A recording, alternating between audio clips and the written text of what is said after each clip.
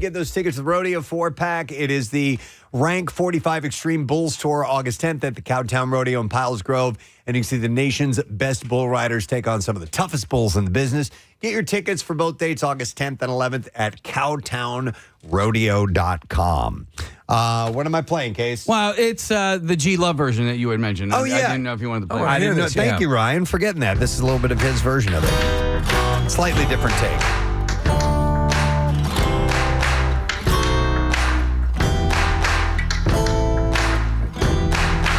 I think it starts here. The problem's all inside your head, she said to me. The answer's easy if we take it logically. I'd like to help you in your struggle to be free. There must be 50 ways to leave your life. I like it. How cool is G-Love, man? Very cool. Like one of the That's a coolest cool people song to out begin there. with. Yep. All right, so we're going to start with this surprising twist of events. Hot Ones host Sean Evans' dating life is in the hot seat as reports claim that he has an active profile on Raya, the celeb dating app. Despite romance rumors with Keke Palmer going viral, the reported profile shares that Evans works in TV, lives in New York, and notes that he is visiting Los Angeles. Neither Evans nor Palmer immediately commented on the report after inquiries, but the timing comes just days after Palmer praised their bond on Today with Jenna and Chenille, saying, "Our chemistry is genuine.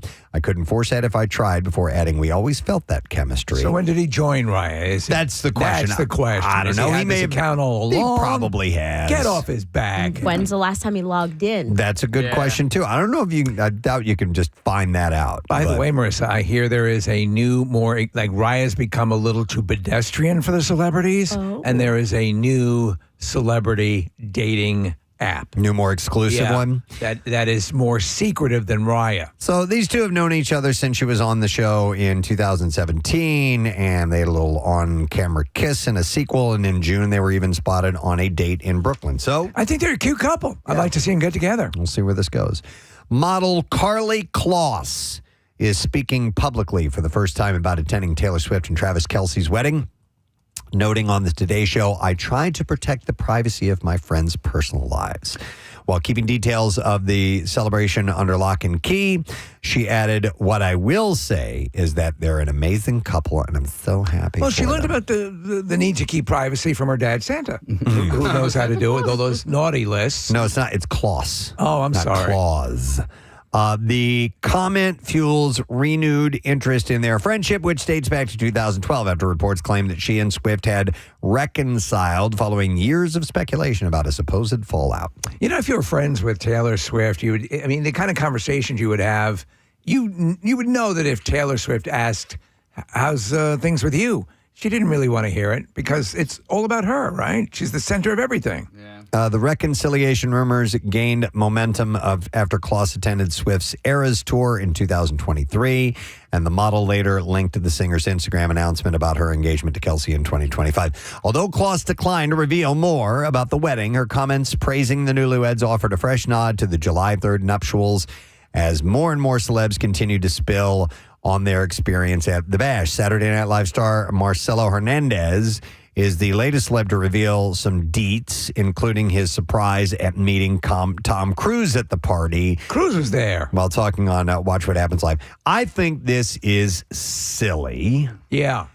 To not be able to just talk about what you saw and did. Well, now, photos. Yeah. I get that. All right. I totally get that. But don't talk about what you saw or what we did. That's just dumb. Well, how ironclad is this I don't know. NDA, I doubt there's any real ramifications. fallout Like if she's you- going to sue him into oblivion. Yeah, that's not No. going to happen. And they're doing it on an honor thing. But I think that's kind of dumb for a couple. They had pizza bagels. No matter how famous you are. No, yeah. Let to it go. say, whatever you do, don't talk about what happened. Yeah, it's not Fight Club. You know? I still think it's weird that we haven't seen photos yet. Like that nothing, some right? haven't linked. Well, leaked it's in some way, it's shape, or Not form. even that. I think that officially that they haven't put them out yet. I'm very Yeah. surprised by that. So True. do you think there's truth to the rumors that there's actually a documentary or a wedding video, a produced wedding video? I that they feel like will there is. Release it sometime? Yep. Yeah. All right. There has And to I- be something, an album released. Like she's holding Something. on to it, tying it for something. And I wonder if it'll be like everyone else's wedding video, which is like, Boring. Yeah. She'll never pull it out. I'm not again. watching Everybody it. doing the YMCA. I don't want to see it. Except you actually just know every guest that's in it. Yeah. Yeah. So, Do we know where they went for their honeymoon? Did they go on a honeymoon? Don't know. He Yeah. has training camp. Yeah. Starting Oh, so this they're in week. Kansas City, is what you're saying. woohoo. All right. Speaking of weddings, marriage, and all that stuff, seems that everybody wants to know if Tom Holland and Zendaya are married, even little kids. Holland is featured in an upcoming episode of the web series Celebrity Substitute, and in one scene is shown addressing and taking questions from a classroom of elementary schoolers. And one kid by the name of Victor got straight to the point and just goes, "Are you married?" Shut the f*** up! And Tom responds with, "That is a very important question." And he says, "I am." So he acknowledges it. He says, Right. "I am." Choosing his words carefully, he said, "You guys obviously haven't been media trained like the publicists that I speak with." The clip cuts to Victor afterwards saying, "Definitely married." He said, "I don't know why he avoided my question." So, well, you know, and there's another one but I don't know. I mean, he's basically now multiple times Yeah. said they're married. Yeah, they may as Great. well go Yeah. ahead and say it, you know. All right, it was subtle, but fans picked up on it. Justin Baldoni's wife. He doesn't stand for baloney. He just doesn't. Emily Baldoni. He doesn't stand for baloney. She doesn't either. Seemingly threw some shade at Blake Lively in a social media post. Ooh, snap. Celebrating their 13th anniversary. Next to a photo of the actor lifting his new bride, Emily wrote, "Marriage, still my favorite lift. 13, baby." Whoa! So how is that a dig at Lively? Well, fans think it's a callback to their legal battle in which court documents stated that Lively said, quote, that Baldoni was asking about her weight in connection with a scripted lift scene, suggesting that he needed to know Ms. Lively's weight to determine whether he could perform the lift. I don't give a f***. He had apparently said he had back issues, and that's why he was asking about her weight. Okay. Justin Baldoni. Sure. I don't know if that's true, but that came out in the case. Yeah, So, yeah. but I think this is stupid Yeah. that people are nitpicking like this Yeah. and trying to find something. So, and of course, I want to point that out to you. So we're doing that. One fan in the post commented and said, "Ha ha ha! I see what you did there." All right. After several months of dating, Taron Egerton and Brooks Nader are reportedly no longer together. A source close to Nader told Us Magazine their relationship was casual, but Brooks ended things with him. She is living her best single life right now. So glad for Brooks Nader that she's living her best single life right now. And Steve, she's embracing Euro summer Oh, I love I'm embracing Euro summer. in Saint-Tropez. I'm not doing that. Adding, she's very busy and is excited to be single. The two sparked rumors when they were seen together several times in Los Angeles. That was back in March. He's though. doing a lot of those direct-to-streaming movies. He's got a new one out Yeah, he was in that one that I couldn't stand. about like the TSA. Yeah, the airport one. All right. Oh, yeah. Sometimes something someone says about you is ludicrous, but you can't help but respond anyway. And Demi Lovato did just that when a TikTok user named Alex Serves had posted a picture of her claiming that her weight fluctuations were proof that Lovato has been cloned. Oh, okay. Okay, I buy this. Lovato wrote in a screenshot that said, "Girl, go outside and leave my weight out of the equation." This was shared by the Faux-Moi Reddit account. And it didn't end there. This person, Alex Serves, whoever it is, responded with, that was just one little snippet to bring attention to the different versions of you that are out there. But the fact that it's the only thing you focused on confirms everything else. Thank you. So how many versions of her are there around? That's a good question. I mean, are we being infiltrated? Are we unaware of this? I didn't personally read the whole thing, so I don't understand, know. Preston, you'll connect to this. I understand there's a special type of glass, like glasses. And if you put them on, you can see... it's Demi Lovato, right? What their face actually looks like. Yeah, you're right.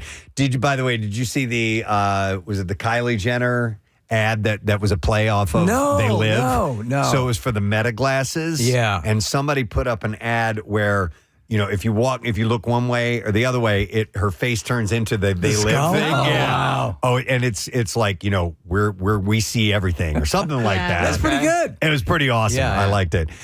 So Lovato's sister, Dallas, entered the chat at this point, and after some back and forth, shut things down with saying, this sounds less like a conspiracy and more like a conversation to have with a mental health professional, wishing you the best. Why are people so quick to dismiss the notion that there's an army of clone Demi Lovatos? Let's talk about this for a minute. Let's not completely dismiss this without giving it a good run-through. Do your research. Do your homework. Yeah. By the way, Be better. Demi Lovato's tour poster, I think, is the hottest photo I've seen this year. She's naked. Yeah. She's standing on a A-frame ladder, and she just has a dress left in the plastic from the dry cleaner, covering her up. I think it is so gorgeous. Holding it just in front of her naked body. That is a cool one. Yeah.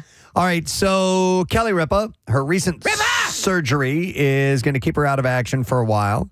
The Live with Kelly and Mark co-host underwent gum surgery recently, and the pain and subsequent recovery time will keep her off TV for at least 2 weeks. Ooh. Is she having gum augmentation surgery? Yeah, maybe she... I want bigger gums. I need more gum. I need more... I want to have a horse mouth. Yeah. You know what, though? I had that where they if you're getting, I got the... A tooth put in, and they needed to have the gum more healthy, and so they did a procedure to give me enhanced gums. Beautiful gums. Yeah. So that's lovely gums. Lovely gums. I want a big gummy smile. Listen, there's this comedian that I really like. Her name is Hannah Berner. She's married to that guy who lived in Ireland and China for a little while. Yes, yeah. I remember the comedian. Yeah, right, yeah. Freak is Des Bishop. So anyway, Hannah Berner, she is TMJ. So you have to see footage of this because she had to have Botox to relieve these TMJ issues that TMJ she is had. like lockjaw, right? Lockjaw, right? Yeah. So the Botox, I don't know if it was put in the wrong place, but now she can't smile properly. And so when she laughs, she the way her, and this, listen. She looks like she's smirking at you. It gets worse. Because when she laughs, she's like this, and she's got, and it's getting better, but it's also kind of getting worse. It's almost kind of like when you get too much Novocaine at the dentist and you lose the ability to move part of your lips. That's exactly what it is. And her friends are so supportive in this. And so I'm sure they're ripping her a new one. And I'll have to send this to you guys on Instagram because at one point her friends just starts laughing at her, and then she's laughing. And she's making the funniest face, and her friend's like, "I'm sorry, I just can't. I can't help it." You, yeah. TMJ is a painful situation, man. Yeah, no, but I know what you mean. I'm trying to remember. I know there's been times where I've had friends who are either injured or something. And it's not funny, but you can't help but laugh. You remember when Bill Weston came in? Oh, my God. He had Novocaine. Yep. It was one of our best moments. Yeah. Yep. we were doing the Harry, the film noir music or whatever. Right. Oh, yeah, Harry Knuckles. Harry Knuckles. Yeah. All right, so during Ripa's absence for gum surgery, numerous co-hosts are set to fill in over the next 8 broadcasts. Kevin Jonas stepped in both Monday and yesterday with Mila Kunis subbing today, Pamela Anderson and Scott Foley closing out the week, sitting across from Kelly's husband and regular host, Mark Consuela. So that is why she is out. All right, a holiday classic may be making a surprise return. Entertainment journalist Matthew Bologna says, Wait a second. Belloni. He doesn't stand for baloney. Oh my God, I didn't got a realize that I perfect read that match. this morning. Yeah. Can't go right past Isn't that how that. you would He say doesn't that? stand for baloney. Belloni. Baloney. Yeah. Belloni. That's a third way to spell baloney. My baloney has a first name. Yeah. It's Justin. So this is Matthew Baloney, and he says that Macaulay Culkin was reportedly spotted at Walt Disney Studios in Burbank, California, to discuss a potential new Home Alone movie.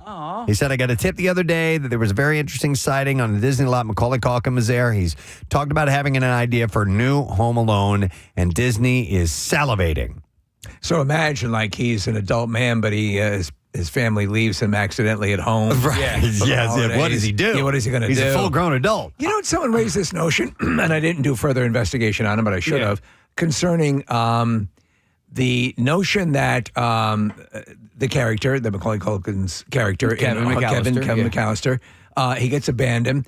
Are the phones in the neighborhood, are the phones in the house down? Yeah. So how does he call for a pizza? That's right. I think everybody they called, no one was home. Because everybody in the neighborhood were on vacation. traveling. Is that what it is? Yeah. Yeah, so Okay. you remember when the wet bandits are sitting outside, Daniel Stern's character starts to point out all the lights that go on automatically. Right, so right. everyone And in the that's neighborhood is all gone right. and on vacation. So he could have had, so the phone could have been Yeah. bad. Yeah, the mom like pulls out her telephone book and she's like calling the Schwartzes and Yeah. calling And the why, Elliots. why didn't she call the actual house? There's so so many many questions. parts of that movie that are Yes. stupid, especially number one, first and foremost, is the cop that takes the call. Yeah. Yeah. And brushes her Come off. on. As there's a child home alone. Yeah. Yeah. And he brushes her off, and it would have ended right No, there. I'm dealing with thieves who are working in this very neighborhood. Yeah. But I will Possibly say, putting this kid at risk. you know, he's eating that donut and he's got the piece of donut hanging off his mouth. Like, you can't plan that stuff. You know what I mean? Like, it was just so gross and perfect. You're just talking about the filming. The filming of it all. By the way, if they do this, Kevin McAllister needs to have his what? No, you're It's right. funny. Go It's a funny observation. Go ahead. Kevin McAllister needs what? It's donut, silly. yeah. It is really, really silly, and it stands out to me.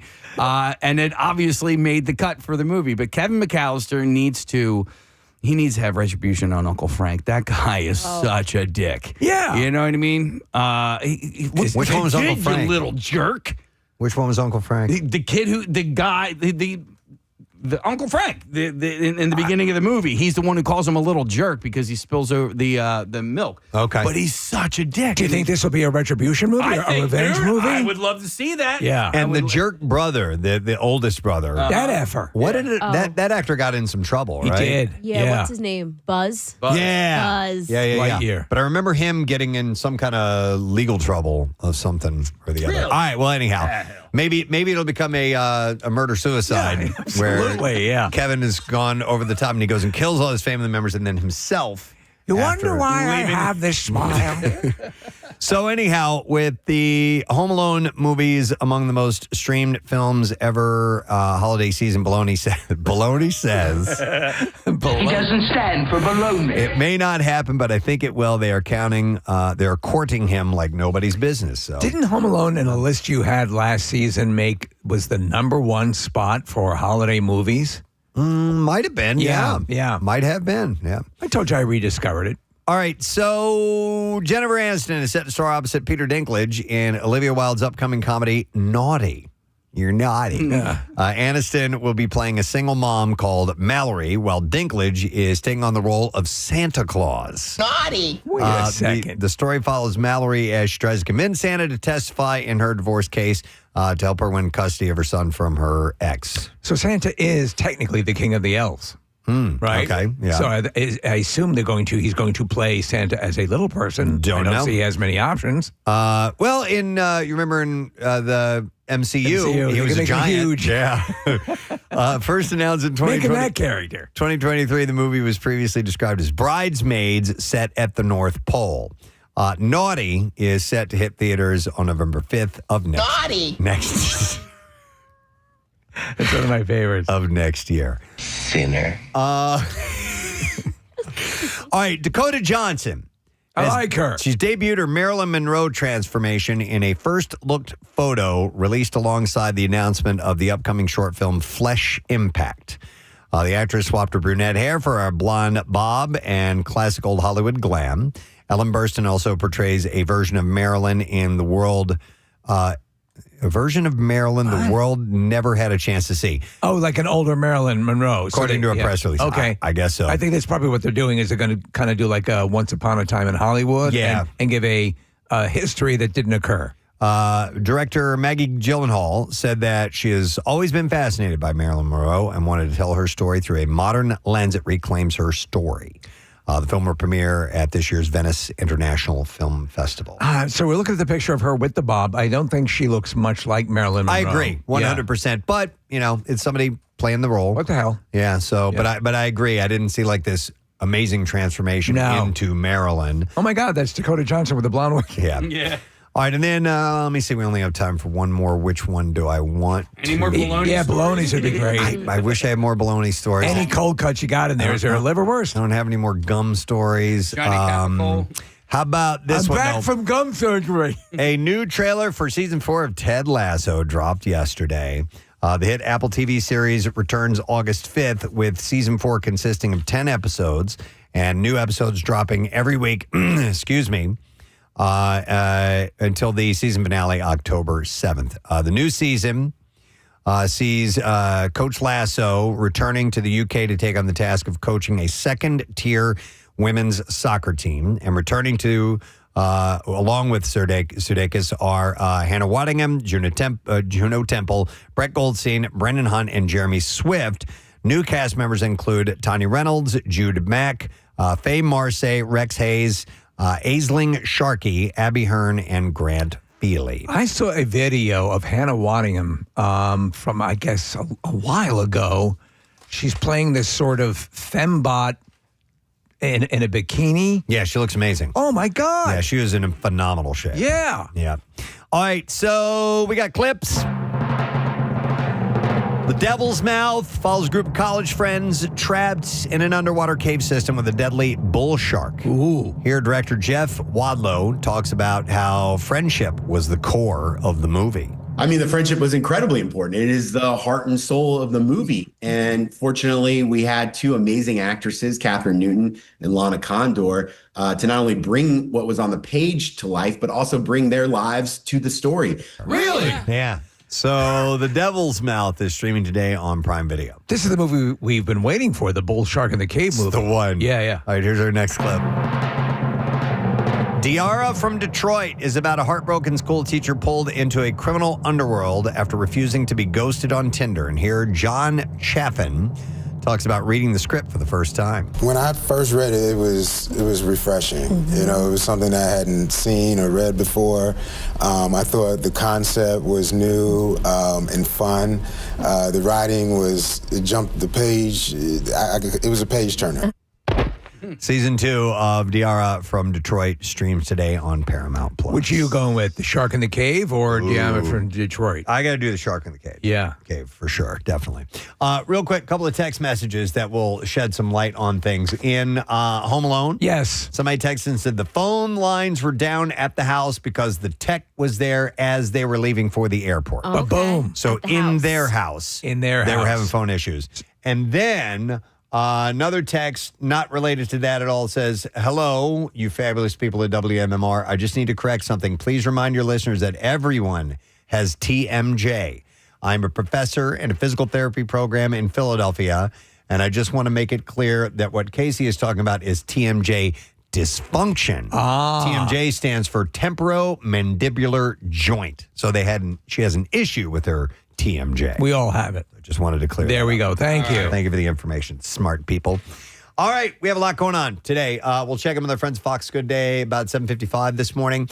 We have former staffer of WMMR, Erin Riley, stopping in. She has written a book about the radio station and a certain era of the radio station, specifically the beginning into the glory days when MMR came into its own. Some really cool stories in there. She was there for all of it. The book is a collection of interviews with all the people that have populated the station throughout the decades. A lot of people you would know. So she's going to be stopping in the 8 o'clock hour, and then the 9 o'clock hour, we have Lisa and Walter who you know from Abbott Elementary, amongst many other things. She is going to be at Helium Comedy Club next week, so she is checking in with us this week to chat tad bit. So we got a bunch happening. We'll take a break. We'll come back in a second, and we'll continue this little journey into your Wednesday morning. Stay with us. So this article I saw, initially I was just going to kind of go, nah, whatever. But you know, the hantavirus. Yeah, love it. Yeah, great, right? You know, they're making, I think there's some kind of scare tactics going on right now. No. Everybody thinks we're going to get this, but it's actually pretty well contained and pretty tough to get. But you don't want to become a patient zero while you're traveling, and that's what happened. That's what this Dutch ornithologist Leo Schilperoerd has been named after authorities identified him as the first case of the hantavirus outbreak on that cruise ship. So the bird watcher and his wife toured a landfill in Argentina before boarding the ship, hoping to catch a glimpse of the white-throated caracara. And it's believed you know the call. Yeah. That's the white-throated caracara. And it's believed that's where they unknowingly inhaled virus-laced particles from the droppings of rats carrying the deadly Andes strain of the hantavirus. So we talked about this, and they believe that this is when Gene Hackman's wife, you know, she died, and then he was in the throes of dementia, so he was unable to take care of himself, so he died after that. But they had a rat problem at their desert house, and they believe that's what could have led to her dying. Okay, and I mispronounced as the hantavirus.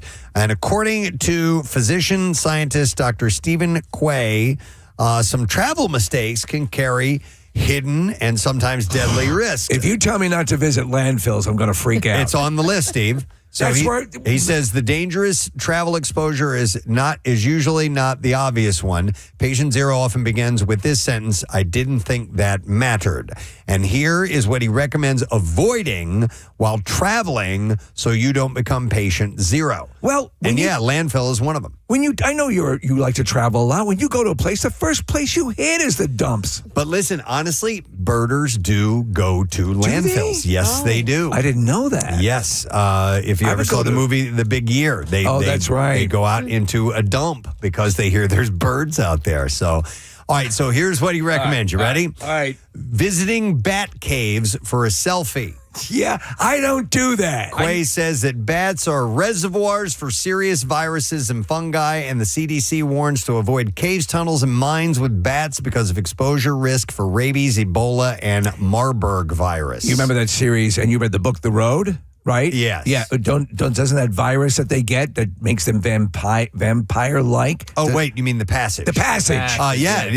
It comes from bats. Yeah. That's where it starts. Yep. Now, listen, I've never been to a bat cave. I have no desires to go to a bat cave, but I have. Why won't you? Well, I do have a Batman sex.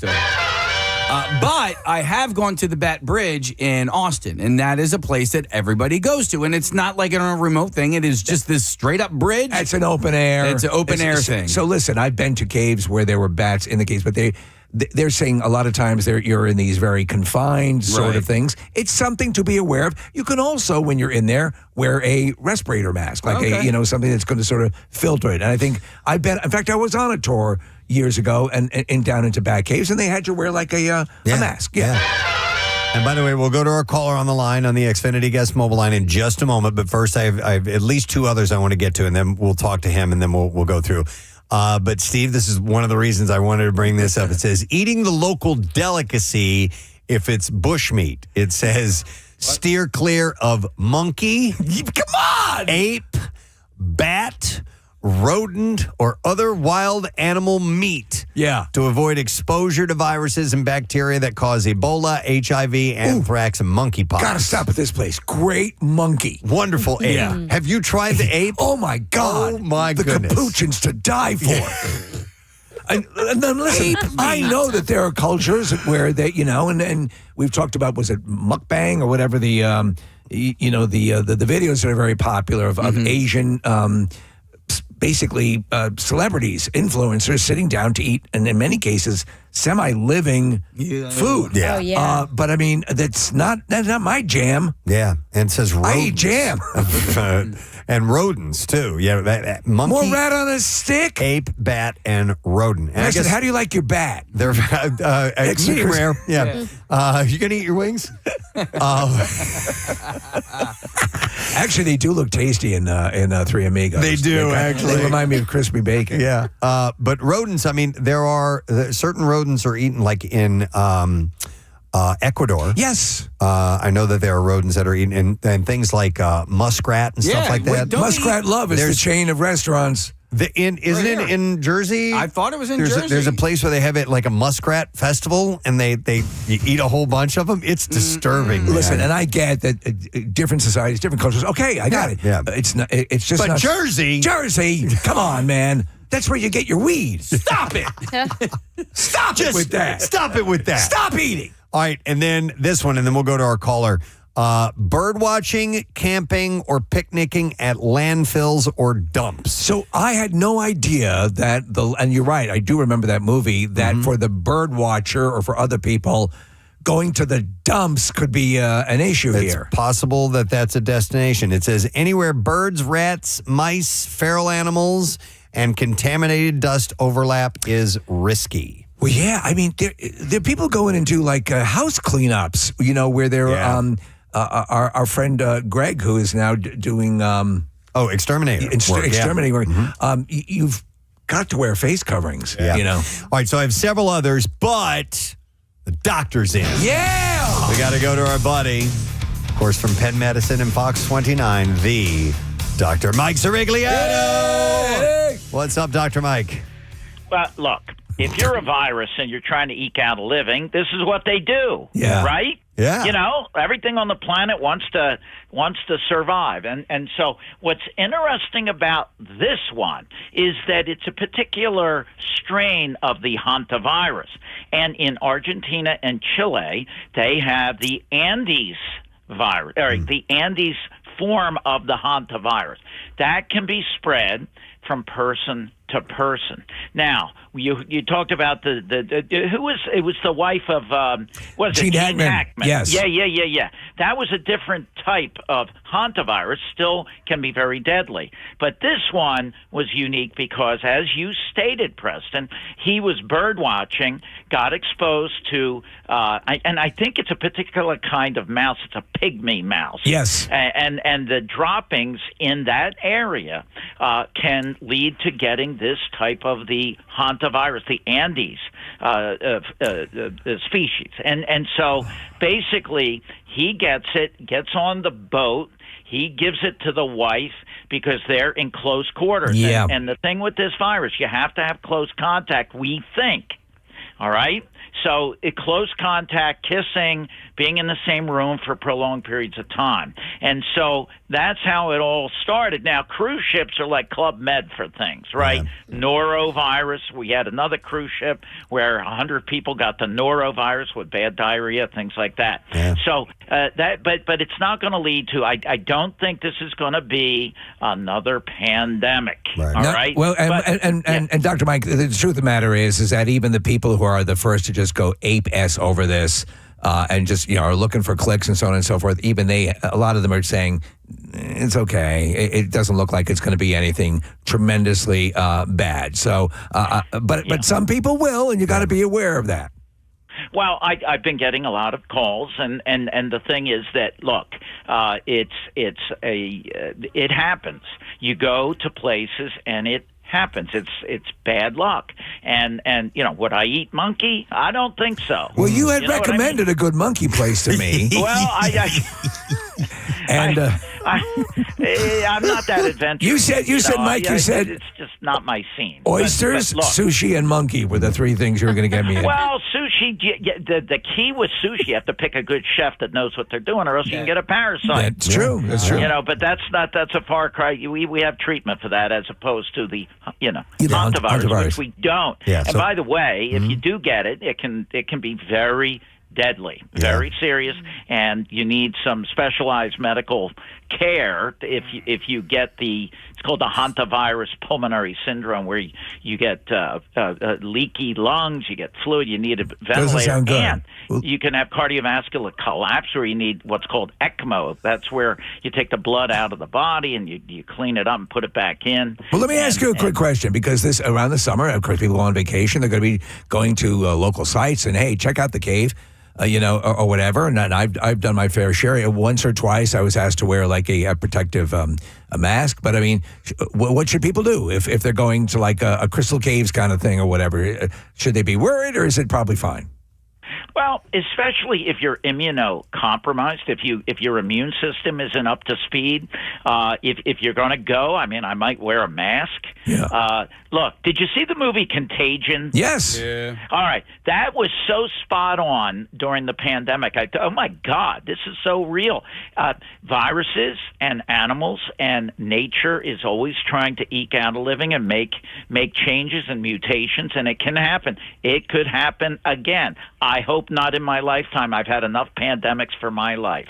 All right. Well, it was salient, good advice as always. And avoid the monkey sushi. Yeah, monkey sushi. Yeah, I wouldn't do much. Yeah.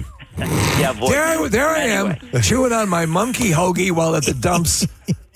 Yes. I love you guys. We love you, Dr. Mike. We'll see you soon. All right. All right, love you. Thanks, bud. Bye-bye. All right. It's Temple of Doom when they bring out the monkey skulls. But for some people, there's their dream and their goal is to own a monkey. To one day own a monkey. I'll never forget when I was a young fella growing up in Texas. My dream was to one day eat a monkey. Got a little story to tell you. I was always famished as a child, and I really wanted to eat a monkey. I didn't do this by myself. I lost There's a always bet. somebody behind the scenes that's always helping me, the unknown soldier. I lost a bet. 33 years. We got to hear his declaration. Come on, man. And in 1962, a little boy was born, and his dream and his goal was to own a monkey. So he took his monkey down to the dumps and started eating its head and inhaled some rat poop. Let's just call that a stew of death. All right, I have some other tips of things you should avoid. Okay. To maybe not getting sick while you're out and about and traveling. So, this isn't traveling. But yes, an unclean woman. Listen to this. Sweeping a cabin, shed, or rural lodge without protection. So this goes to cleaning out the garage or whatever. Always put a condom on, I always right? put a condom Yes. on, yeah. No, what I do is you raise the door, and you know. Yeah. But especially if it's been like, so I had a mouse problem in my shed. Yeah. I cleaned it all out, not even thinking that might be dangerous. While you're sweeping, it kicks all that stuff up. It does, yeah. I didn't even consider that. And now, Marissa, it is time to uncork my mind because there are too many things bubbling around in my head. My mind is a raging torrent, flooded with rivulets of thought, cascading into a waterfall of creative alternatives. The stream of consciousness, sir. 'Tis true. I have many things to share with you, friends, and thank you for joining. I saw this story this morning and thought it would be fun to run by you. There's a professor at Alcorn State University in Mississippi and came up with a creative way to find out if his students were using AI in his summer history courses. And when Dr. Jason Gibson started grading their midterm exams, he discovered that most of them were. This guy's very smart. I love what he did. So they were asked to compare the Industrial Revolution with today's digital age, and most turned in responses that were grammatically correct and polished, but they also included a surprising reference to Madagascar, which made no sense at all. Okay. So what the students didn't know was that Dr. Gibson built a trap into the exam, hiding the word Madagascar in white font within the assignment prompt.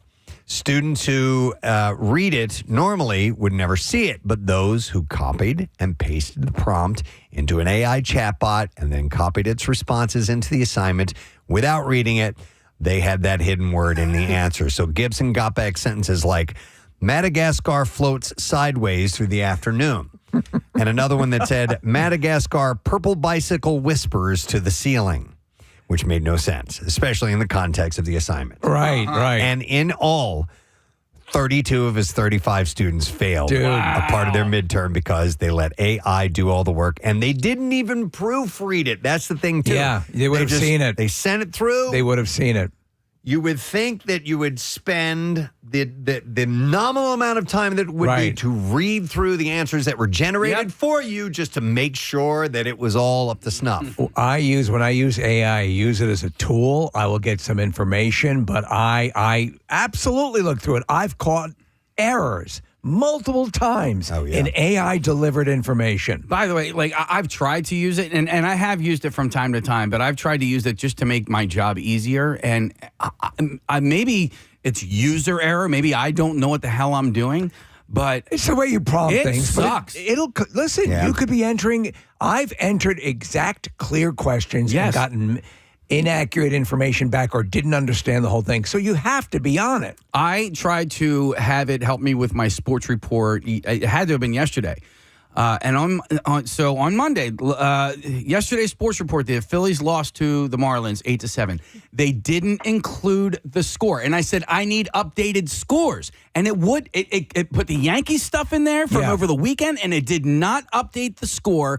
And the game was clearly over by like an hour. And it didn't I was like, this is why I don't use it. This just sucks. No, I'm just going to have to write this myself. Yeah, I've used it a handful of times. ChatGPT is what I'm talking about in particular for like coming up with a contest idea or something like that. And I did one the other day. I actually have examples. Maybe I'll pull them up here for you.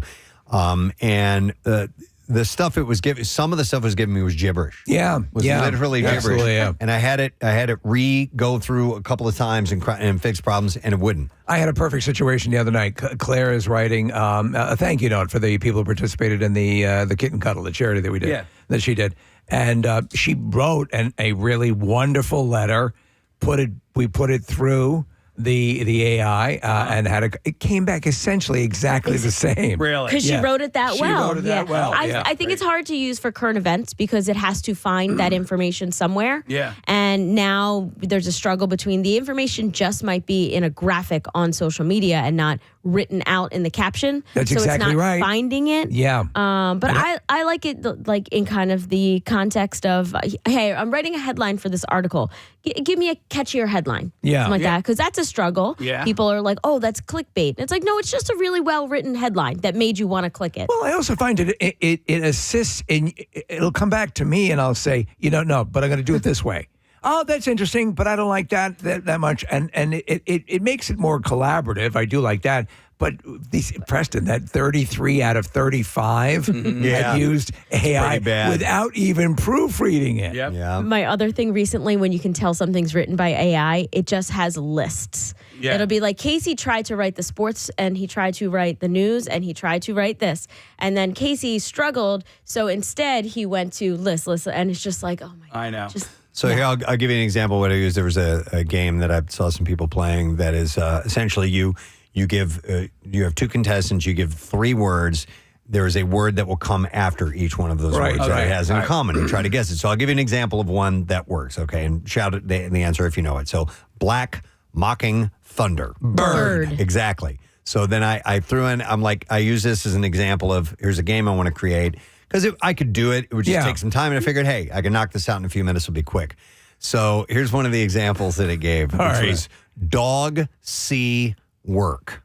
Dog see work? Legs. Nope. Dog see work. It said horse. Seahorse. No, but dog horse? horse? Dog horse. Yeah. No. Am I right in that is not a thing, right? And that's, so there are several that are like that. That's the issue. And had I not glanced at this, I would have just brought it to you guys and said, hey, I got a new game here. Let's play. Dog horse. Yeah, and then you dog would have tried to sell it to us. Yeah. You guys don't have a dog horse at home? Yeah. Is there a dog horse? Dog Is that horse. like that? So here's the deal. Do a search on dog horse if you would, Marissa, and see if it legitimizes this.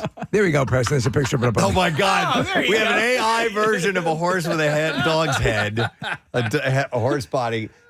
Historical linguistic term, Native American languages, where horses were called big dogs or no, there's no dog horse. So what it's going to do is it might search out and suss out something that is very eclectic or very in some piece of literature somewhere there's a reference. Yeah. But if you're doing something where you want the general population to be able to play a game and get that, it's not going to work. Hey, I'm going to go to Megan. Her mom's a teacher. Her aunt is a teacher. Hi, Megan, you're on the air. Good morning. Hey, Gadzooks. Gadzooks, what's happening? So my aunt is a high school physics teacher and forensics teacher, and one of her assignments at the beginning of the year is she assigns the kids, hey, go home and write an essay with ChatGPT, like actually let it write the essay for you. Mm-hmm. And your assignment is to correct every mistake that thing has made. And it shows the kids that, it's not a perfect engine. It can't write their essays for them. And then they never use it for the rest of the year. Well, that's good because what it is, and that's a good point, Megan, because what happens is all it does is it's pulling from the vast resources that are available, and whether it's correct information or incorrect information, and it just regurgitates it. But I guess it also tries to use its quote-unquote logic that's programmed in it to make sense of all that stuff. Right.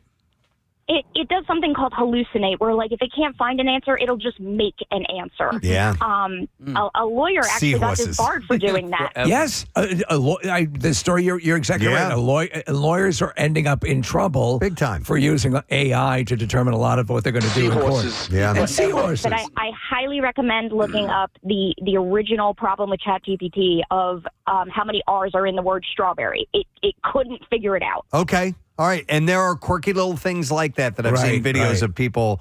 Yeah. Thank you, by the way, Megan. I appreciate it. But yeah, there are little hitches. It that confuses get stuck in there. Baldoni for baloney. Oh, my God. And we don't stand for baloney. None of us do. Yeah. He doesn't stand for baloney. So anyhow, 32 of the 35 students have failed part of their midterm because they let AI do all the work. I guess he had indicated don't use AI for this lesson. He says that he was most surprised that so few even read what they turned in and gave students who felt that they were unfairly graded a chance to appeal. Only 2 did, including one of those whose grade was changed after she said using dark mode made the hidden text invisible on her screen. If you were a student today and you had access to this, I'd use it 100%. Absolutely. Without question. I was a terrible student, and I needed help with writing and things like that, especially when it came to essays, and I would 100% use it. How often would you use Cliff Notes? I couldn't even get through Cliff Notes. Those were too much work for me. Too much reading. Right? Yes, by the time you're reading it, I was like, I guess I should have read the book. Do you know the funny thing? The Cliff Notes for The Great Gatsby is longer than the actual Great Gatsby. Wow. Yeah. All right, I got another story here. The stream of consciousness there. Let me tell you about a gentleman named Gunther von Hagens. He developed a technique for permanently preserving human bodies in rigid states and toured the world with his controversial Body Worlds exhibition. And he's moved closer to fulfilling a long-held wish to be sliced up and displayed in museums. He died at the age of 81. Did you go to the... I did. I went to one when it was in New York City. It's pretty wild. It is pretty wild. Von Hagens, who was diagnosed with Parkinson's disease in 2008, died in the hospital in Heidelberg on the 24th, a day after suffering a cerebral hemorrhage.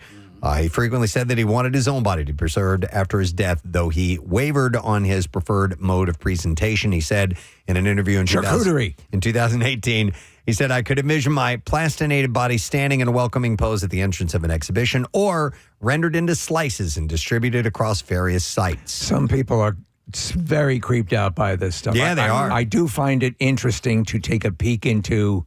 the breakdown, the vivisected body. Yeah, especially when they've taken the nervous system. Yeah. It's wild looking. It's cray-cray. On Monday, a spokesperson for the Plastinarium, the museum von Hagens had founded in Guben, Germany in 2006, said that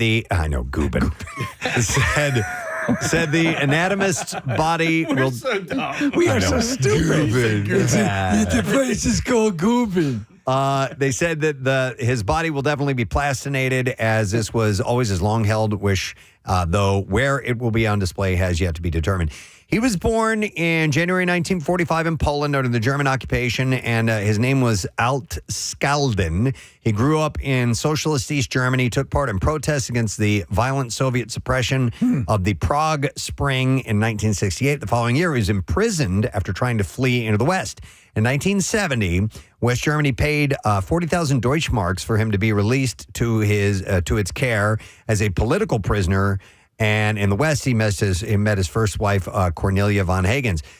She mysteriously disappeared, and he adopted her name. He came up with this technique for preserving bodies in 1977 while working as a research scientist at the University of Heidelberg's Institute of Pathology and Anatomy. He said, looking at specimens embedded in plastic, the most advanced preservation technique then available, I wondered why the plastic was poured around the bodies rather than into them.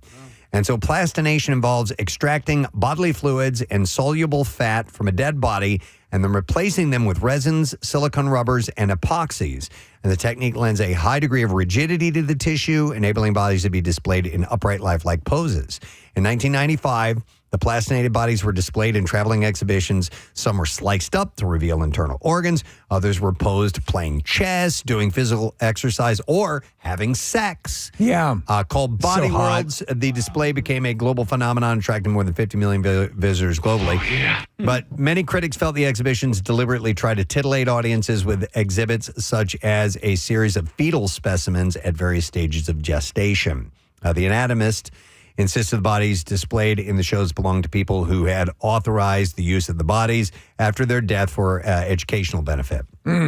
So after Parkinson's disease left him with reduced motor skills and limited speech, he had transferred organizational and financial duties to his wife and son, Rurik. So they carried it on, but he passed away at 81. But he was definitely groundbreaking. Yeah. And I assume the Body World stuff still tours from time to time. Yeah, I saw it at the Franklin when I came through, yeah. Yeah. All right, another thing in my head. The stream of consciousness nerd. Want to see what you guys think about this. A rental listing in California is turning heads online, not because of the home itself, but because of an unexpected line. So a newly built, furnished, one-bedroom accessory dwelling unit, or ADU as it's called, is listed for $32.50 a month with utilities and Wi-Fi included. But the listing also says, this is California, so it's around San Francisco. It's expensive. But the listing also states, if working from home, additional $200 monthly. You ever heard of that before? No, that's absurd. Yeah. Because you're using their electricity and Wi-Fi. I and assume such? that's not included. Is that included, electricity and Wi-Fi, Preston? Usually electricity, you have to pay the bill. Yeah, that's my understanding. Every apartment I've had, I had to. So do you guys pay your electric bill, Marissa? Yes. Okay. So the It optional says utilities and Wi-Fi included. Okay, Yeah. utility and Wi-Fi included. All right, Well, so then that might make the difference. the optional fee quickly caught the attention of renters, many of whom said they had never heard of such a thing. According to Zillow, the average rent across the Bay Area is about $3,650 a month. Come on. That is so insane. It's about 81% higher than the national average. But for some renters, the possibility of paying another $200 each month only added, sticker shock to that. So according to Derek Barnes, CEO of the East Bay Rental Housing Association, said it's almost like a utility cost recovery or environmental conservation fee. He said that someone working from home throughout the day could use more electricity, water, internet, and air conditioning than someone who leaves for an office. He also said that ADU owners may have more flexibility than larger apartment buildings depending on the location and which rent regulations apply. I think there's a wide, there's too many variables. You don't know who's using what in that sense. So when I rent an apartment in a home, a lot of times that would be included with the rent. Like I wouldn't have that separately. But any apartment building I've rented from, you always pay the electricity. Yeah, me too.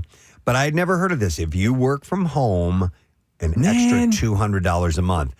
Barnes does not expect work from home fees to become widespread, but said the listing could start a broader conversation about utility use and conservation. Yeah, remember there were stories years ago about people who were renting apartments that utilities were included, and they were doing things like mining Bitcoin, and they were like just racking up electricity bills because they were just using it for free, essentially. Right. So they had they just sucked the energy out of that. Yeah, I got it. Yeah, that makes sense. But I wonder how they would handle if you're just doing part-time work from home, or it's a flexible schedule where you work in the office certain days a week, and then I only log on for 4 hours. Yeah. It says 8 hours, but I just do 4. But that's the first time I've heard of anything like that. Yes, and to me that's too vague. Yeah, to charge that amount. I agree. I think that some people stop it with that. Stop it with that. Would have issues with that. All right, here's another one. The stream of consciousness, sir. A new wave of the Cyclospora outbreak linked to lettuce. And also, I read another story that it was like cilantro and a couple of other things. Has hit 9 states, bringing the total number of cases of the stomach parasite to more than 4,000, spreads across 41 states. Well, hang on to that effect. All right. Arizona health officials have confirmed 36 local cases. This story was out of Arizona. But say that they are not linked to the nationwide outbreak. Still, officials urging caution, especially as a joke trending on social media surrounds one of the main side effects. Scrolling through social media, people have likely come across videos of individuals talking about wanting the dangerous parasite just to lose weight. So Cyclospora skinny or diarrhea diet. Okay. Is extremely dangerous. Oh, absolutely. The diarrhea diet. Why do you look so great? Well, it's the diarrhea diet. There is a bizarre thing that occurs. I remember I think, Preston, you and I were cycling on one particular bout of diarrhea. Yeah. I remember the years ago, whatever we got it together. Yeah. And screaming, vomiting, diarrhea. But after that, I felt like $1 million, right? Tell you what, my abs got to work out. Yeah, a full body purge, and I think I dropped like 7-8 pounds. Well, don't some people? I mean, it's kind of like an eating disorder. They'll take stuff. Oh, for sure. Yeah. Okay, yeah, that's part of anorexia. Can be. Yeah. And where they will take they will use laxative and what's the word? Enemas and things like that. Diuretics. Too. Yeah, which is clearly something you do not want to do, is bad for you. Losing electrolytes. Yes. You can put yourself in a bad way if you wipe out your electrolytes. Yeah. Everywhere! The Chandler physician and Intracare president, Dr. Andrew Carroll, said getting any kind of illness to purposely cause something like that is just a bad idea. Plus, cyclopsoriasis can be deadly. There are folks ending up in the hospital for long periods of time. With diarrhea, if you're not able to control that part of it, you're going to lose a lot, like Steve said, a lot of electrolytes, and you're going to have problems with muscle cramps and headaches and all those sorts of things. But dehydration, and we're really aware of dehydration in this state, he says, because he's in Arizona. You don't want to get to the state where your heart just can't pump enough blood because there's no water in there. Absolutely. So when you have the dry heaves and you drink water and you vomit out, like it's the worst, because then you get that headache that sets in. So every time you convulse, it just exacerbates the issue. Even jokes on social media can carry real consequences. Carol said people who are influencers on social media, a lot of people listen to them. There's millions of followers for these people, and even the most off-colored comment or I'm meant to be funny could be considered something serious, especially to someone who might be struggling with their weight, and they might think, hey, that's a good idea, and it's never a good idea. Who would exploit diarrhea for humor? So no diarrhea diet, my friends. Stay away from that. All right, here's one. The stream of consciousness. This was a public auction, actually, that started last night, and it is Colonel Sanders. A lot of his possessions, his pressure cooker, his black bow tie, and dozens of other personal items went up for auction, along with his former home and a dinner house, Sanders, that had opened after selling his iconic restaurant. I would have thought that stuff would have sold a long time ago. Colonel Sanders was the original celebrity chef, according to Bill Menish, whose firm, the Menish Group, is conducting the auction. Sanders' personal watches, an original cash register, his cutlery set, a bust sculpted by his daughter, and a commercial gas range from the Colonel's former residence are among the items up for bidding. Aren't they doing a movie about Harlan Sanders? Yeah, right. Yeah, they're doing a movie about his life, and I forget who the actor who's playing him, but the thing they did on the History Channel about Harlan Sanders, Colonel Sanders, what a life this friggin' guy had. Yeah. The bust, as I told you, he killed someone.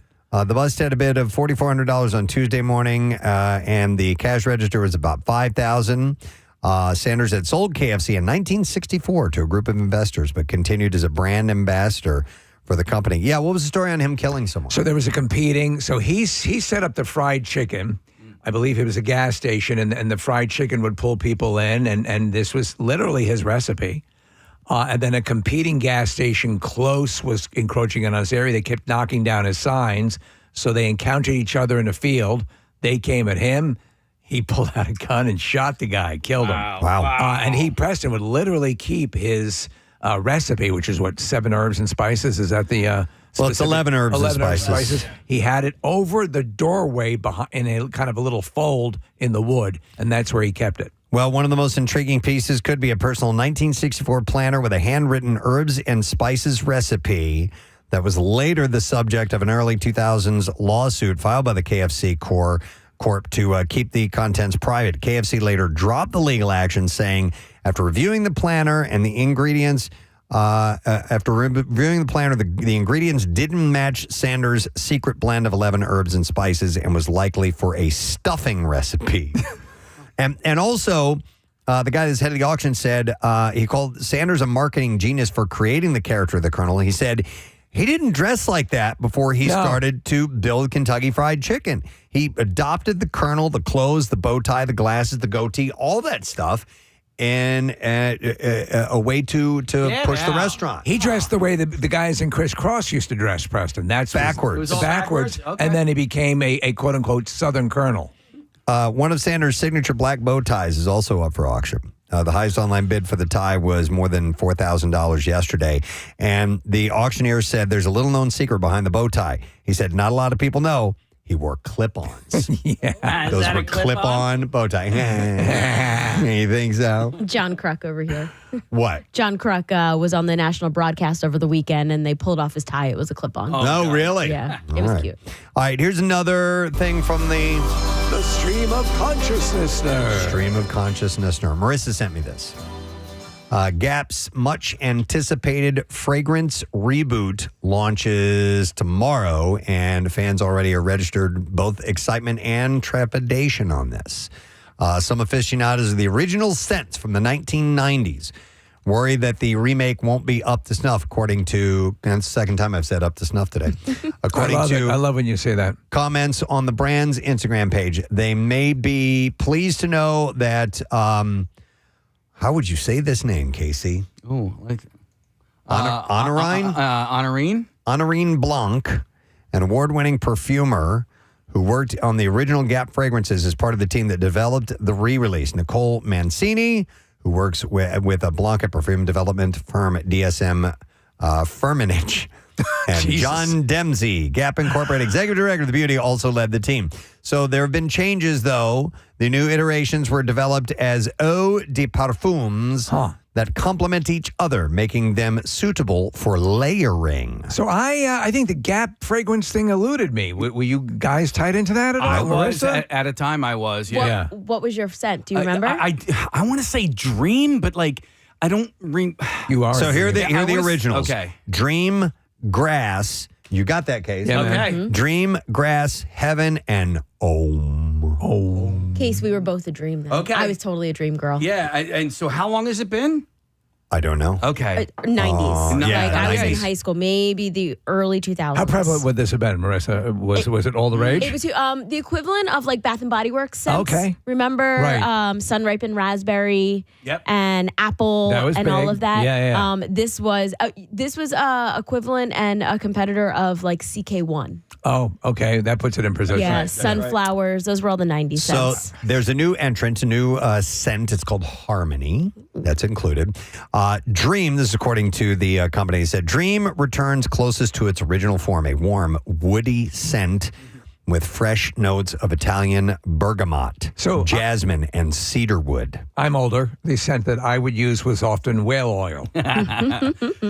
There was a time where I really liked the Bath and Body Works sprays, and I was a smoker, and so I like cucumber melon. I didn't care if it was a women's scent or whatever. It wasn't overly womanly or whatever. And so I had these, and because I smoked cigarettes, and I would spray myself. And then my girlfriend at the time, she went and got me like the more male scented musky stuff, and I hated it. So you say it was made for a man, but she liked it too. Yeah. But like the dream, I might go back and grab that, man. Okay. You like to smell pretty. I do. And you do smell pretty. Thank you so much. And you do. Yeah. So we all work in a small room in here. It's, can I become a perfume girly again? Because I really want to become a dream person again. Yeah. We're not holding you back. No, try it out. Let's see how it goes. And if you stink, we're going to tell you. Yeah, let me know if it bothers you. Yeah. All right. Grass and notes include green mandarin, matcha, and Virginia cedar. Heaven is built around a proprietary amber molecule and brightened with a crisp pear, Madagascar vanilla, and patchouli. And Ohm has rich notes of ginger, sandalwood, and cedar. Gap calls Harmony the most playful of the five, with notes of apricot, gardenia, and amber. Casey, you might be a Gap because you're playful. Yeah, I am. Yeah. I never really liked the patchouli smell, though. No, neither do I. You smell those in it the smells in the very fish hippie. lots. I think and this stuff. has notes of patchouli, and it's not going to be just like the straight up patchouli. The fragrances will be at all Gap stores nationwide and online tomorrow, each available in a 10 milliliter size for $20, 50 milliliter size for $52, and 5-piece kit. 0.5 ounce samples will be $20. So I wear Pleasures for Men, and what they do is they have this. They used to have a decent sort of econo size. Yeah. They got rid of it, and now they rip you off. Stuff's expensive. Econo size? It's about 50 gallons. Okay. Yeah. All right. Listen, we got to wrap this up. We got to go on TV. The stream of consciousness. You got to check in with our friends at Fox Good Day. So hopefully you got some goodness out of all of that, my friend. We'll take a quick break, come back in a second. The B-File is on the way as well, and we'll tell you about our guests we have on the program today. We have several of them. We'll be right back. Stay put. About that, if I'm going to be cleaning out something that might have, especially rodents. So your local hardware store, in a hardware store has those. You just pop them on and you'll be fine. By the way, speaking of rodents and the muskrat dinner, somebody texted in and said it's in Alloway annually. They do this. All right. It's in Alloway, New Jersey. And then somebody texted in, Presbo, I used to work in a prison in Leesburg, New Jersey, and they had some country boys that worked there, and one guy used to smoke muskrat. Wow. And I asked him for one, and I got it and ate it. I'm totally normal, he adds. Can I bum a muskrat? No, I don't think he means smoke like that. I mean, put him in a smoker. I can't stand walking into the office every day and past the people smoking muskrats. All right, and listen to this. Swimming in fresh water that looks pristine. Well, still stagnant water. And a lot of times you'll hear that the flesh-eating disease, people can get that if they have open wounds. And brain-eating amoebas and stuff. Yeah. So it says pools, floodwaters, and slow-moving rivers can harbor bacteria from animals that can lead to life-threatening illnesses, especially floodwaters. Because when I was a kid, the sewage kicks up. There was flooding, and we would go out and play in the water. And it was like not a good idea.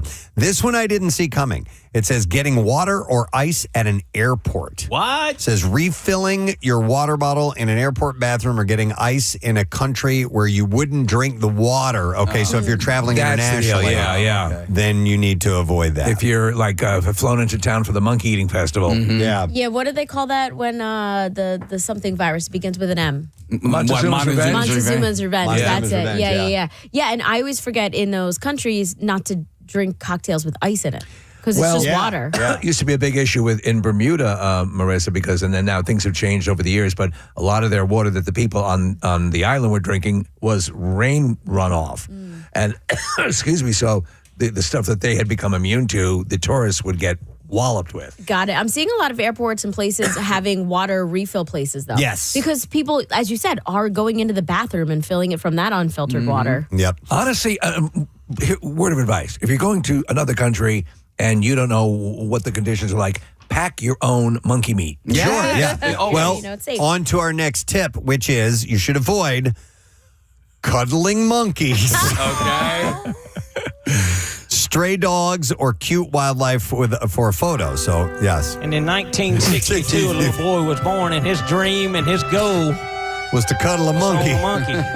Then a number of years later, the monkey and I grew very close. And I married that monkey. But it says there is a difference in genitalia size. And I'm not going to lie to you, that monkey was in pain for a while.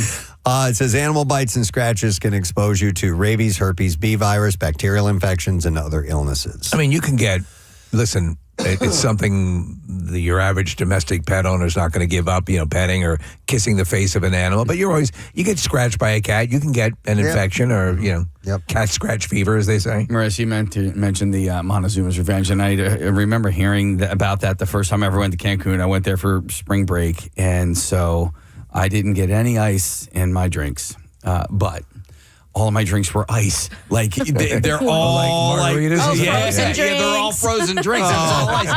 And then I also, like an idiot, like the first meal I got chicken noodle soup, right? Made with That's water. right? Yeah. And the only reason I didn't eat it is because it still had the skin on the chicken. I was like, that is gnarly. So, do you know, sometimes, so this advice, it all seems normal, like not to suck on a monkey skull. Yeah. But things that are just sort of quasi-normal. When I was in Mystic, Connecticut, I told you the story. Yeah. I knew that you don't eat raw chicken, but I'm eating chicken. And I'm like, it looked a little weird. I mean, and I was much, less dialed in mentally. And I ate that chicken. I ate that monkey. I got food poisoning so bad they had to give me morphine for 2 days I was out. I mean, speaking of monkeys, when we were in Rio, when we were in Brazil, there were monkeys climbing around, and I did not care. Yeah. I wanted to go. It's part of the deal. I know. They're so cute. I'm looking at a video right now. Its tail comes up and almost hits you in the face. Yep. It's a bonobo. It is what it looks like. I think that's what those are. But did you wash afterwards, or just you can take some precautions? So I didn't actively touch him. If he chose me, then we would have been best friends. He likes me. He likes. All right, other tips on here: eating raw shellfish or undercooked seafood somewhere with sketchy water quality. So shellfish filter the water they live in, so anything it's contaminated with can end up in your body. What is the process with oysters and things of that nature? So is there some sort of testing that goes on? Is it just simply, I don't know. I mean, they're eaten so frequently, and they're sort of farmed from certain areas. Oh yeah, there's a farm in Jersey, Marissa. You told me about it. Sweet Amalia's in Cape May. Mm-hmm. Wandering through live animal markets. They don't recommend that. Visiting these places where live animals are kept, sold, and butchered, and then getting on crowded transit can be risky. They're just horrifying places. And then people will eat, again, that I think it's called mukbang, where they will eat that half. Yeah, you said that earlier. I don't know what mukbang is. So if you call up a mukbang video, a lot of times it's also people eating to excess in front of you. But it's a lot of times it's like living eels and stuff that they'll eat live. So like still alive. Still alive. Yeah. Whoa. Yeah. That I would never ever do that. I will eat some raw stuff. Right. From time to time, but no, something that's just still alive. No, disgusting. Thank you. Yeah, mukbang. Marissa pulled this up. Yeah, it just shows people like shoving giant, huge spoonfuls of macaroni and cheese in their mouth. Right. So. That's the softer side of mukbang. Online audiovisual trend originating from South Korea. It involves a host consuming large quantities of food while interacting with an audience. All right, well then what's muck and pates? That is a lovely stream. Okay. In, is that in Delaware County? Delco, yeah. Okay, yeah. Muck and pates. All right, and this last tip from this doctor is ignoring a fever after traveling. You should not. It says you think it's probably nothing, but a fever and other symptoms like diarrhea, cough, or rash could signal exposure, and delaying medical care makes it more dangerous. Have you ever been really sick out of the country? I have not, fortunately. So talking about going to Bermuda, I think it was probably the rainwater or something like that. This is when I was a kid. We had taken a cruise. They had diagnosed me, the doctor on board the ship, he had diagnosed me with something that had long been discounted in the general medical community. So it was a wrong diagnosis. They treated me and I got better. They originally said my appendix needed to be removed, which it did not. Wow. And so I was fine. But I just remember Nick had appendicitis when he was in France. Right. And then we used to have a friend, Dr. Bill. I remember one time he traveled to another country and got really sick while he was there. And I was like, what'd you do? He's like, well, I take antibiotics with me. When I travel out of the country, he's like, I do not trust another country's system to get me what I know as a doctor I need. And so he takes his, in advance. Smart, which, as a doctor, you're allowed to do that type of thing. Take two monkeys and call me in the morning. No, but I did that when I went to the Grand Canyon because I was, like off the grid. So I went with, what do they call that? The Z-Pack and dude. Yep. It's great also having the fantastic Dr. Mike in your life because and he always says, I don't care if you're in Timbuktu. He'll find a place that can give you the right stuff. Yep. All right. So those are some tips if you're traveling. Speaking of cars, did you guys get the videos that I sent to you about the Jeep Challenge? Because you guys are Jeep owners. The Jeep Challenge. What's the Jeep Challenge? Oh man, no, do tell. I want to try this. Does this say stream over here? This is another stream of consciousness. Am I allowed? Consciousness. Does this involve injecting saline solution into your nutsack? So you saw it. Okay. No. So you have to have That's a Jeep Challenge. Driver's side window down. Oh, yes, I did. Okay. What is it? Yeah. Driver's side window down, Steve, and then you have to do a handstand up into the driver's side window, and then you wrap your knees and legs into the driver's side, and then you have to lift yourself into the car. So as you're doing a handstand, your back is to the door. I got the driver's side door. Bend your knees. You bend your knees, your legs go inside. They catch, and that gives you enough leverage if you've got ab strength to pull yourself all the way up and slide into it. That seems kind of dumb. Oh, I would I have like a it. cramp if I did it. It seems dumb. I'll do it. Yeah. I think I could do it. I don't know if you're tall enough, you're not. Marissa. I think she's tall enough. I don't. What about the glove compartment? I mean, her Jeep's not lifted. It's not, but I do have some big tires on it. But I think I could do it if I could get my ankle under the steering wheel to give myself a little bit of extra leverage. You did gymnastics. Yeah. Maybe you could do it. I think I could do it. Is your Jeep here? Yeah. You want to go do it now? Yeah. Like right now? Do you want to see? Sure. Do we have a video of somebody doing it by any chance? Just so she has an idea of how it is supposed Let's see if we can get it set up. I'd like to see that. Can you wrap your mind around it? You 100%. Here we go. All right, we're watching. Yeah, so you end up like that. So you do a handstand. I don't think your legs are. Let's do it. I'm doing it right now. All right. Okay. All right. Somebody go out with her. Let's get her on the. Do you want to zoom this or? Let's zoom it. All right. Quick question. So, Marissa, are your tires like that level of tire on a Jeep? Those look like standard tires there. They're pretty standard tires. Maybe you can. I don't know. All right. Yeah. Go head out. We'll chat. We'll chat for a little bit. All right. Scooch, come on. I'm sorry to. Let's get those Marissas in a circle. Sorry to do this last second, but listen, this is how legends are made. So we'll have Ryan go down there and he'll zoom, and Sam will step into Ryan's position and pull up the video. And if you're watching on YouTube, you should be able to see it too. Ryan and Marissa are like our tiny teams. In the summertime, if I can, at least spend a little time somewhere where the climate is slightly cooler. I've done a Colorado vacation before. I've done up in Canada before in the summertime. And next week, me and two of my kids are going to go up to Maine for a few days and spend some time at Acadia National Park. Yeah. Oh, how lucky for you. That is beautiful. Have some lobster rolls. Yeah, lobster. All right, Steve. What's your plan? So I'm going to be more the staycation because I have believe it or not, I am so psyched to clean out the basement. It's going to be awesome. It's going to be awesome. And then the garage. And what I'm doing, and it seems boring, but I'm getting everything set for the impending holiday season. Halloween is big at my house. The holidays. I've got to get everything prepped. I have to have a staging area. So my wife and I are going to take the deep dive and do a full cleaning on the house. And now some people might not enjoy that. As weird as it is, I'm going to enjoy it. You're going to love it. You're going to clear your mind. Yes. Well, it's satisfying to finish those tasks and get it done, and you're checking off the list. That feels really good. Well, so good for you. That's great. So what about Casey boy? What kind of a guy? What vacation do you go on? I like adventurous stuff. Yeah. You know, I've gone rafting through the Grand Canyon on a couple of different occasions. Twice, right? Yeah, twice. It was really. an amazing experience. Micah, you can appreciate this. Like, there's no cell service, so like I had no phones for 8 days straight, which was amazing. This time I'm heading up to Canada. I'm going to eat as much poutine as I possibly poutine as I Poutine with protein. Yeah, and beaver tails, I think, is what they're called. Yeah, that's right. Yeah.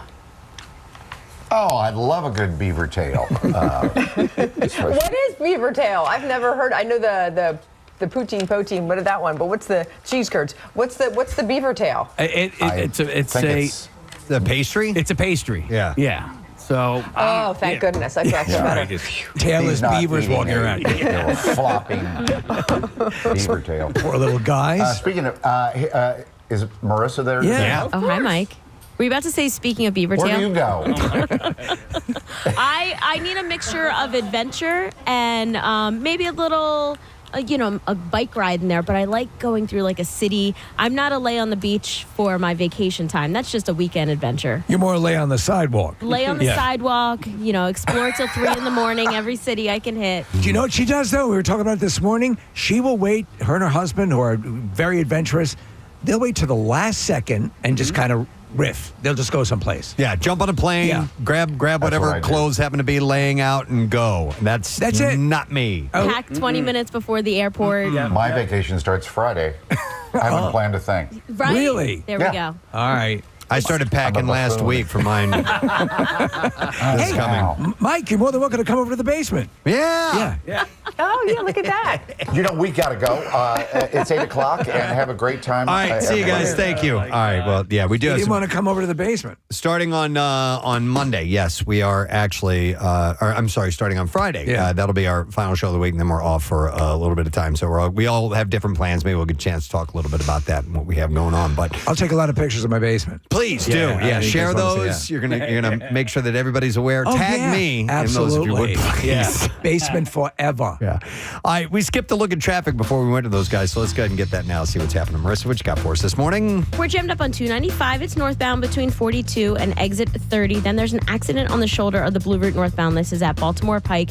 Jam starting at 95. Slowing on the Vine, eastbound from the Schuylkill out to Broad Street. Westbound from 95 out to the Schuylkill. Schuylkill eastbound the Boulevard out to Vine. Westbound from Passyunk to South Street and the Boulevard out to Gladwin. Then 95 northbound from Girard to Allegheny and southbound from Cottman to the Betsy Ross Bridge. This traffic report. Oh, and then there's a disabled tractor trailer on Route 1 right from Bridge Street to Pennsylvania Avenue. This traffic report is brought to you by the New Jersey Department of Health. Public health works behind the scenes, building a healthier future for everyone. One mission, working for you. Learn more at nj.gov/health. And that's your traffic on 93.3 WMMR. All right, thank you, Marissa. Before we get to the beef, I do have a couple of shout outs. I missed a couple yesterday. I tried to do them the best I can time-wise. Here's one.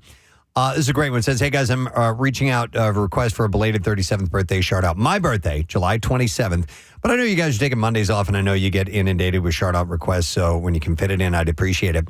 And this is, by the way, this is a former intern of ours, Ed Betts, who was the fall 2019 to spring 2020 intern. He said, earlier this month, I celebrated 7 years as an editor for the Chester County Daily Local and the Lansdale Reporter. Oh, that's amazing. And he said, these days, I'm feeling good. I hope you guys are too. Of course we are. Kudos to you guys for always staying positive. Best regards from Ed Betts. So, Ed, congratulations. Happy birthday. And I'm glad that, he was a journalism guy. And so he's working in that field. Pay it off. Good for you, buddy. There's another one that says, hey, good day to you in the WMMR show. It says, if possible, if you're working on July 28th, I would like to get a shout out for myself, Johnny C., and my wife, Diane. We are celebrating our 19th not being married anniversary. Okay. So something long and loud would be great. Thank you very much. That's from John Chirico. So here's a shout out for you. A little day late on that. Sorry about that. Then I have this one. Says, hey, Preston, my name is Trey Luciano. I play lead guitar in my band, Zephyr.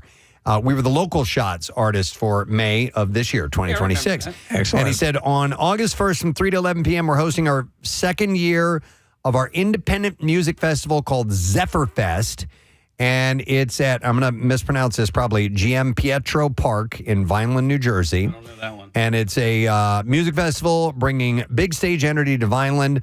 Founded in 2025, showcase emerging artists, local culture, high-quality production, proving that you don't need to be a massive venue to create an unforgettable live experience.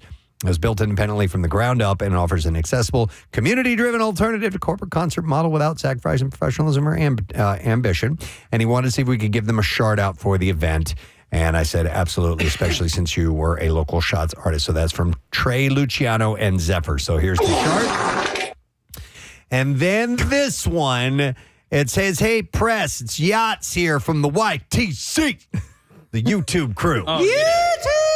Hoping I could be a little extra selfish this year and ask for my own birthday shout out. It's coming up next Wednesday, July 29th. So he emailed me last week. If you could send it anytime this week, even a day or two after, it would be the biggest and bestest birthday present ever. And I'd like it to go out to all of the tubers who make every morning in that chat so much brighter. Much love to you, the show, and the crew from Yachty Bugatti. Happy birthday to That's a you, great brother. community. We It love is. them. We It love is. that they are so dialed into the show. Yeah, so Lisa and Devin from the YouTube crew were at the finish line for the Bend to the Shore on Sunday, handing out water, and that was really, really awesome. You know, they were just there volunteering their time. So. Excellent. Yep. All right, and then two more quick things. I got this. This is not a shout out or anything like that. This is just kind of a fun little note. It says, hey, guys, I finished up at the local gym, the Planet Fitness in Fishtown. I was wearing my Preston and Steve shirt, got off the machine, and a pretty girl gave me a smile. Oh. He said, look, I'm married and middle-aged, but I love being checked out as much as the next guy, and I'm sure it was my fashion choice. Preston and Steve shirts for the win. That's from Adam Dvorin. Might have been his heaving musculature. Who is checking, and he works at Temple University. So thank you, sir. Appreciate that. I'll give him a blip. That's a good one. And then here's a little plug for our buddy Sassy, Charles Lance. He is currently in the next round of America's Favorite Couple. That prize, he said, we're in fifth place right now. This is dinner with Jeff Goldblum and his wife, right? And Charlie Day and his wife. Yeah. So and also an article written about them in what magazine was it, Marissa? Do you remember? Vanity. He said, by the way, Variety. And he also said, hey, by the way, I've lost 80 pounds. Excellent. Casey, thank you for being an inspiration. Between your sobriety and your commitment to losing weight, I got my fat ass in gear. I have a ways to go, but I'm fighting through the pain to get better. And he says, anyway, I love you guys. So we have this link. If you go to PrestonandSteve.com, click on events, and you'll see Vote for Sassy. And you can vote for him, and we'll have a local person hanging out with Jeff Goldblum He's a and great guy. Charlie Day. He's a great the guy. stories we're going to get. They're in fifth place right now, and there are a lot of people listening right now. Yeah, you know, just go to the PrestonandSteve.com. Just click on the link, and let's do this. Let's make this happen. Yeah, for sure. You sounded like that one clip. I can't come up with words. It's all good. All right, time for the B5. WMMR presents Preston and Steve's Bizarre File. All right, we'll start with a circus story. A performer was accidentally shot in the neck by an arrow during a performance at a county fair in upstate New York. It happened on Friday night. Ana Deza Tavera and Edwin Cuervo Rangel had been performing their crossbow sharpshooting act when she accidentally struck him in the neck with an arrow, or a bolt, I guess you could call it, as he was holding up a foam target. Whoopsie daisy. Cuervo Rangel was airlifted to a hospital in stable condition, and the circus was canceled for the night. Why? Benjamin Jackson, the ringmaster at Circus America, said Monday that Cuervo Rangel was luckily struck on the side of his neck in a spot with mostly soft tissue and no major blood Luckily, vessels. ladies and gentlemen, she was struck in a very soft part of her neck. Jackson said no blood leaking out. There was a little around the hole where the arrow went in, and it was like getting your ear pierced. Only, with an arrow. Except it went through his neck. It is his neck. Cuervo Rangel was released from the hospital Saturday after the arrow was safely removed, and he received stitches. He'll need to take some time healing up, and he can resume performing, but was walking around, talking, eating, enjoying life, according to Jackson, and the circus returned to its regular schedule, 3 shows a day on Saturday. minus the crossbow act. More good news, ladies and gentlemen. We found the human cannonball's left arm. All right, a stolen dog in Colorado Springs is back home safe after a strange twist. Blanco, a 3-year-old dog owned by Paul Torres, was taken from his backyard in broad daylight on Wednesday afternoon. Dog thief. Security video showed a stranger walking into the yard, taking off the dog's collar and carrying him away while Blanco seemed to resist. Days later, early Sunday morning, the same person brought Blanco back through the same gate. This time they left behind a handwritten note that said, "I'm very sorry for what I did." Torres, who lives alone and calls Blanco his companion, thanked the community for spreading the word and helping bring his dog home. And apparently in the note, he also said, "I was drunk." Oh, okay.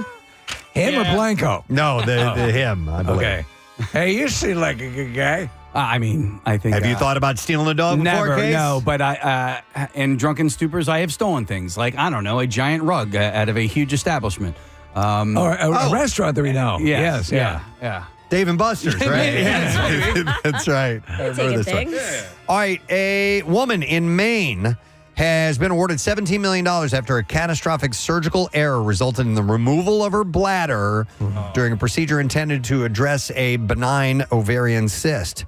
The damages were awarded to Emily Mitchell last Thursday by a Kennebec County jury following a 2-week medical malpractice trial against Northern Light Inland Hospital and Northern Light Health. The devastating procedure occurred on March 1st, 2023, resulting in what Mitchell's attorney described as an irreversible injury with extreme health repercussions that are still ongoing. Northern Light Inland Hospital had officially closed in May of last year after serving the community more than 80 years.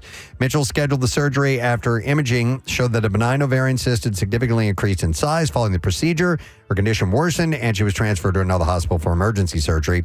And surgeons later discovered that the bladder had been removed during the original operation. What are the ramifications of that? Pathology confirmed the tissue taken during the procedure was full-thickness bladder issue. I'll tell you what the ramifications are in a second.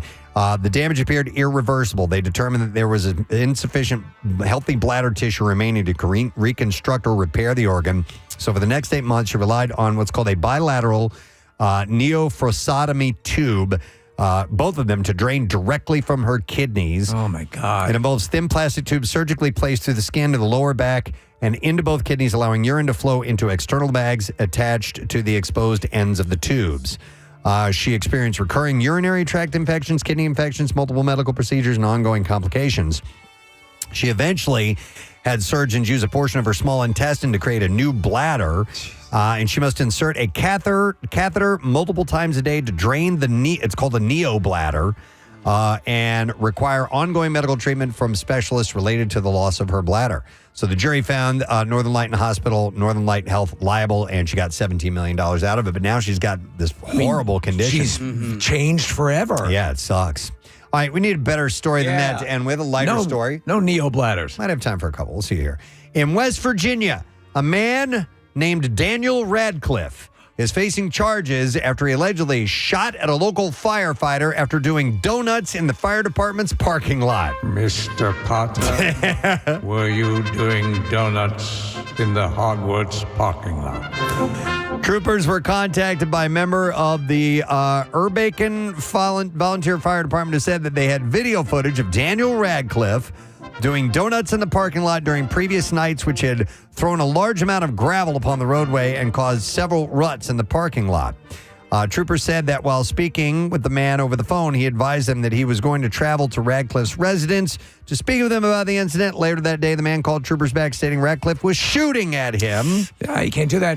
Take those points away from Gryffindor. While on the phone, troopers were able to hear 2 distinct gunshots. The man said that he was able to retreat from the residence and later met troopers at the fire department. While speaking with the man, he told troopers that he and Radcliffe had a conversation about the parking lot. And as the man was attempting to leave, Radcliffe went back to the residence and began shooting at him. And cuff him, remove him. The man said that he believed the shots were coming from a smaller caliber handgun as well as a firearm such as a shotgun. Witness told troopers he believed he heard about 6 shots that were fired, and he was arrested, charged with felony wanton endangerment and use of a firearm during a felony. It's uncanny how little he looks like Daniel Radcliffe. There you go. Well, he does have a scar on his forehead, That he though. does. We're looking at a Not a picture of lightning his bolt, though. It looks like a bullet mugshot hole. right now. I just need to jump in here because I got the name wrong. It was Lisa and April who were handing out water at the finish line at the Bend to the Shore, not Devin. I don't want to give Devin any stolen valor there. All good, buddy. Yeah. All right, that's it in the Bizarre File for you this morning. We're going to take a break, and then we have some guests that are starting to arrive here at the program.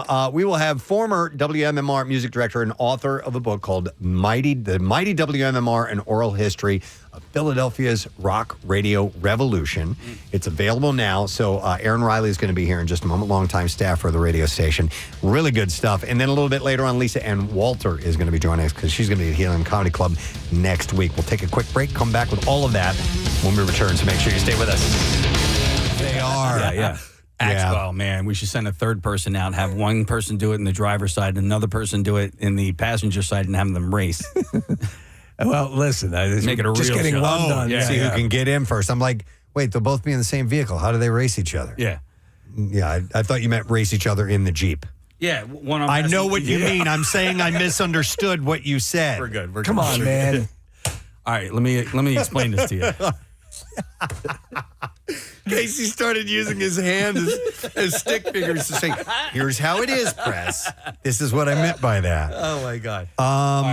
No, I was not aware that this was happening, that this was a challenge until you sent that over, but I seen it. But now we're making it a reality, live on the air. we now have Marissa zooming from our parking lot here at One Ballot Plaza. It's no longer, there we go. It was out of focus. The focus was down. So, Marissa, can you hear us at all? I can hear you. Okay. Can you hear me, you guys? Yeah, it actually sounds very, very clear. Hey, Marissa, is your driver's side door dented on your Jeep? No. Okay. It must just be It the might just reflection. be a little dirty. It's a Jeep. It's just a You don't have to keep it reflection. clean. Oh, All right, it's so really dirty. Marissa, how often do you do handstands? Ever? Actually, pretty often. Oh. I will do them. Like, I'll do a cartwheel on like a curb, or I'll just do a handstand wherever I am. She was, she's many years as a Frequently. gymnast. you Yeah. know? I didn't know you still did it, though. All right. I'm looking at what you were saying, though, Preston, and I'm thinking, okay. So Marissa's the bottom of Marissa's door, stand up next to the window there, Marissa, comes up to about her shoulder. Yeah. Yeah. We're just gonna have to find this out. Oh, she banged into the mirror. Totally just banged in the mirror when I went to put my arms up, do my gymnastic thing.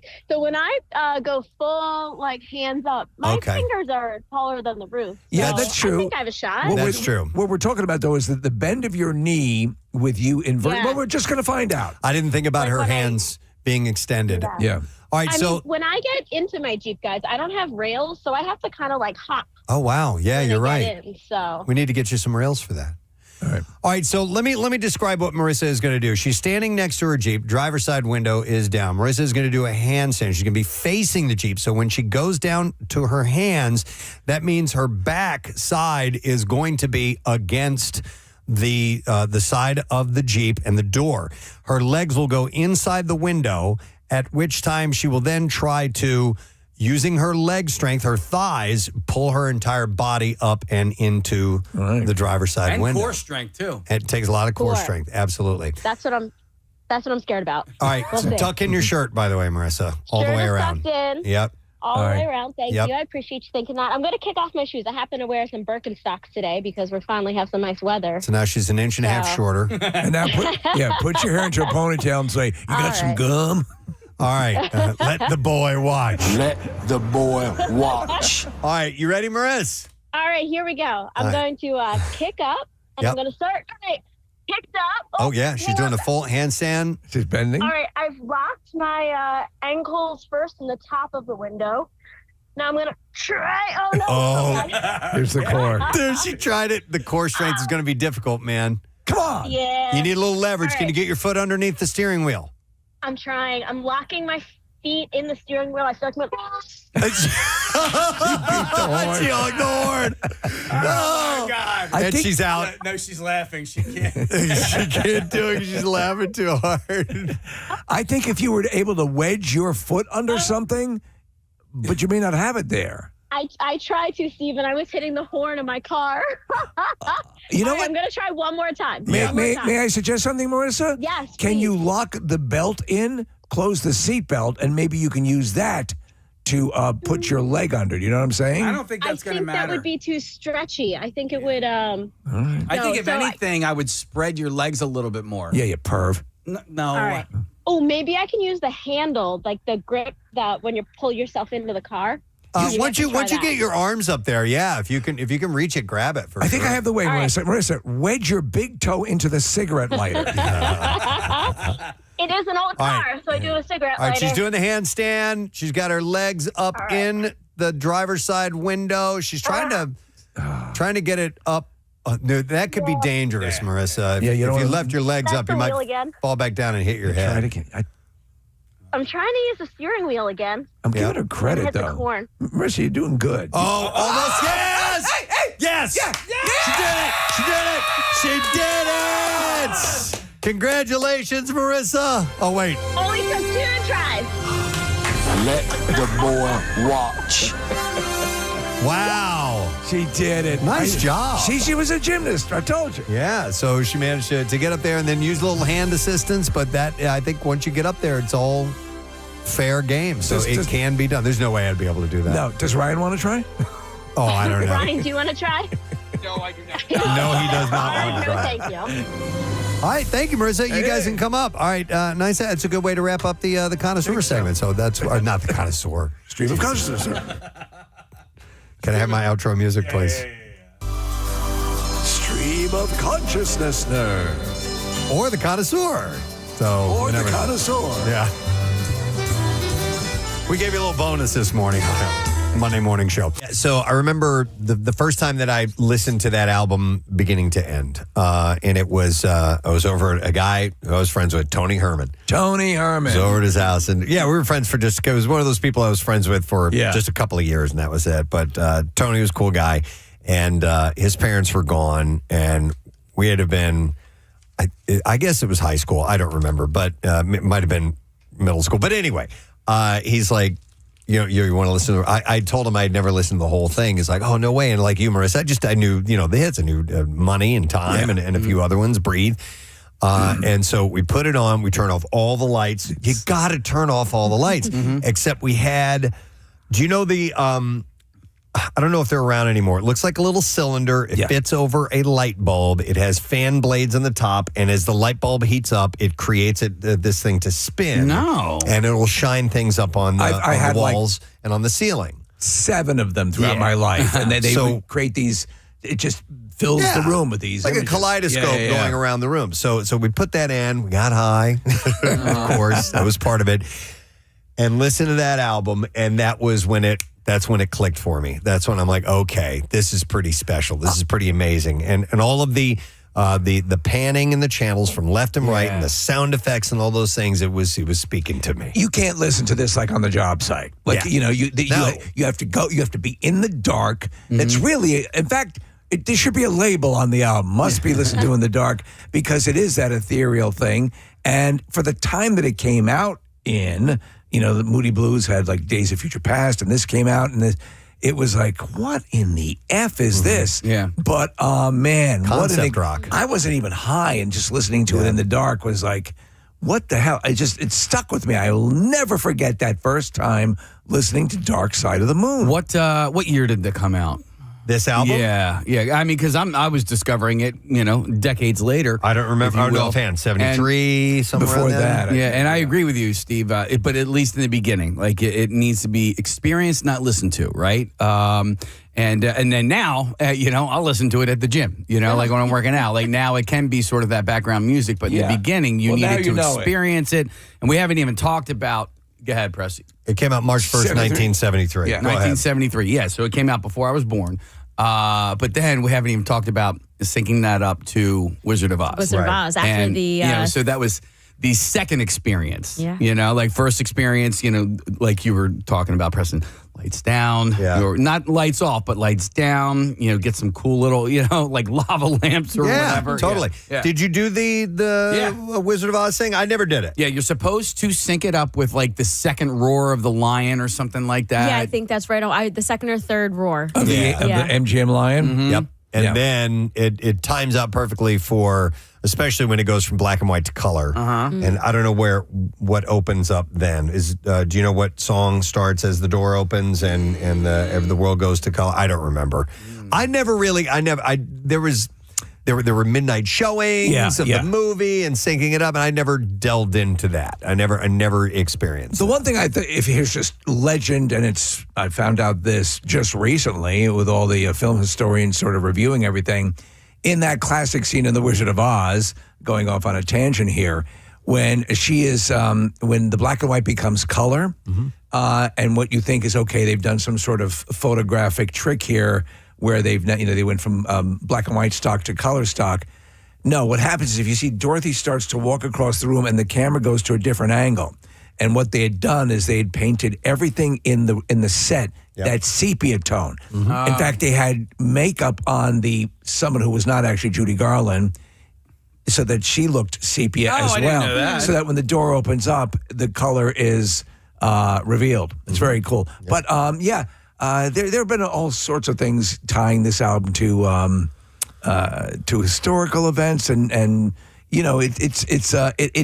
does it still remain in the top spot for the longest run on the Billboard charts?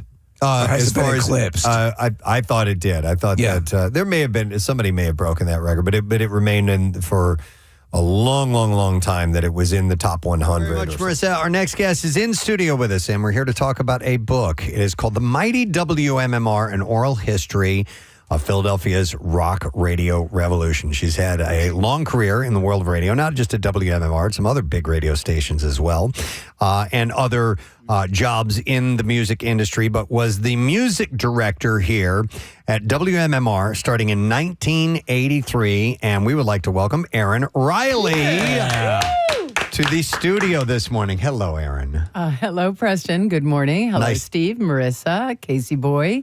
Thanks for having me on. No problem. So I know you in another way. You also ran a music program called Rock and Roll After School, and my kids were enrolled there, and that's where I started to encounter you, which was a really cool thing.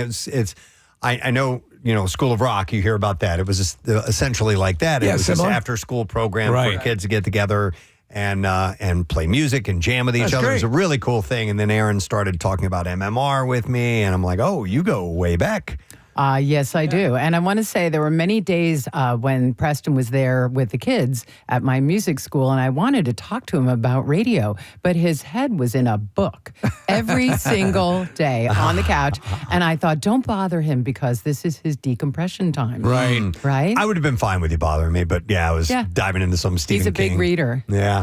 All right. So I mentioned 1983 is when your tenure at MMR began. And then how long did you work here full time? I was here 8 or 9 years or so. Oh, look at that. The book cover is there. Yeah, we have it up on our monitors here. Oh, we're way ahead of the curve now, So prepared. It says you worked till 91. Is that the end of the... That is correct. All right. I worked at MMR right through till they moved to the KYW building, basically, but on Rittenhouse Square.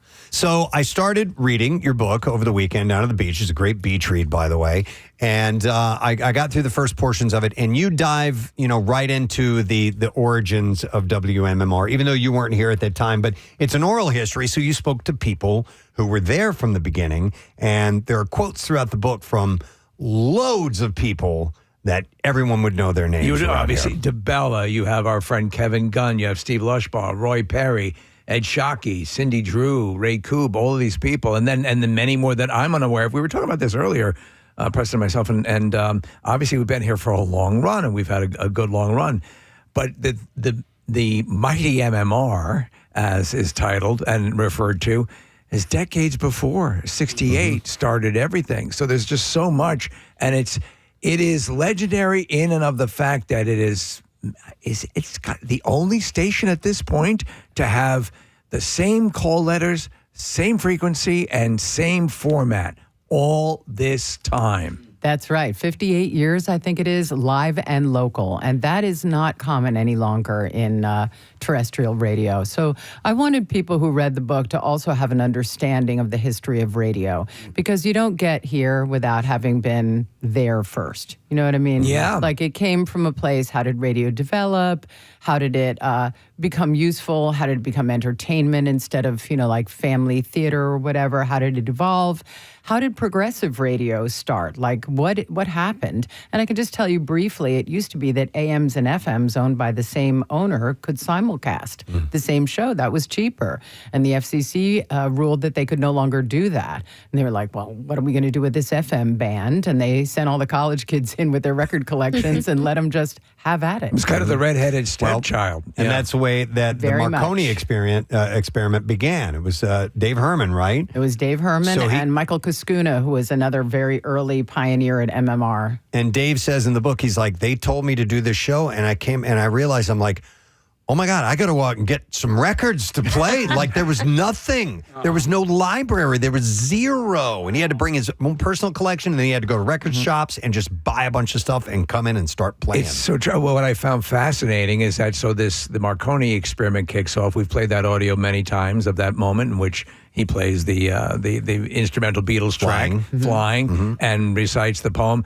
But during the daytime, Sinatra was being played, and it was other programming. This was a product of the night that started to get some traction, correct? That is correct, on WMMR. Some other radio stations in the country had started sort of tippy-toeing into more progressive rock format, one being WNEW, sister station in New York City, and KSAN in San Francisco. So MMR is like kind of third to the party in the country, right? But certainly the longest lasting.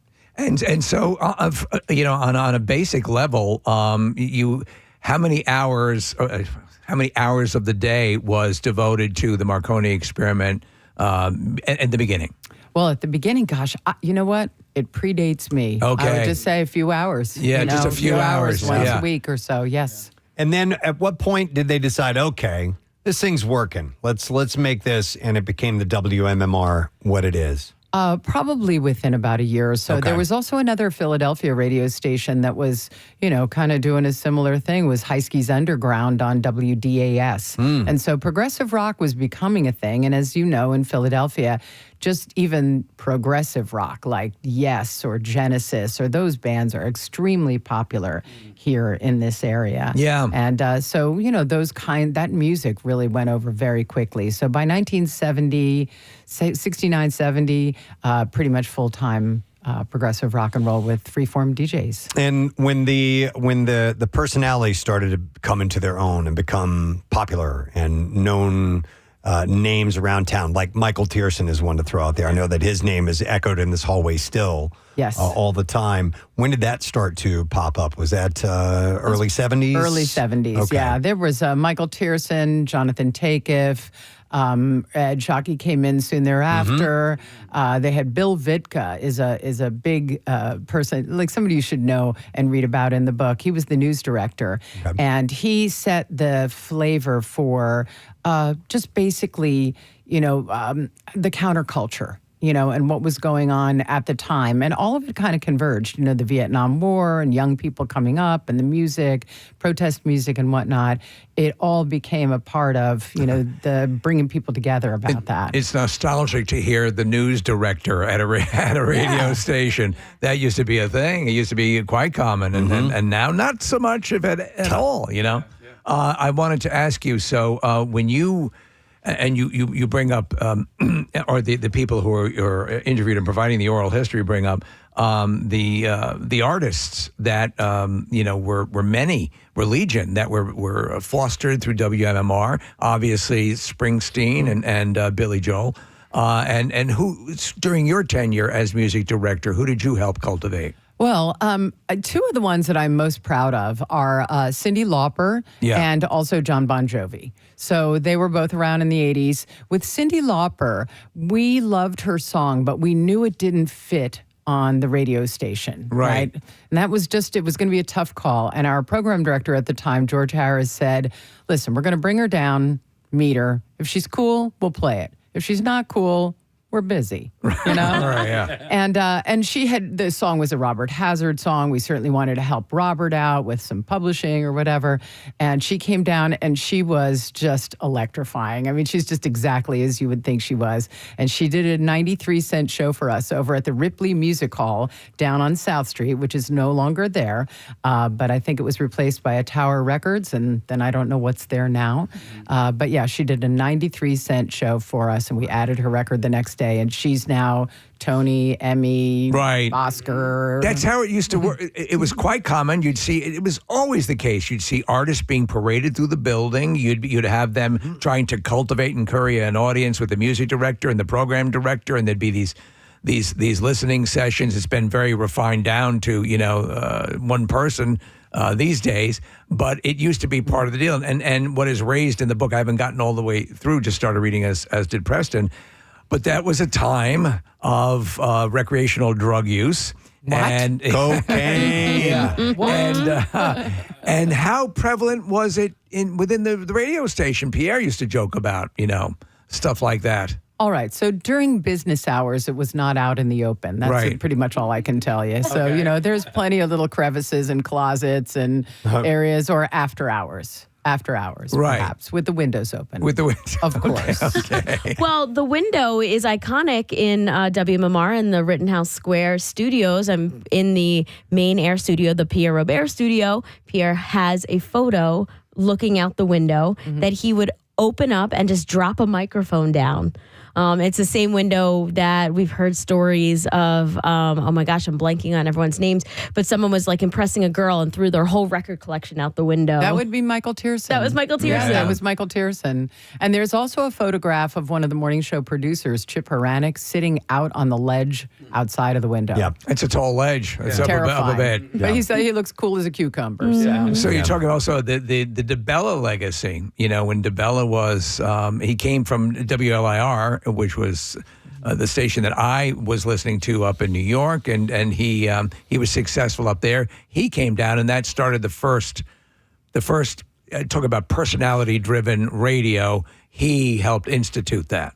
Absolutely, yes, absolutely. He had started in theater, John DeBella, and didn't really consider going into radio. He was going to go into theater, costuming, and things like that. And that's what he studied in college.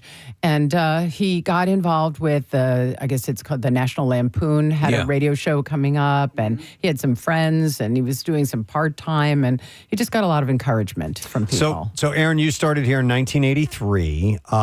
What was it like when you walked in at the beginning? I mean, who were the personalities? What was the atmosphere like? How old were you? How did this all impress you? All right, so I was very young. I was 23 when I was hired as the music director of WMMR. I was supposed to be hired as a DJ. That's what I was promised, and I quit my job in Santa Barbara and moved across the country. Oh, wow. But by the time I arrived in the program director's office, suddenly that job was no longer available. Oh. You know how that goes in radio, right? Yeah, very well. So he said, but, we have a nepotism clause, and I just married the music director, so that job's open if you want it. And I said, I don't know how to do that. And, you figure it out.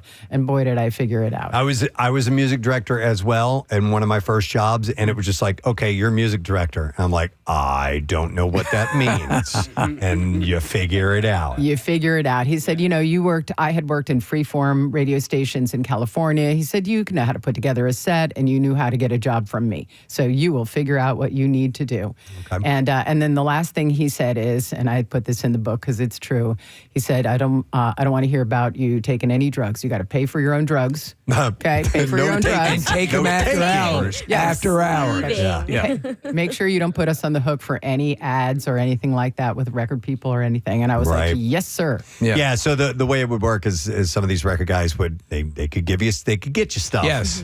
Get you some blow. If you play a record, they'll get you more. So it's that type of thing.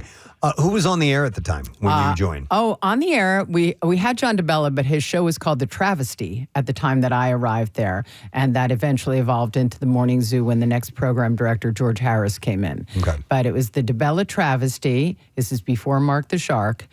So he was on in the morning. And then at that time, we had Steve Ski, who went over to YSP in the afternoon, and then the regular rest of the lineup of Joe Bonadonna, Bubba John Stevens, Michael Tierson, We brought Lynn Kratz pretty soon thereafter. She came back. Steve Ski went to YSP, and that's when Pierre came from the overnights and into the midday show.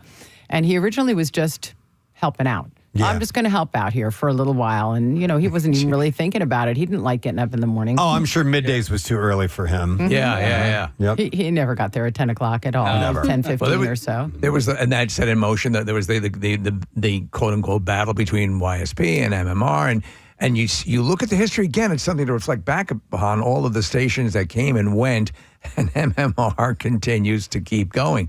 And it is a rarity. The station is thriving, and we'll get people who come in here and they go, "Wow, this is a real radio station." So you know, it transcends. I wanted to ask you, who were the artists that were walking through the door when you were first music director? Everybody. Anybody. Everybody. I don't know. XTC, David Lee Roth. I came in my office one day and Richard Marx had a whole breakfast spread sitting on my desk for me with like chafing dishes and stuff. So right. Any and everybody. Peter Gabriel, Frank Zappa was there pretty regularly. Joan Jett. Joan Jett was very close John friends. Mellencamp. You know, I've seen pictures all down the hall here. They all came and hung out. We were a good time, I have to say. We were fun, and so they enjoyed. John Bon Jovi slept in the production office one night because he just couldn't get home to Sayersville, or just they were all so comfortable. Like they were friends with the DJs, and they could just call the hotline and pop on up. One of my favorite pictures down the hall somewhere is there's a cigarette machine. Yes. Sitting in one of the hallways. So smoking was happening inside, right? Even and sometimes in the tobacco. offices. Even in the offices, yeah. That's correct. Yeah. Things were a lot looser back then. Yeah, no, they definitely were. Now, like I said, I just started the book. Did you get a chance to interview Pierre for the book? I did interview Pierre. Okay. And you'll understand this. It took me almost a year to get him to do the interview. He kept saying like, "Oh yeah, next week. You know how Pierre is. Yeah. And so they're good friends who you know, Dallin and Dave. So Dallin, Pavia, and Dave Wasikanen. They were having their Christmas dinner, and they kindly invited me along because Pierre was going to be there. Said he won't be able to say no to your face. Perfect. Yep. So we all had a lovely Christmas dinner this Christmas before Pierre passed. And he said, "Okay, I promise. And then we did the interview in January. Is there one Pierre memory of for you? Because obviously we're coming up on his birthday, anniversary of his birthday this weekend. One moment leap out of your brain as you're thinking about him? Well, there's funny stories, and there's one in the book. Give us a funny one. Yeah. Okay. All right. So we had a promotion where we met Aerosmith at the cargo airport down at the Philadelphia airport. And we had some listeners come. And so they get off their plane, which is called Aero Force One. Yeah. With a big grin on the, painted on the nose of it. And, the listeners are all screaming and yelling. And Pierre had what was called a Marty system to do a live remote. And he was supposed to get in the car with them in the limo and go to the Spectrum live on the air with the band. And there he is holding the remote there, the little Marty. And he goes, "Wait, can you hold this for a second?" And 2 seconds later, Stephen pulled me into the car and closed the door, and they sped off and left Pierre standing on the tarmac with the listeners, with me, not a full-time DJ, okay, like just on the air every now and then, with a Marty system and a rock band. So you're interviewing them? I did it. Yeah, yes. yeah. And the funnier part is this is also pre-cell phone. I get to the Spectrum, and there's a guard standing there next to a payphone on the wall, and he said, "Joe Bonadonna's on the phone for you." Wow. What are the odds? Yeah, right? Don't you ever do that again. I'm like, How was Pierre when you saw him again? I don't think he was real happy about it, but he's Pierre, he's going to go with the flow. Yeah. So, but my favorite part is every time I walked in, he'd say, "And here comes our lovely musical director." He would call me the musical director. Musical, yes. Cute. I like that. That's my favorite Pierre thing. There's so many great stories from former staff members here. Cindy Drew, I sat down and talked with her, and she was telling me how, her job one weekend was to drive Bono around. Show him around town. I mean, when they were just getting started here in the States. And this was a springboard for artists to come in and get the message out, get the music out. And so they understood how important that was. Huge importance. And we still get, wisps of it now and then. We will get an artist. We just had a band come in recently, and they're like, "Oh, this is MMR's playing art." We just had Linda Perry. Yeah. Talk about an established, legendary songwriter saying, MMR's playing it? Great. Like she was freaking out. Yeah.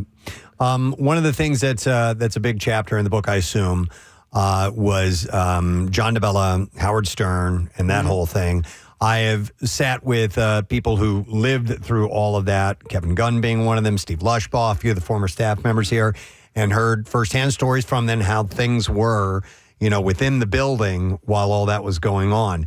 And I hate hearing that stuff. I hate hearing about that. And I have respect for Howard Stern and what he's done in the career. But, it was, Steve and I have never, ever, ever enjoyed the radio war side of the business. And we've avoided it at all turns and all costs. And even when, YSP was crossed down, they were trying to do some pretty dirty things. And we were just, even when they went off air, we were told, and we weren't going to. We were just like, let it go. It's fine. We don't need to dance on the grave or anything like that. We don't need to, pitch the dirt at this point. But it was hard and heavy while that stuff was going on. And you were here for that. I was. And when you say it, I can feel it in my body, how much pain that brought on for all of us. John just kept moving forward like a shark. He was looking at the mic. He was doing his thing. And the curtains were open to a funeral behind us with 1,000 people, in the park. And I walked in and I'm like, what are you people doing? I literally went and I closed the curtains. So just don't look at them. But yeah, it was very painful.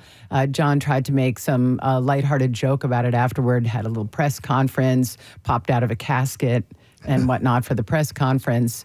But it was hard. And I don't think that is Howard's proudest moment now if he looks back on it. He said as much. There was a story about it. that was relayed from John echoing that and personally told to him by Howard about his remorse and regret for how that was conducted. But I mean, still, you as with anything, as with the longevity of the station and the people that keep propelling it, you just hold, you look down and you keep moving forward. I mean, it's almost unheard of to have this kind of success. I'll tell people when Stairway to Heaven played on MMR, it was the new song. It was a new song. Right. I mean, that is a legacy and lineage that you cannot argue with. Well, I felt that WMMR deserved its own book, doesn't it? I mean, after all these years. Yes, and when will you write our chapter in there, Erin? Because we've been here for 21 years. I know, isn't it crazy? It's crazy. I was talking to Steve. I'm like, I don't think anybody's going to write a book about our time here at And what was my WMMR. response? I don't think so. And by the way, if you're just tuning in, we're talking to Erin Riley. The book is called The Mighty WMMR, an Oral History of Philadelphia's Rock Revolution. Where does the book take us to in the station's history? You guys get a little mention. Just a little mention. Yep, you could when you get to the end. Okay. So I talk about Deregulation Act of 1996, which sort of changed things in radio with ownership, and I sort of lay that out so people can understand. I wanted people to understand what happened to radio in that there are people say, oh, radio's not like it used to be or something like that. And I don't want anybody to blame any radio station or any person at a radio station, any of the personalities. You're all doing the same great work that you always were, communicating with people, providing a service, connecting people, helping charities, et cetera. That's what it's about. You point out something, and it's brought up through other people who echo it that you talk to in this oral history, that there's something to the immediacy of you're on the Schuylkill, and in 2 cars over, or how many cars, people are listening to the same thing. They're hearing, they're dialed in. It's a communal thing. We bemoan the fact that we're all not watching the same TV show at the same time and the next morning around the water cooler. Did you see? It's too disparate. It's too, insular. But radio, still terrestrial radio in its magic, can still do that. Well, certainly WMMR.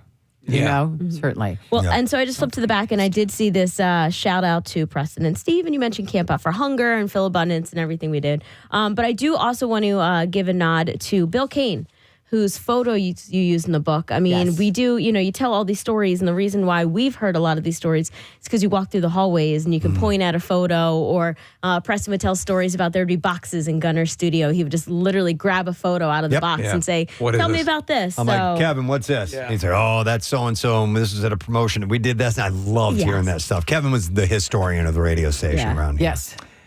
You have something? Oh, yeah. There's something you want to give to Marissa, I have a little something for Marissa. Now, I was on Instagram about a year ago, and I saw Marissa. She put out a request, and I almost responded to it, but I decided to wait until today. So, Marissa, you may open this present live on the air. Is this... Open it.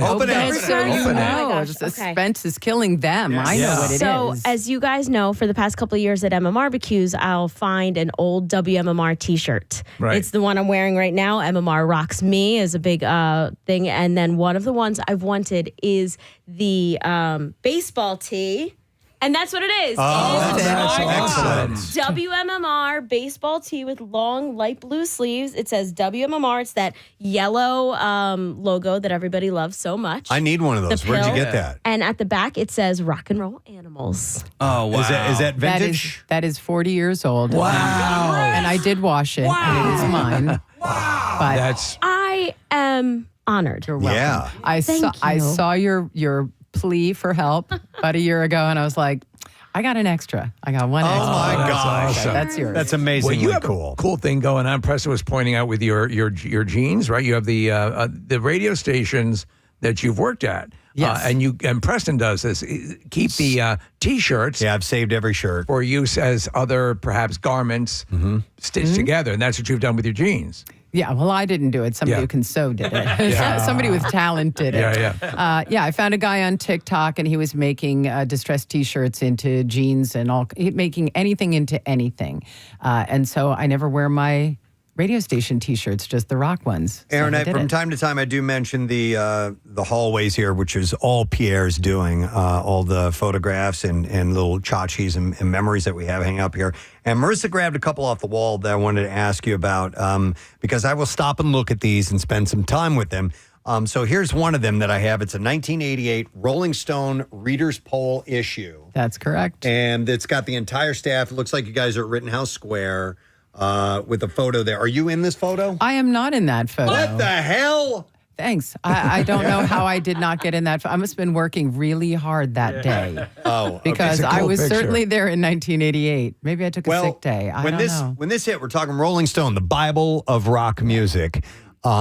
This was, an issue that came out, and you guys are named as the top radio station. Top radio station, 1988, the Reader's Poll. And what that was a regular Rolling Stone magazine, but in this area, Rolling Stone printed a second cover on top of the original cover. Wow. So this is a cover of Rolling Stone, a real regional cover of Rolling Stone. That's really cool. Wow. That is awesome. Just like Dr. Hook, right? Cover of the Rolling Stone. This one I've always loved. It's WMMR Rock South Street, and this is Southside Johnny and the Asbury Jukes playing a show on South Street. Was this your era? Nope, that's before my era. That is the 11th anniversary of WMMR. That is the late 70s. That's awesome. Of Jeff Pollock was the program director at the time. And that concert was done by Jeff Pollock and Steven Starr. Who was a together, promoter. Program director and a promoter at the time, now a restaurateur. And they had people climbing the trees and the bus shelters and hanging off the roofs. Yeah, until the cops broke it down. Cops shut it all down. It's a shot down South Street, and you can see on tops of the buildings down the row of South Street. Yeah, there are crowds of people, not only on the street, filling up the street completely, but on the roofs of the buildings. It's filled with people. If you're younger and you don't know what this radio station, its history is like in this city, you really need to be educated on this, because it's a big, I love big pictures deal. like that. I Preston. love this. Like I think there's one out there of one of the Louis. I've got it right here. Yeah. And if if you're a younger listener and you think your parents are lame, no, your parents partied, man. This is the picture at Penn's Landing. When I guess they had just started building what was going to be a walking bridge across to Camden, which ended up not happening. That's still Skyway or whatever it was going to be, a tram. Yeah, there's still part of it still there. But this was the Louie Louie Parade 1986. And was this the one that had somewhere around 100,000 people? That one, I think, is closer to 50,000. Okay. I mean, I hate to. Yeah, I think it's about 50,000. That's the second annual parade. That went down Chestnut Street. Yep. And there's our 30-foot monkey there in the crowd. The inflatable monkey. And Inflatable once monkey. again, people on roofs. And it's just, it was something else, man. That is the first photo I show every intern that comes in here because I like to show, this is what MMR is. Yeah. There was a time when you were in your car and radio was the only option, pretty much, and everyone was listening to MMR. Yep. And that the legacy continues, that it's still going. This is the longest running, actively playing current rock music radio station in the entire country. And with DJs. I just want to make that point. Live and local, talking to people in your community and live DJs on the fly. It's an honor, honestly, and it's something we never take it for granted. Nobody takes it for granted here, and if you're talking the best familial way, we love everyone who's here. We love who we work with, and it's one of the joys, and it's given to us by you listening. So thank you so much. Yep. So the book, if people would like to get, and I did have a question. Somebody texted in and said, is there an audio version of this or will there be? There will be a Kindle version of it, but there will not be like an audiobook version of it. And I just wanted to say real quick, I'm going to be on the Parkway on September 15th at the Free Library with John DeBella. Ah. So John's coming up from Nashville, and he's going to interview me. That'll be televised and on YouTube. But also, I'm going to be with Ray Koob at the Doylestown Bookshop. That's September 23rd. And I'll be with Bill Weston on October 4th at the Narberth Bookshop. You hear that, Weston. Bill? I need you to stop talking. That's great. So you guys will be doing signings and answering questions and stuff like that? Just meeting people and, signings. Where do you want to direct people to find the Mighty WMMR book? Right now, you can get it on Amazon.com and also at Temple University Press. And on the 31st, which is just a couple of days from now, right? Yes. Yeah. Okay. Yeah. All bookstores. So you'll nice. be able to find it in all the Barnes & Nobles and the local bookstores in this area.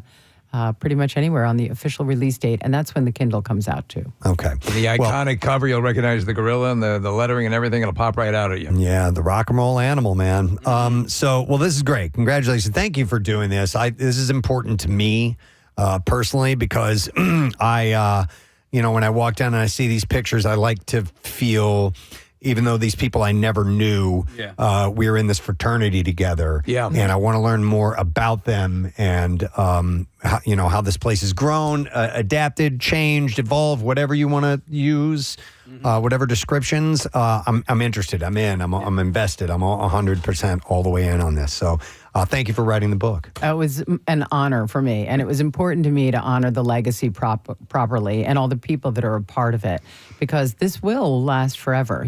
People maybe 100 years from now will want to read about WMMR. And you're a solid author. I like your style from what I've read so far. So you're going to enjoy it on that level too, that Erin is a great writer. Can't read the draft of the book she's writing about us. I know. It's down the road a little ways. I So. have photos for you. And thank you for the gift, Erin. It is my honor to give you my second. That's the only, I have two of that logo. That's why I gave that to you. I have two of them. The Mighty WMMR, an oral history of Philadelphia's rock radio revolution. Thank you, Erin Riley, for being here this morning. Thank you, Preston, Steve, Marissa, and Casey Boy, and the morning show at the Mighty 93.3 WMMR. Philadelphia. We'll be right back. Stay with us.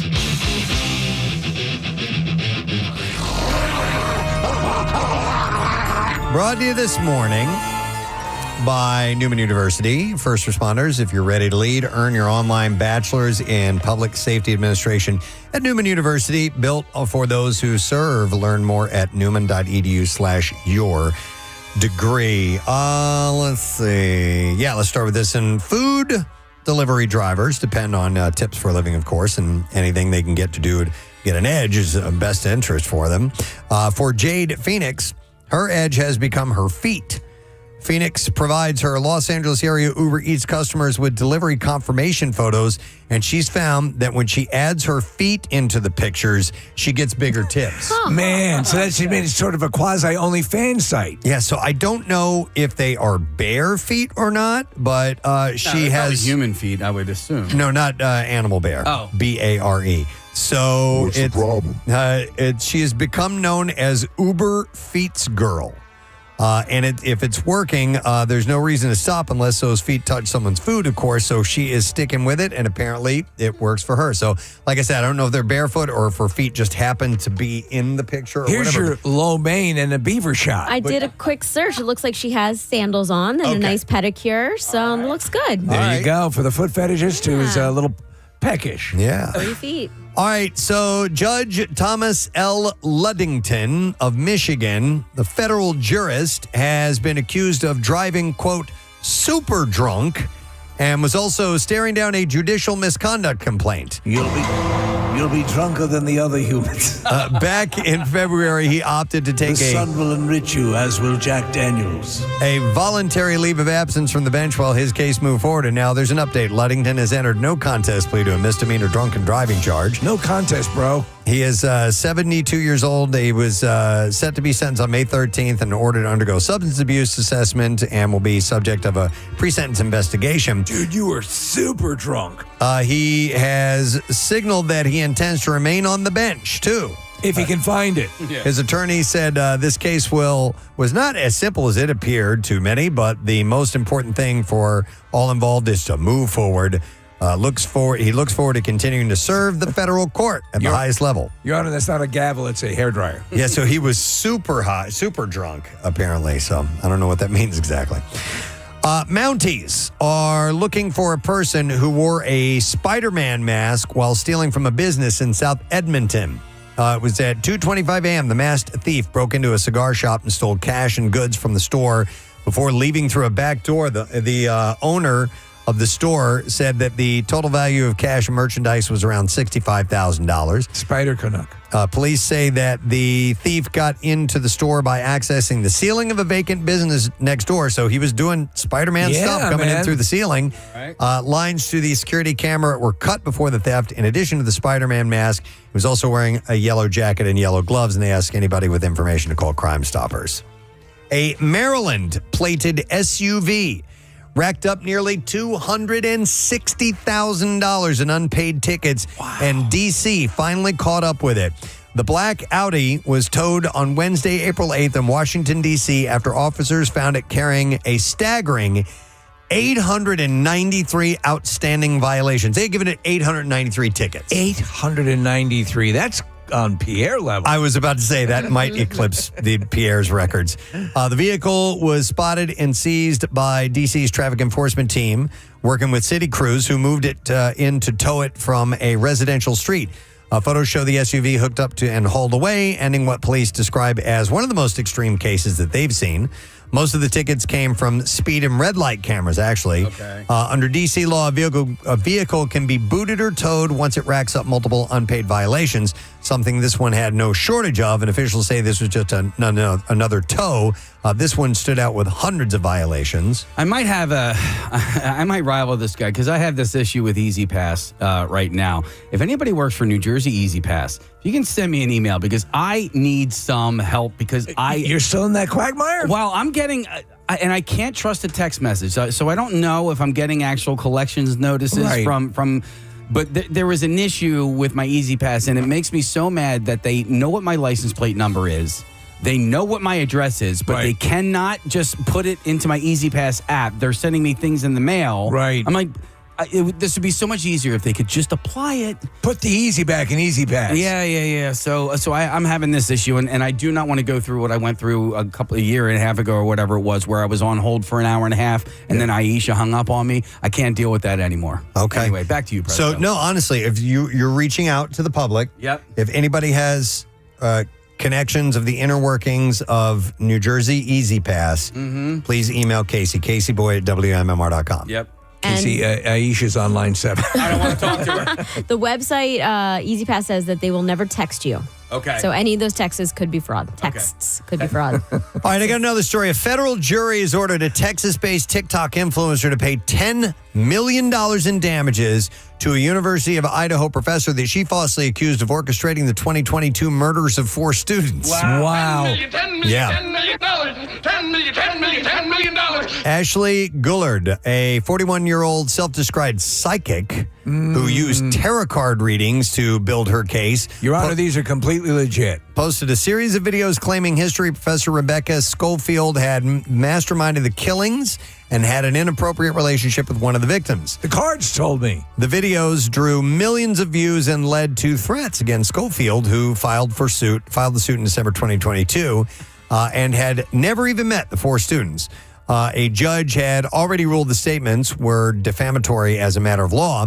The jury, which deliberated for just 2 hours, awarded $2.5 million in compensatory damages and $7.5 million in punitive damages, 10 times what Schofield's attorney had actually requested. It must have been a horrific situation. Yeah, Brian Koberger, who confessed to the murders, is serving 4 consecutive life sentences. Gilliard has since filed for appeal, and I'm sure she doesn't have $10 million to pay up either. What do the tarot cards say about her future? Yeah, it's a good question. All right, and there you go. That is what I have in the bizarre file for you this morning. So this happened. I don't even know how we got on the conversation. Offhandedly, you had said the phrase one man band. Yeah, and you brought up the fact that you loved the one concept of the one man band, and I said me too. And everybody else always started loved it. Yeah, chipping in too. It's like it's hypnotic when you watch somebody who's operating these contraptions. It's what it is it's music meets Rube Goldberg. Yes, that's a good way to put really it. what it is. So our next guest has driven all the way in from Lancaster, Pennsylvania to be here with us this morning, and we are very happy to welcome the one-man band, Mr. Nick DeSanto. Hey! Thank you. How you doing, Nick? Nice to see you, man. Nice to see you. Thanks for having me. Excellent. So, Nick, when we were in the studio, he's like, you guys mind if I warm up just a little bit, Casey, you weren't in here? No. I was so happy. Really? Oh, my God. He does a thing, you're going to see it. Wait till you hear him. Preston, It's amazing. when he clipped the clip to the back of his shoe so he could hit the drum on the back. Oh, yeah. Like a little kid. I was like, oh my gosh. Yeah, he had to rig up all this stuff. So real quick, Nick, by the way, the instrument you have, it's officially called a DeSantomophone? DeSantomophone, very good. Okay. So this is of your creation? This is like the 13th version of it that I've made over the years. Now, are there like 9 or 10 other rigs like this, or is this the one evolving rig? Yeah, each one gets disassembled to make a new one. All the cost of like nuts and bolts would really add up. We were talking about the history of it, and this is an art form that's been around for a long time. Are you familiar with the basic knowledge? Any information you can give us on where this goes back to? The farthest back I've seen, there's pictures of guys with a fife in one hand and a drumstick in the other hand, and they're called fife and drum men. Oh, okay. And they seem to have these like conical hats with bells on them. Okay. So the beginnings, at least the seed was planted there. Yeah. Well, taking a close look at the instrument you're wearing, and I'm going to ask you specifically how many instruments, but I mean, there's some things on here that I wouldn't have even considered, like on your left bicep, around your arm there, you have just a bunch of keys that are hanging to kind of jingle around, and bells are on there too, little jingle bells too. Yeah. Everything. How many instruments are you wearing? Oh, that's a great question. I'm always tinkering and subtracting. There's usually around 11 or once somebody in an audience counted 17. I believe it. I could probably count out 17 right now, just looking at you. So I'll name off a few things. You have the keys and bells. You have a banjo. You have a bell on your chest. You have a kazoo, a siren whistle. I don't know what the tube is going to. What is that? That's my cowbell. That's your cowbell? You blow in that to make the cowbell sound. You have obviously a bass drum. You have a tambourine, a cymbal, something that you hit with your head as well behind you. There's Dude. You're using it like a bellows. Yeah, bellows. Like a bellows to make the bell ring. That was kind of a breakthrough. A few years ago, I ran out of arms and legs to work with, so I started using air power to play percussion. That's a brilliant move. I mean, I love this. Preston, It's amazing. to the Rube Goldberg, comparison, you do have to be a bit of an inventor. You have to be. Do you have chops in the inventing world as well? Do you have a patent on anything? I don't have a patent. I studied sculpture in school. Okay. And I did a little bit of commercial sculpting, kind of as I built my first one. I was doing that. Okay, so the frame and the pulleys and the harness and all that, did that come from other components, or did you build those from scratch? Or did you buy a base and then add on to it? No, it's all this little thing that plays my snare drum is the only thing I bought. It's made for a foot pedal. So Okay. For a regular drum set. Yeah, I use it under my elbow, but it's made to be able to, operate with your foot. Okay. And can one purchase a one-man band? Is there a company or anybody that makes these, or are these all put together by the people that play them? I think the person that makes this and my harmonica rack make a backpack one-man band. Okay. Farmer foot drums. I have to imagine it's nothing to what you have here, because this has so many moving parts to it. And we were talking, Preston was mentioning earlier about a world traveler. This is your main livelihood? This is, yeah. And it has literally brought you around the world as far away as Japan? Yes. And how did you get invited to Japan to play your one-man band rig? I have an old friend who was a professor at a college out there, and he lined up about half a dozen performances in these very small little restaurants and bars, and I built a whole different contraption to take out there that I could disassemble and reassemble in about 30 minutes. Wow. All right, what is that red pad over by your right elbow? What is that? Controls my wood block. Did you adapt to any Japanese instruments while you're over there? I did jam with some guys playing some Japanese instruments. Right. And some people, they were also playing clarinets and, various instruments. Okay. You have harmonicas laid out as well. Those are the ones that aren't attached to. I assume you can put it on your rack here in front of you when you need to. But if you need to change keys, you got to switch up. All right. So why don't we go ahead and get a short performance from you, then some more and then we'll talk a little bit more, and then maybe get another performance. Sounds good. All right. So what are we going to hear? Is this an original composition or? No, I'm going to do King Louie's theme from the Jungle Book. Yes, that's great. All right. Let's hear it. This is Nick DeSanto.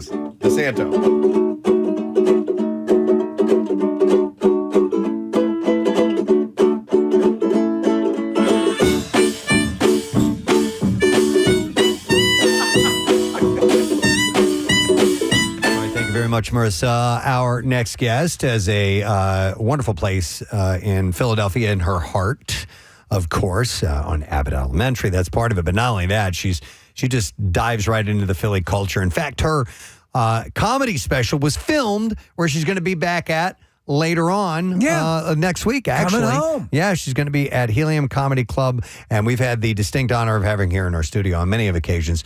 Please welcome the always very well put together Lisa Ann Walters, who's joining us. Hello, Lisa. Did you say that because you got a load of my morning hair? You look phenomenal. You always look great. Oh, and thank that's you. why I Well, said that. I'm wearing And the best wardrobe there is in the world. you're wearing Phil's jersey. That looks excellent. Very Thank nice. you. Thank you. And may I compliment your kitchen too? This is beautiful. You have a gorgeous little set behind you, the Thank stove you. and oven stove. So That's why I picked this house. You get a good gander of my really old toaster oven and my lovely stove. No, this is where the magic happens, kids. We know you're quite the cook, and it's sort of legendary. Were you inclined, or are you inclined to occasionally prepare things for people on the set of Abbott Elementary?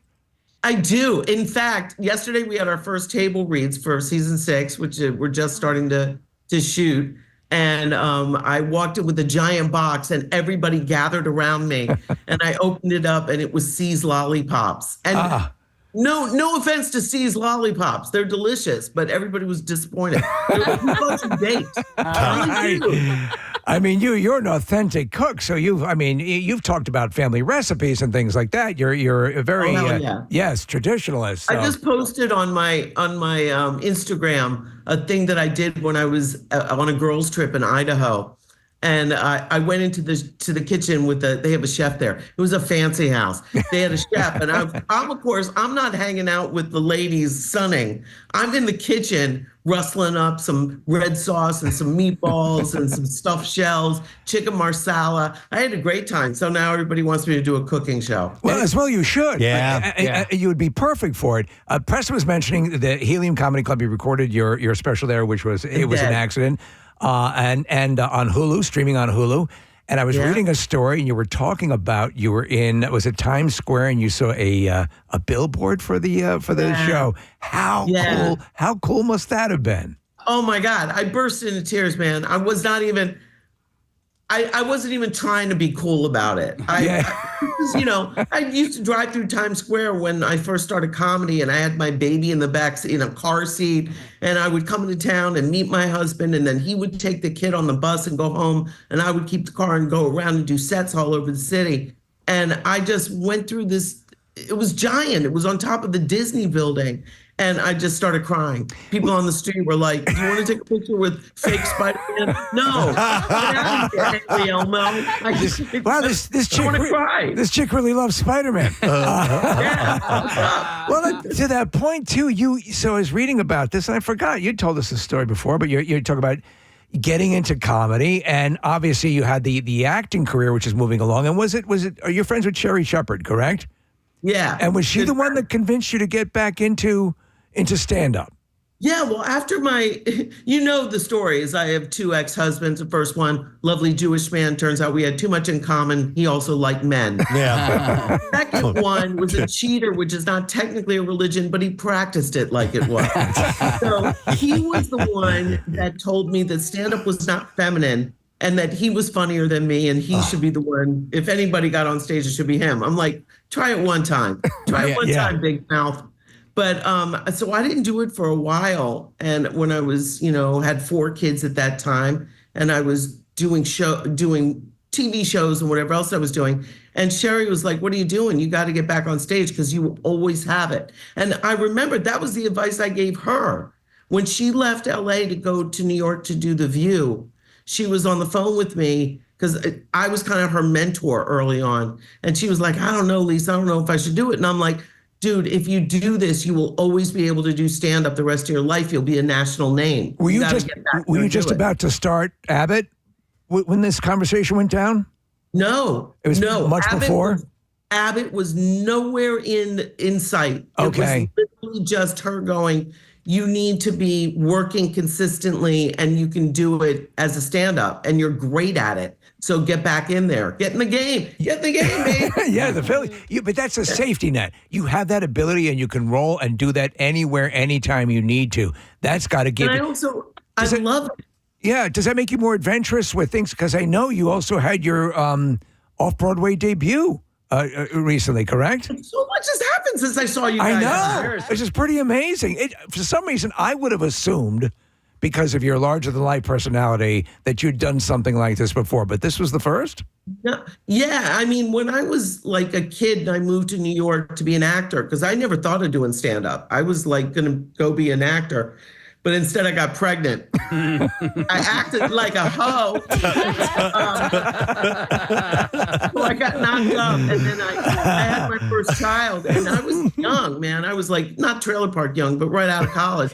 And I was like, I turned to stand up because it was something that I could do and perform and control because it was just me. Yeah. I didn't have to try to get hired with, Lisa plus 10 pounds. So, because back then everybody just had to be skinny. You just had to be a size 0. Like it is again now. There's no Ozempic back then, though. Like it is now. Yes, except it's all chemically induced. Exactly. Yeah. Thank you. And for me, I'm going to take it the opposite direction. I'm just going to keep eating cannolis until I'm the only fat actress left. You'll be in demand. Yes, you get all those. Yeah. figure. There'd be no more Melissa McCarthy. They'll have to give me So anyway, I was doing work in New York and DC. I was doing stage work, but I never did like a big Broadway musical. So this was the first time, and I had a blast. The kids in the show are phenomenal. It's Heathers. Heathers the musical. Heathers the musical. I didn't know there was a musical version. I always loved the movie with Winona Ryder and Christian Slater, and always great. Yeah, it's really dark. If you've never seen the movie, for people listening, it's a really dark comedy. And my friend, my best friend Elaine Hendricks, Meredith in The Parent Trap, she came for opening night. She had never seen the original movie Heathers. So she's sitting there with like her Broadway day, and she's leaning over to him the whole time going, I think they're going to kill her. Like, she freaks out that it was all about like people getting offed. Oh, that's cool. I love it. Lisa Ann, for some people that Broadway schedule is a bit too much. How did you take to it? Dude, I never took a day off. Oh, man. Crazy. I took one day off because we had a for-year consideration event for Abbott for the Emmys. Yeah. And that was it. That was the only, I took a matinee off to do that. But I didn't realize that kids take days off, to save they've got these amazing vocals in that show where everything's like a high belt. I mean, listen to me. Can we lower the key a little bit? But I never took a day off, ever. Not once. I just 8 shows a week, baby. That's a lot. There. I understand that Quinta Brunson actually specifically said to you, rest. And this is how you rest. Yeah. I love that. She was like, on the last day when we all were leaving after the final wrap party, she turned around, looked at a bunch of us, and she pointed at me and she goes, rest. Rest. Me and Cheryl. Okay. She should have known better. Cheryl did a Lin-Manuel Miranda movie. Yeah. And I went and did Heathers in New York, and then I traveled in Europe for like a week and a half. And then what did I do after that? Idaho, where I was cooking. Yeah. Then I came home and I don't know, I went to New York and did 2 other jobs. Now I'm coming to Philly. Yes. I like to rest. I like to rest, you guys. By the way, the shows are unique. These are unique days for the show. And what is it you had to write there? Sunday, Preston? Monday, Tuesday. Yeah. Yep. Yeah, because I had a weekend planned in, this was weird. I was supposed to come in July. I always come to Philly in July. And I haven't done any other stand-up dates this whole year. This hiatus, the one that I did is Philly, because I'm not going to miss coming to Philly. I'm not doing that. Like I'll put all the other ones off until the fall or next year, but Philly I have to come to every year. And I was supposed to come in July, and then they were like, oh, you got to go to Comic-Con with the show. And then it turns out we didn't go to Comic-Con, so I could have come. So sixth season starts, will debut in October. You're doing table reads now. When you go back with all these people who are now, obviously dear friends and coworkers as well, what's that like on the first day? Is it like getting back up on the bike, or how does it feel? Yeah, I got to tell you, we did a promo shoot like 3 days ago, and we have not seen each other. Everybody's off doing their separate things. The only person I saw was Cheryl. I cooked for her. She came to see Heathers with her husband, and then she came over to the house, and I made her food.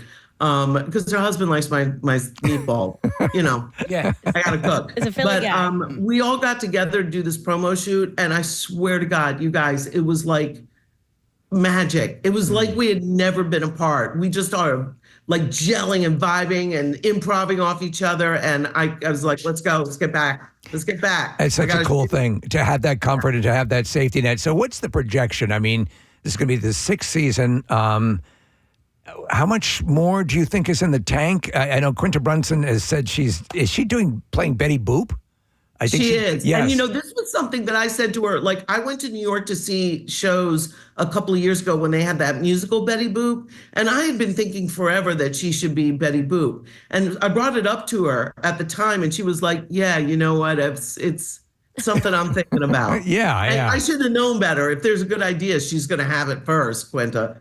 So when this came out, I was like, oh my God, I cannot wait for this. Because Betty Boop, a lot of people don't know, was a Black woman, or the character of Betty Boop, I should say, was based on. I didn't know that. Yeah. And I'm very familiar. Yeah.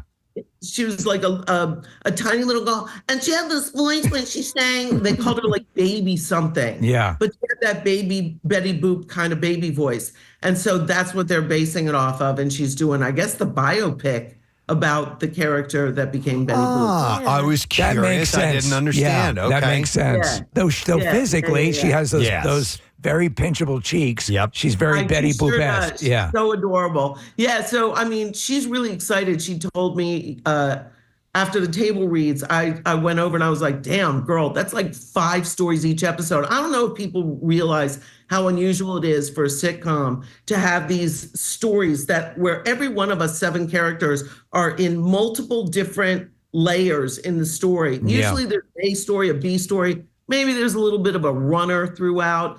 Nobody has 5 stories in an episode.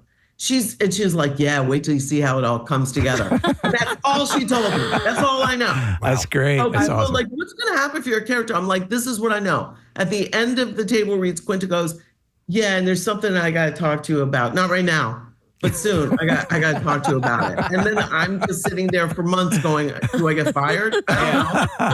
I don't know. Does Melissa get pregnant late in life? I don't know. Sure. Okay, so I've been loving your scenes with Captain Rob, who is Mike O'Malley, who I grew up watching on Guts. We had Mark Summers here yesterday, who he worked with him in that Nickelodeon universe. How is it working with and Mike? people know him from Glee, too. Yeah. Yes. Yeah. He's got to be hilarious on set. Oh, he's so much fun. Him and I have a good time. And then when I do real acting with him, because, you know, he's a funny guy and he knows me as a comic, but we had scenes that were sort of serious. And I really get into that. You know, people that know my work from The Parent Trap know that I can make you cry. Yeah, no, absolutely. It was just on the other day I was watching it, and you were phenomenal, and made me cry. Oh, thank you. I love to manipulate people. You were crying. You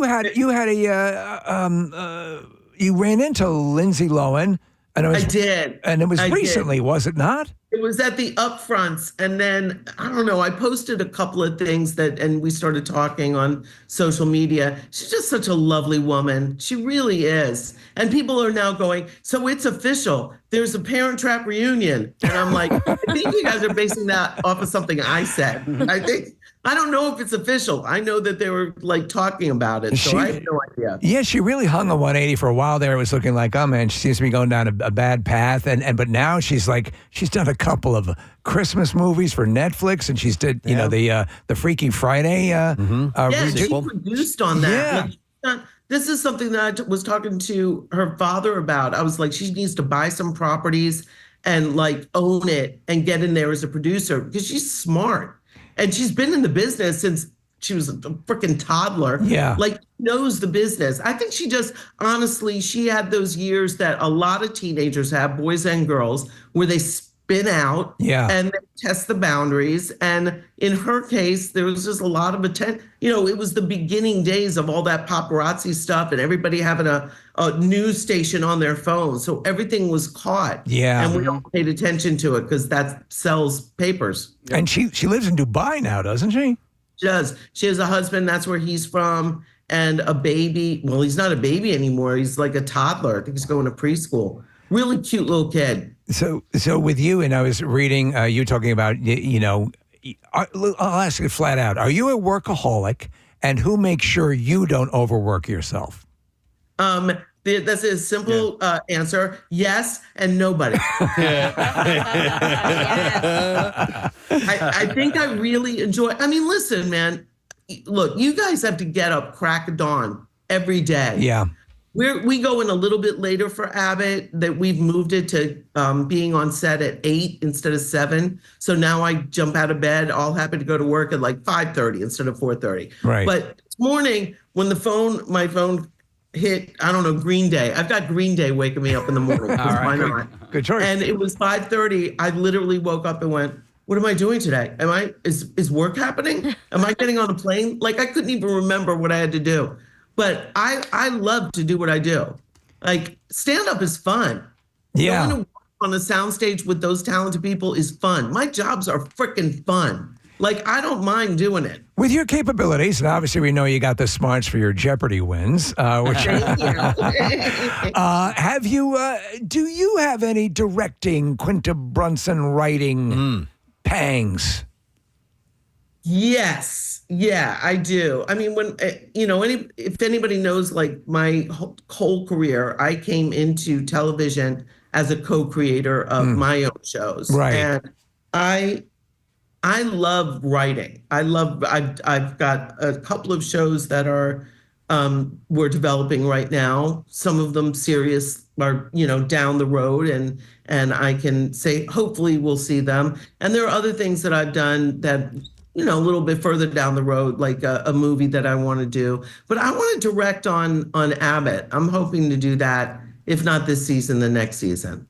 By the way, and I think to answer a question you asked a long time ago, because I have ADHD, and if I don't button everything, I'm like, I can't move on. But you asked how many more seasons do we have in the pipeline? Yes. And honestly, every year I would have a different estimation just based on what I thought was in Quinta's tank. Yeah. Like how much she has. And I think she's loving the show right now. When we started, I knew that she had the vision for what the whole thing was going to look like. And so I said to her, what do you think, 9 seasons? And she said, originally I thought 8, but yeah, I think 9. So I'm hoping for 9 because I still have 2 kids left in college. Yeah. That would help. Yeah. Yeah. If you're just tuning in, Lisa Ann Walter, we're talking to her. She's going to be at Helium Comedy Club Sunday, Monday, and Tuesday. There's 2 shows on Sunday, by the way. Get tickets at heliumcomedy.com. I wanted to ask you with the nature of writing and coming up with projects and original ideas, Hollywood, television, movies, all this is just filled with stories of shows that get this close and they're gone. And they will make it all the way right to the edge of we're doing this. And then it's over. I don't know if you've ever had that happen to you or not. And if so, how hard is it to flush what you think is a great idea and it's just gone for good? Yeah. Or how about this? I mean, you're right on the money. Had I known it was like that when I started, I just thought, well, we made a show and it's going to go on TV. Like I had no way to know any different because it wasn't like I was coming into the business, getting hired to be the second funny girl on somebody else's show. I never did that. I came in with my own ideas. They built a show around me and my stand-up character. So I just went into it like, yeah, we're going to go on TV, of course. And I did for 4 shows. I created shows. They got on the air. They made money or whatever. The first one didn't last long because we didn't have a writer for it. It was the weirdest. The fact that it got on the air at all is a miracle. We had 3 presidents of a network, 3 presidents of a studio, and I had 3 showrunners because they all fell apart. One of them, I don't know, his pet died and he lost it. The next one, I can't remember what. Oh, they fired her because she had never written for TV and she couldn't do the changes that television takes because you'll have an executive come in and go, I don't like that whole second act. Can you get rid of that? And I don't know, maybe they live in an aquarium now. The whole family's in an aquarium. And then you have to rewrite it. And, they're the Incredibles now. So it's a weird confluence of all the stuff that could possibly go wrong on a show happened on my first show. And I still was like, oh, well, we'll go on there. And we did. And we killed it. I followed Married with Children, and I was the only show that retained the numbers. And I don't think it was because it was such a great show. I think it was. Yeah. She opened her blouse in your car. Yeah. I'd say this, though. So you have all that experience, and now you have. I think now's your time. I think now's your time to, just go for it. And I think you described your career as being in the 0 Fs stage, right? That's right. 0 Fs left life. That is what I am living, my friends. And I think you're right. I'm at a point in my life where the point of view that I have of just you grip it and rip it, very, very filling. Right? Yes, yeah. It's exactly right for who I am, what I look like, and all of that. And quite frankly, I don't have any other option because it's either at this point in my life or I'm dead. It's one or the other. But that's why when Quinta says, rest, I'm like, I've been your age. I've worked hard and done it. And I kept going. That's part of the secret. When you say what happens if a show goes away, sometimes a show that you're working on, because so many people have ideas. And listen, you can film stuff and put it on social media, and it's a show. It's a vertical. Yeah, right? yeah. You create that show, and you're in charge, and you make it happen. Sometimes the show that you create, you get to where it's going to launch, and you find out that somebody else has done a show with the exact same kind of concept. And so you got to move on, which is why always in my career, I've had something going and 10 other things in the pipeline. It's the way to do it. I agree with you 1,000%. Just for a second, you held up your phone and you signed a deal that you were working. That's me. That's me, you guys. Oh, hell yeah. Wow, look at you. Nice. With Tony Dovolani. That was when I was ballroom dancing.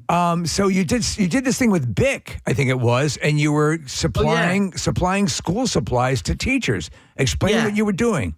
Yeah, so that was the Bic supply ride, and Bic has been a great partner for, like a lot of teachers go into their own pocket to put supplies into the classroom because there's just not enough funding. I know Philly suffers from it. We do a boatload of stories about that. Yeah. So Bic said, okay, let us help you. We'll get you some supplies and some, writing instruments and all sorts of other whiteout, whatever you need.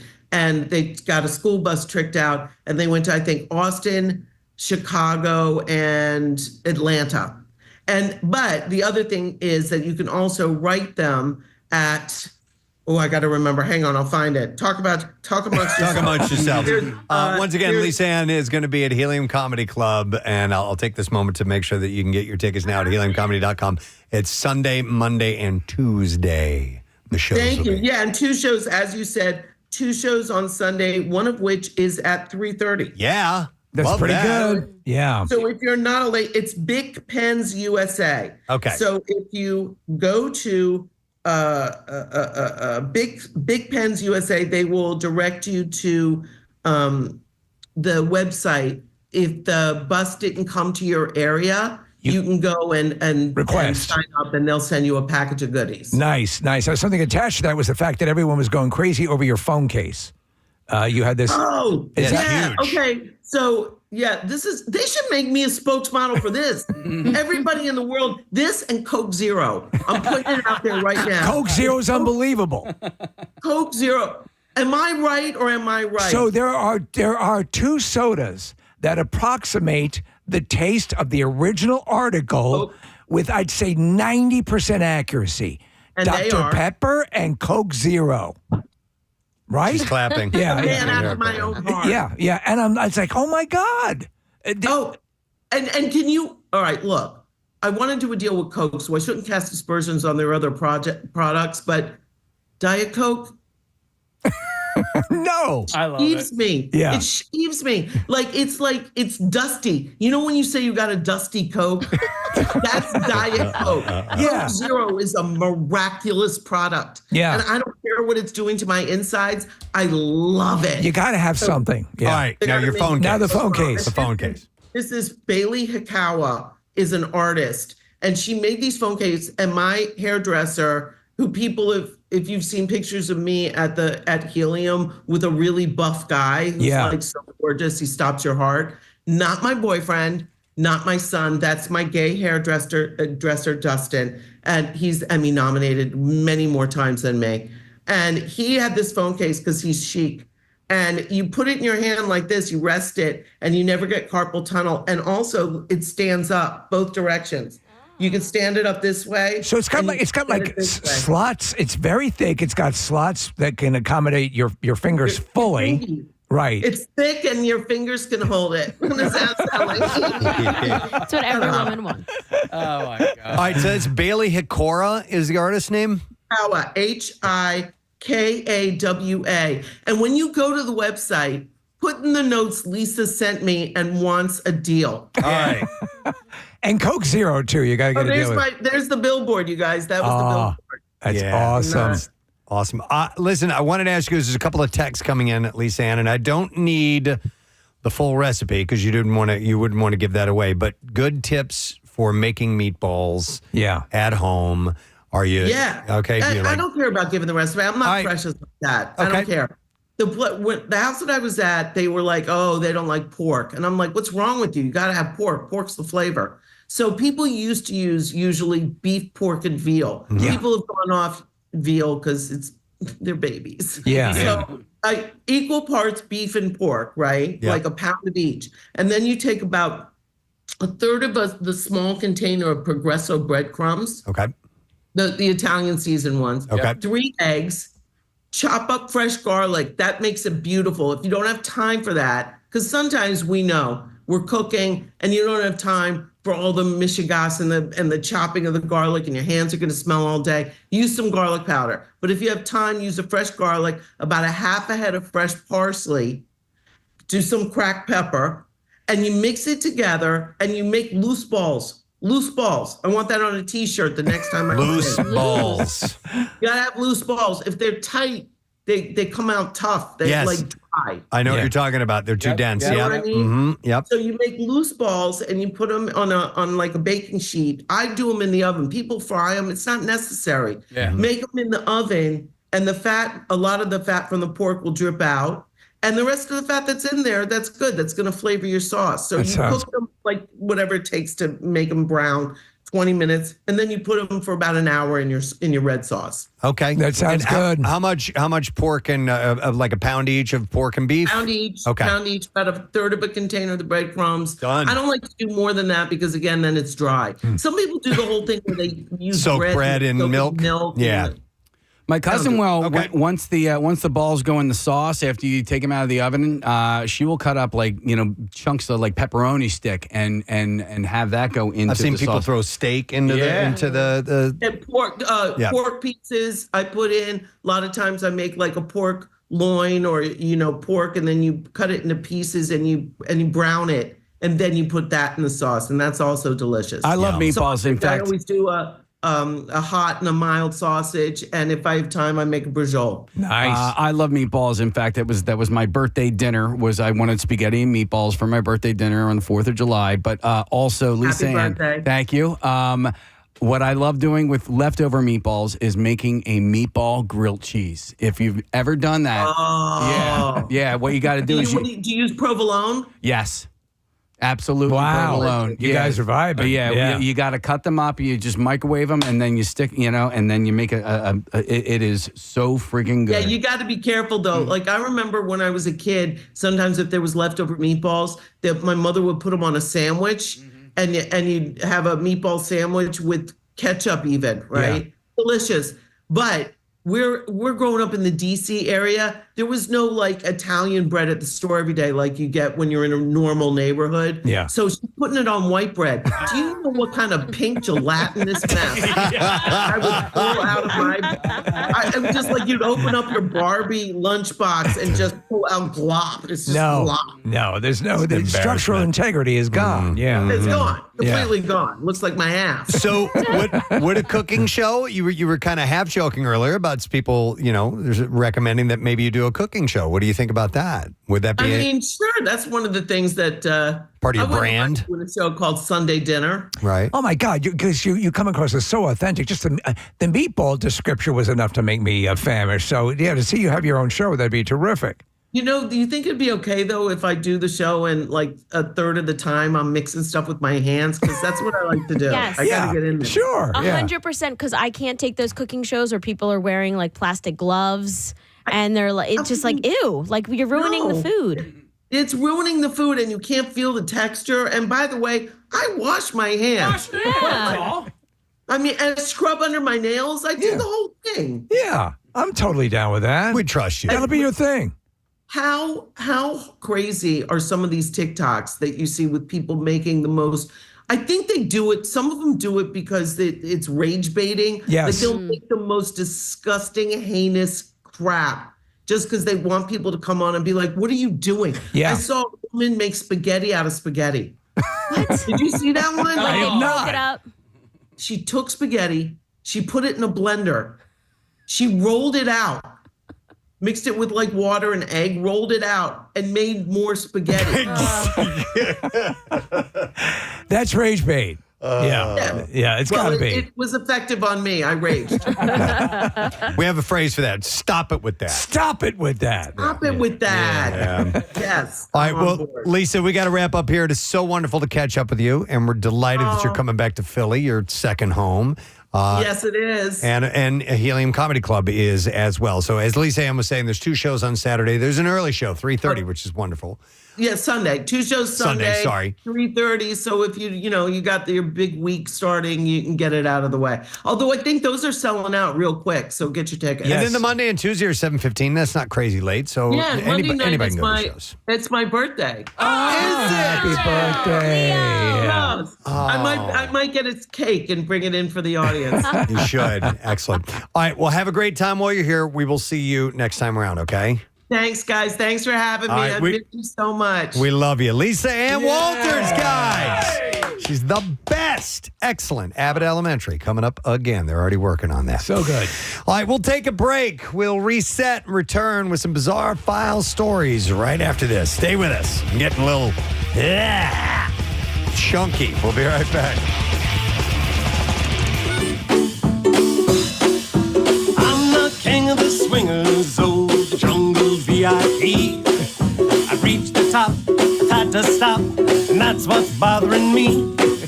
I wanna be a man cub and stroll right into town and be just like the other men. I'm tired of monkeying around. Oh, ooby-doo, I wanna be like you. I wanna walk like you, talk like you too. You see, it's true, and ape like me can learn to be human too.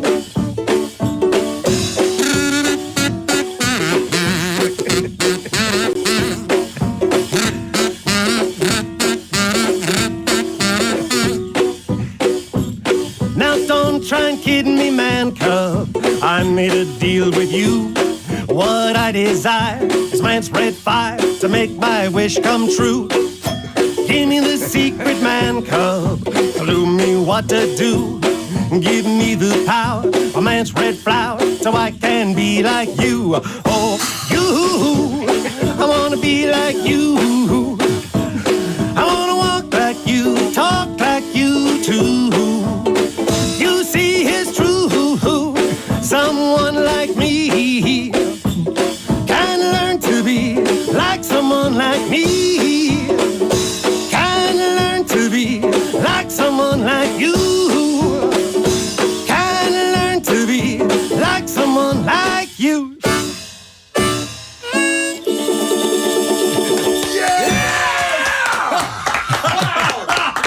Thank you. Great. I love your singing voice. I mean, thanks. Wow. What was the first instrument you learned how to play? Drums. Drums? Yeah. I And can then see it all that. just went from there.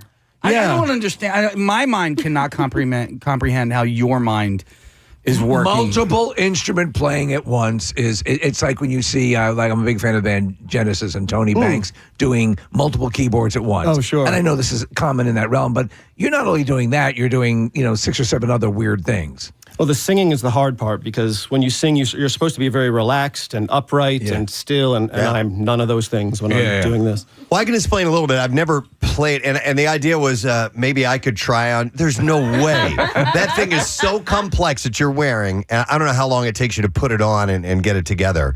But I would, looking at you do this, I would equate it to a kind of a dance.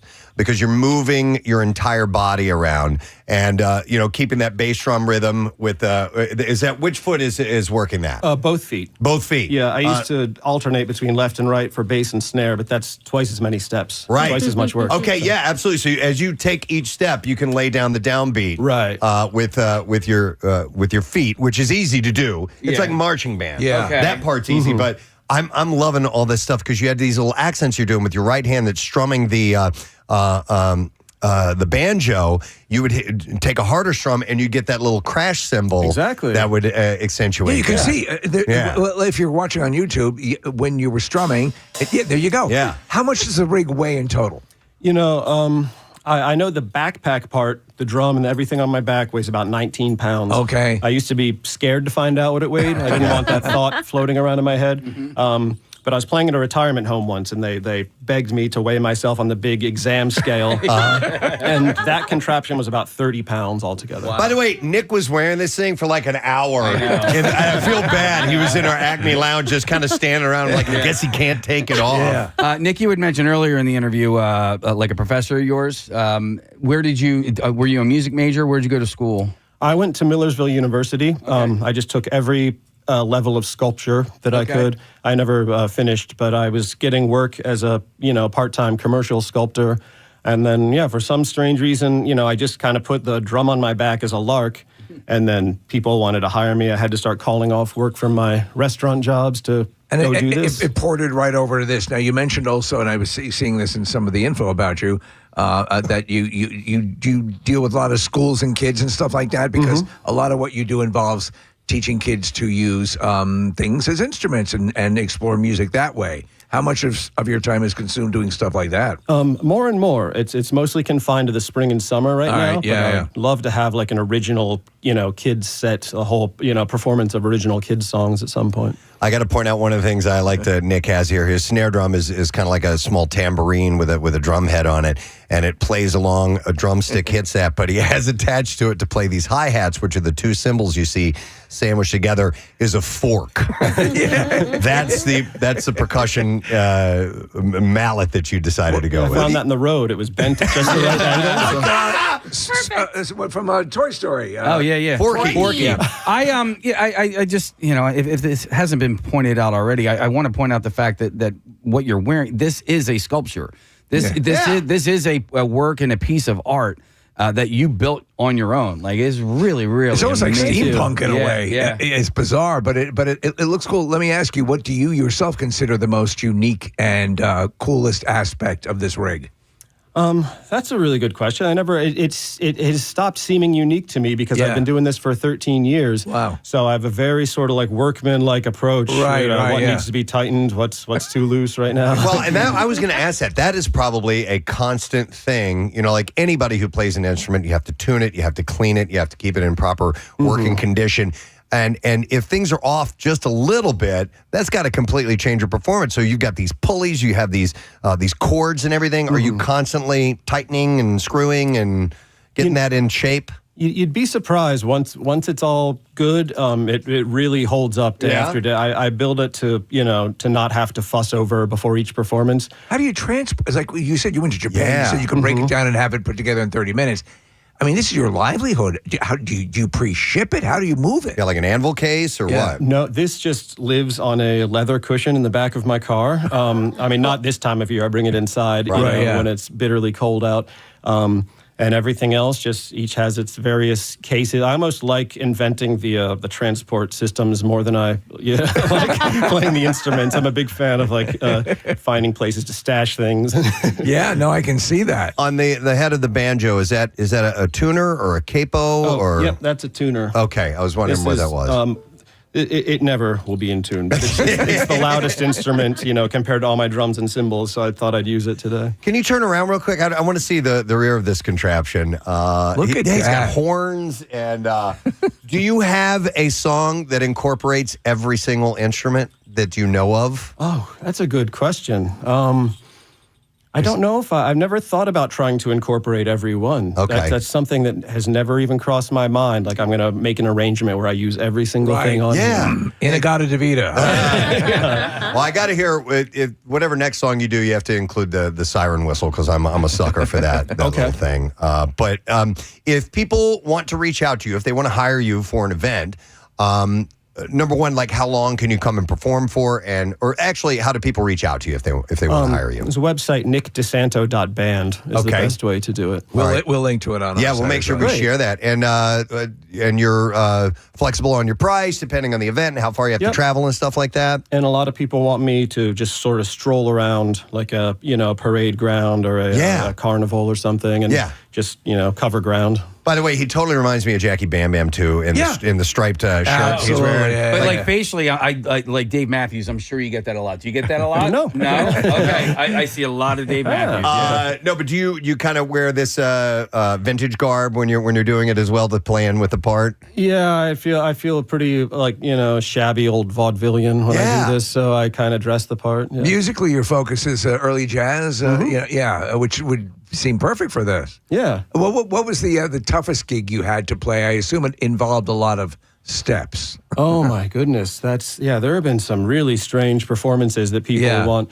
I'm really often just stuck right next to a DJ or a full band or something. Right. But the most interesting one was a lawyer was turning 64, and he loved a Beatles song, When I'm 64. Yeah. Which would be perfect for this rig. Yeah. And they stuck me right outside. He was in like a board, some like important meeting, like a lawyer meeting. And they had me sneak up to the property and just stand perfectly still outside the meeting until he was done. Then they flung open the doors and I just I played When I'm 64 to him. Oh, that's a great idea. You know what? I just thought of a world record. I'll bet it doesn't exist and you could break it. Would be the longest distance covered by a one-man band. And you get out and literally just, walk and play for like 10 miles or something like that and constantly playing the whole time because you have to keep walking and you could set a world record. I had a dream that I like one-man banded across Pennsylvania. Wow. You know what? Add a Stephen King element. If he stops, he gets shot in the head. Nick, just quick question about that Beatles song. Does that have the siren whistle in it by any chance? It does not. Then let's do 2 more songs. Let's do 2 more songs. Because the Beatles is Preston's favorite band. Can we get a Beatles song from you first? Or whatever you want to do. I don't care. I was I'm all set up to do this one here. This is a old sort of pre-jazz age, ragtime age song. I think you'll know it once it gets going. This is Nicholas DeSanto, our one-man band on the Preston and Steve Show. There's a saying going round and I begin to believe it's true. It's hard to love somebody when they don't care about you. Once I had a loving gal as good as any in this town. But now I'm sad and I'm lonely since she's gone and turned me down. Now I ain't got nobody, 'cause nobody cares for me. I'm so sad and lonely. Won't somebody take a chance with me?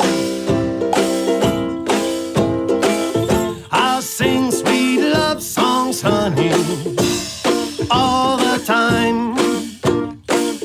If you will come and be mine, sweet baby mine, 'cause Join us this Saturday at any point in time within, a stretch of 24 hours from midnight, 12 a.m. Saturday into 11:59 p.m. right before it turns into Sunday. It is all going to be about Pierre Robert. Would have been his birthday. And Ryan Shuttleworth is going to be here for all of it, every bit of it. He says he's going to stay here at the studios while that's happening. And it's all dedicated to Pierre, dedicated to you, all things music in Philadelphia. Listen for legendary interviews, some of the classic bits Pierre was a part of and ones he loved to present to you, and all kinds of magical moments from the MM archives, lots of musical left turns, all that stuff is taking place. We'll be doing kind of a preamble to that on Friday, and I think everybody will. Matt's going to do that, and Jackie, I'm sure, will have some things as well. So just a heads up, that's coming up this Saturday. Want to make you aware. It's B-File time. WMMR presents Preston and Steve's Bizarre File. Brought to you by Horizon Cooling. They have 24/7 emergency AC service available, and it's even on nights or weekends. Plus, you can get a new system for as little as $105 a month, plus an up to 12-year warranty. Book your visit today at horizonservices.com. All right, so what began as an early morning goal to summit Montana's tallest mountain turned into a remarkable survival story after a Billings man was impaled by his trekking pole on Granite Peak. So the picture. David Cifaldi was climbing Granite Peak on Monday with friends and fellow hikers Jesse Ross and Brad Reich when he slipped on terrain only about 2 miles from their destination. Cifaldi said that by the time I rolled over, I kind of knew something wasn't right. One of his trekking poles had landed on the ground. The other pierced his side. Ross and Reich immediately used a Garmin emergency communication device to alert rescuers, but the group quickly realized that Cifaldi was stable enough to assess his injuries before deciding what to do next. Reich said that he was very calm and collected the entire time. Ross said Cifaldi's experience as a nurse had helped keep everyone focused. He said it's really a freak accident. We wanted to make sure that he was all right, and I'm really grateful that he could turn his nurse brain on and reassure us throughout. Cifaldi it's nothing. Said his medical training allowed him to quickly determine the injury may not have damaged vital organs. He said, through my skin, I could feel the trekking pole, and I knew it wasn't deep, and I knew that I could take deep breaths. Because he wasn't experiencing significant bleeding or severe pain, the group made the difficult decision to hike out rather than opt for a helicopter evacuation, which, by the way, are insanely expensive if you have to do that. The journey back covered nearly 10 miles and took about 6.5 hours. Along the way, Cifaldi even asked friends to hike ahead and warn other hikers about his injury and help navigate any obstacles that could further complicate his injury. After reaching the trailhead, he was evaluated at a nearby clinic before his friends drove him to Billings to a hospital where doctors assessed the situation. Looking back, he said he realized how fortunate he was. If the trekking pole had entered just a few centimeters deeper, he believes the outcome would have been far more serious. You talk about the cost of those helicopter rescues. So I got a Garmin unit for my wife when she was did a thing in Africa. So she was out away from cell phones and so on and so forth. And you can buy insurance for the helicopter. Oh, really? If you have to. And I did, knowing how expensive. Didn't need it, thank God, but just in case. I love this story. A nearly 300-pound Sinclair dinosaur, from the gas stations? Yes, I love those. Was stolen from a Gardner gas station Sunday evening and found the next day bolted to a cliff nearly 10 miles away from Yankee Jim Canyon near Yellowstone National Park. All right. Somebody went to a lot of effort. The dinosaur, which was visible from the road and first noticed by drivers, was recovered by employees and returned to the gas station with minimal damage on Monday. Sinclair employees and park visitors alike were amused by the prank and the pictures. Sinclair management said that it is not filing a police report. It remains unclear how or why the dinosaur was taken and who was involved. It's a theft that actually has happened before in Montana last October. They got a lot of time on their hands. A Sinclair dinosaur was taken from the M overlooking Bozeman. And in 2022, another one was stolen in Billings multiple times before being vandalized. As for now, the case remains a fun prank, and travelers will remember the time they witnessed the dinosaur near Yellowstone National Park. One of my favorite toys as a kid, I had a green Sinclair dinosaur. I guess they were selling as promotional items. Yeah. Love that thing. There's a Sinclair station in Wildwood. Yeah, on 320. Oh, yeah. I love it. I do, too. I didn't know about Sinclairs until I drove across the country. And I saw them, west of the Mississippi. And now we have them here. Yeah, we do. All right, there's a story out of San Diego. Federal officials are investigating a reported incident in which a man appeared to kick and harass a protected sea lion on a city-operated beach. Yeah. The National Oceanic and Atmospheric Administration Fisheries Office and law enforcement is investigating reports of a video that shows an interaction between an individual and sea lion. Son of a bitch. According to spokesperson Rachel Hager. She said in the video, the individual appears to be kicking the sea lion. And she said it's an ongoing investigation. We can't provide further details at this time. The video on social media appeared to show a young man kicking the sea lion that was perched on the edge of the seawall. The person continues to follow the sea lion, kicking at it as the animal attempts to get away. The accounts believed to belong to the person who posted it appear to have been deleted. The person in the video has not been publicly identified. And the mayor of San Diego, Todd Gloria, said that he's asked police to review the reported video of the incident. The Sierra Club Seal Society said it also has reported the incident to authorities and would monitor the investigation's process. I mean, I've heard of seal soccer, but this is different. This is different. Yeah. Mm-hmm. Let's see. A 17-year-old was hospitalized with serious injuries on Saturday following a failed cliff jump at San Diego's famed yet dangerous Sunset Cliffs. The unidentified boy attempted a massive leap from the rocky bluffs, sprinting at full speed toward the ledge. However, he failed to clear the rock shelf below, landing hard on his back and butt against a portion of the cliff before tumbling in the ocean. In case I was thinking about you, you would not want to watch this. Oh, no. A thunderous deep slap echoed when he hits the rocks. Oh, geez. San Diego lifeguards swiftly deployed to the scene, pulling the injured teen from the churning ocean and transferring him to emergency medical personnel who rushed him to a local hospital.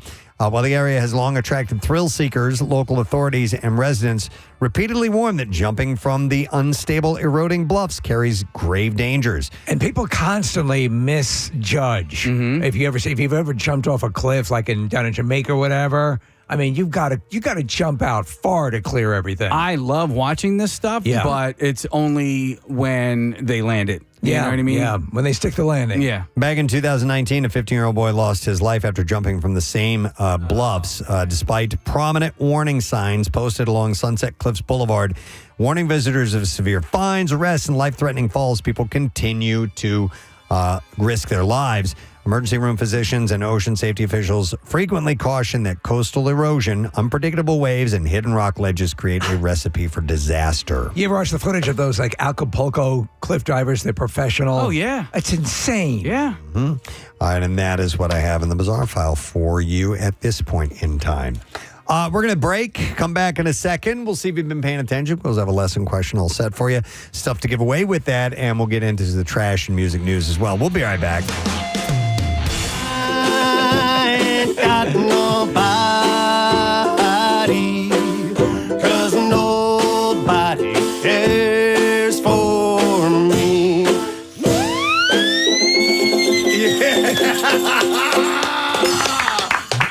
Thank you. So happy. Terrific. I'm like smiling like a little idiot because it's so much fun. Wow. Has anybody ever asked you to teach them how to do what you do?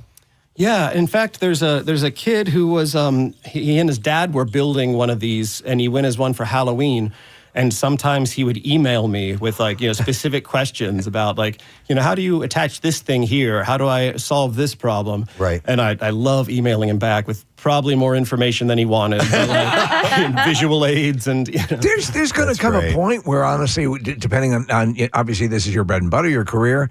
But something like this will have to be preserved museum status because it is, as Casey points out, it's a sculpture, it's a work of art. Yeah. I kind of wonder how many around the world, how many sort of old things like this are in, attics somewhere. Yeah. Are there any other one-man band people that you know? I mean, is there a community of people that perform like this? There's a bunch online. It's pretty rare to see someone wearing this stuff. I have a few friends locally who sit and do percussion with their feet, and they have their main instrument in their hand. And they sing.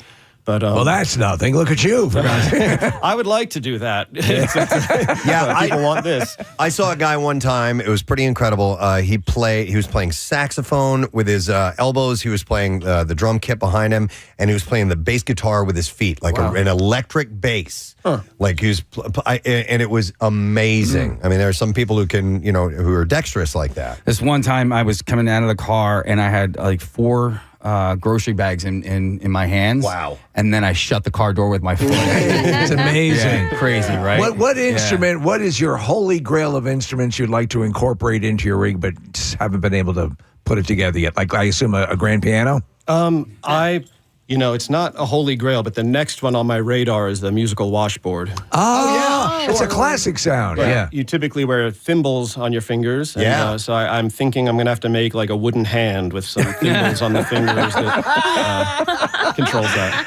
When you do, let us know. Oh, I will. There was a guy, we were in, my wife and I took a trip to Copenhagen, and we were in this bar, and this guy comes in, and he had a washboard. It was a tie, and it was that thin. Really? And he had thimbles on his fingers, and they put on music, and he played to it, and he might have had a kazoo or something, too, and we were just fascinated by it. It was amazing. So, yeah, you could easily incorporate something like that into it.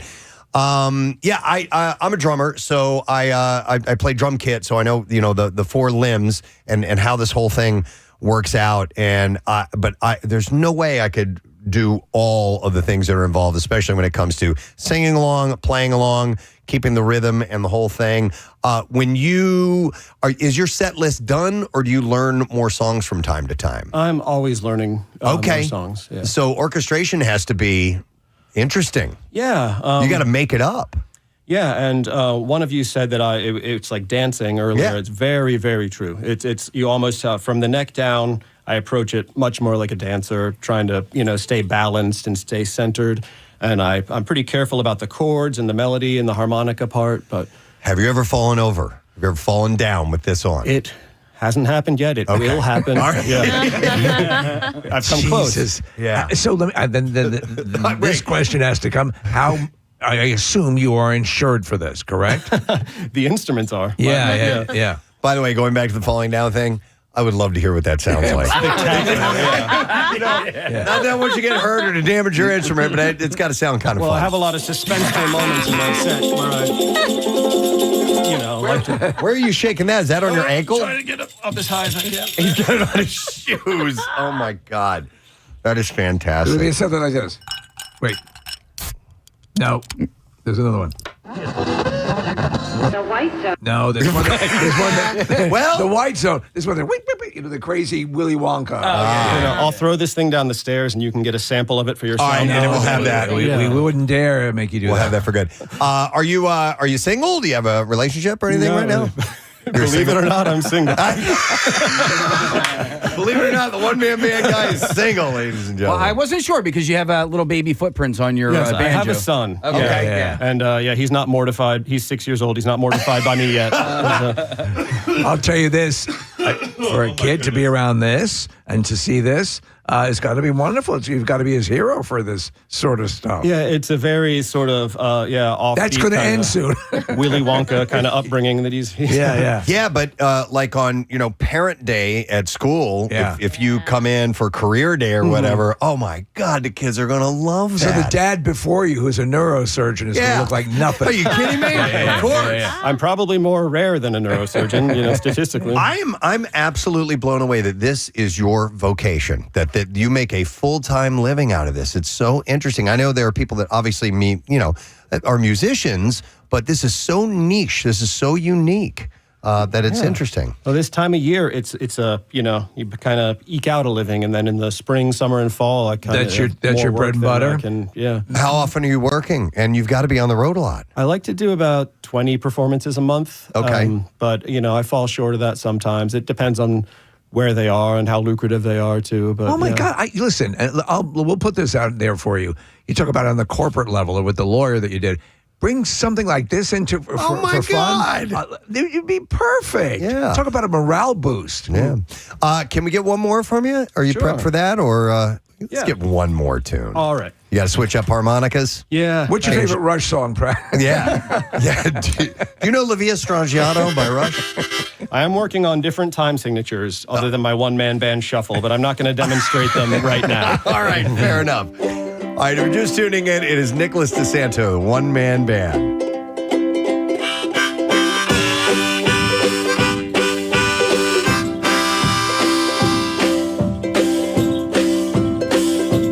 Goodbye, Joe. Me gotta go, me and my own. Me got to go, Port Piro down the bayou. My Yvonne, sweetest one, me on my own. Son of a gun, we'll have big fun on the bayou. Jambalaya and a crawfish pie and a Philly gumbo. 'Cause tonight I'm gonna see my Michelle's me home. Pick a tall fruit jar and be gay, yo. Son of a gun, we have big fun on the bayou.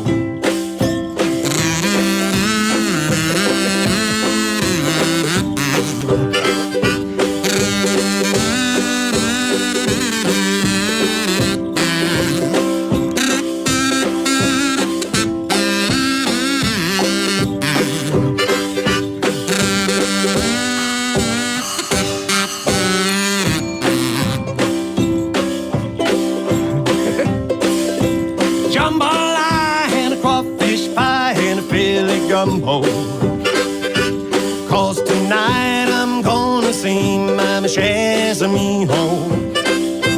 Pick a top with fruit jar and be gay, oh. Son of a gun, we have big fun on the bayou. I said, son of a gun, we have big fun on the bayou.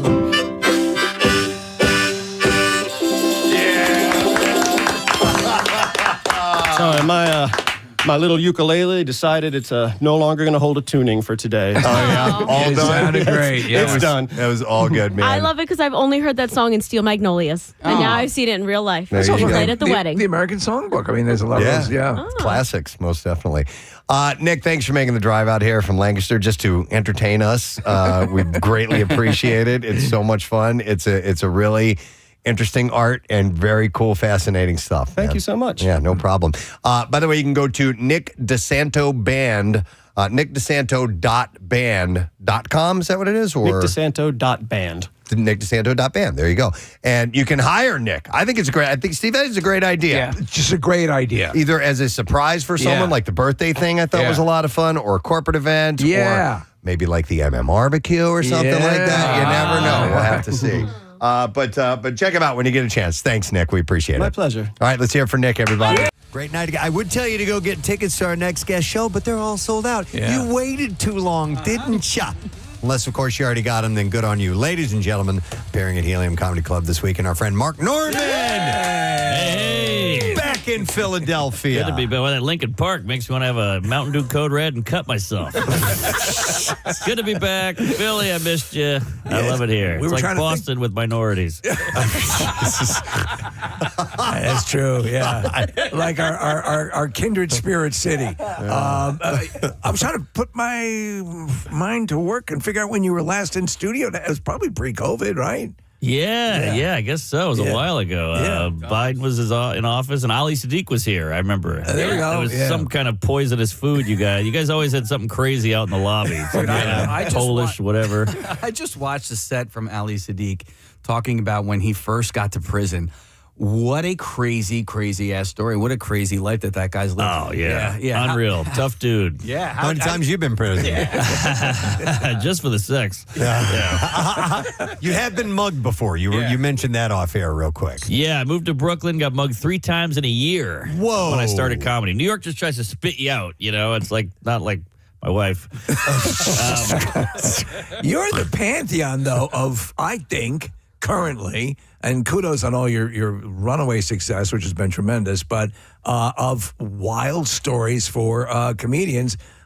Besides the mugging, I had no idea that at one point your family had been tied up during a home invasion. This is back in New Orleans, correct? Yes. Explain what happened. Were you part of that incident, or did you happen upon it? Wow, you know more about me than my father, which is, I appreciate. Yeah, I grew up in New Orleans, which is a rough city. People always say, oh, good luck with New York. I'm like, New York's nothing compared to New Orleans. But, yeah, we had a bunch of break-ins growing up. We lived in a mansion in a poor black neighborhood. So everybody thought we were rich because we were the white family, but crackheads would break in and be like, you got to get your act together. Like it was dilapidated. Yeah, right? it was dilapidated house. Yeah, it was like the Munsters house, right? Exactly. And so one time I was at a Mardi Gras parade. And I was like 14, and 2 guys broke in with guns, tied my parents up, took all the car keys, the credit cards, the jewelry. Jesus. And I came home to like 50 cops at the house, and I was like, my parents are dead. This is it. And I had survivor's guilt or whatever. And but it's the only way my dad can finish now. Oh, my God. Sorry.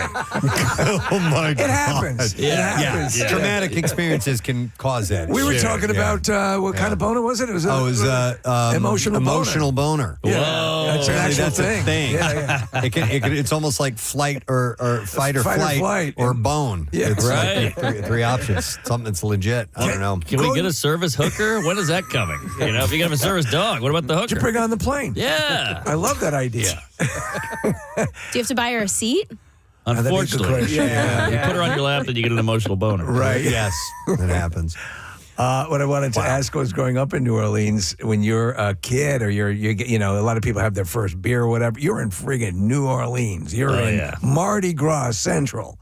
What was that like for you? I mean, it's a wild town. I grew up in the 90s, too. It was lawless. I lost my virginity to a prostitute on Bourbon Street. Wow. You can drink outside there. Yeah. So I got my merit badge in drunk driving early. I'm the best drunk driver in America. Suck it, Tiger Woods. Do you, in fact, have to take the test drunk to pass down there? Well, you hear about these enhanced games. I was doing that with booze and a car 20 years ago. Yeah. You still have family there? Or? Oh, yeah. My parents still there. It's a wild time. I always say New Orleans is like having Charlie Sheen for a dad. That's what it's like growing up there, where your friends are like, this is so cool. I'm like, I could use a hug and a vegetable. All right? I'm dying here.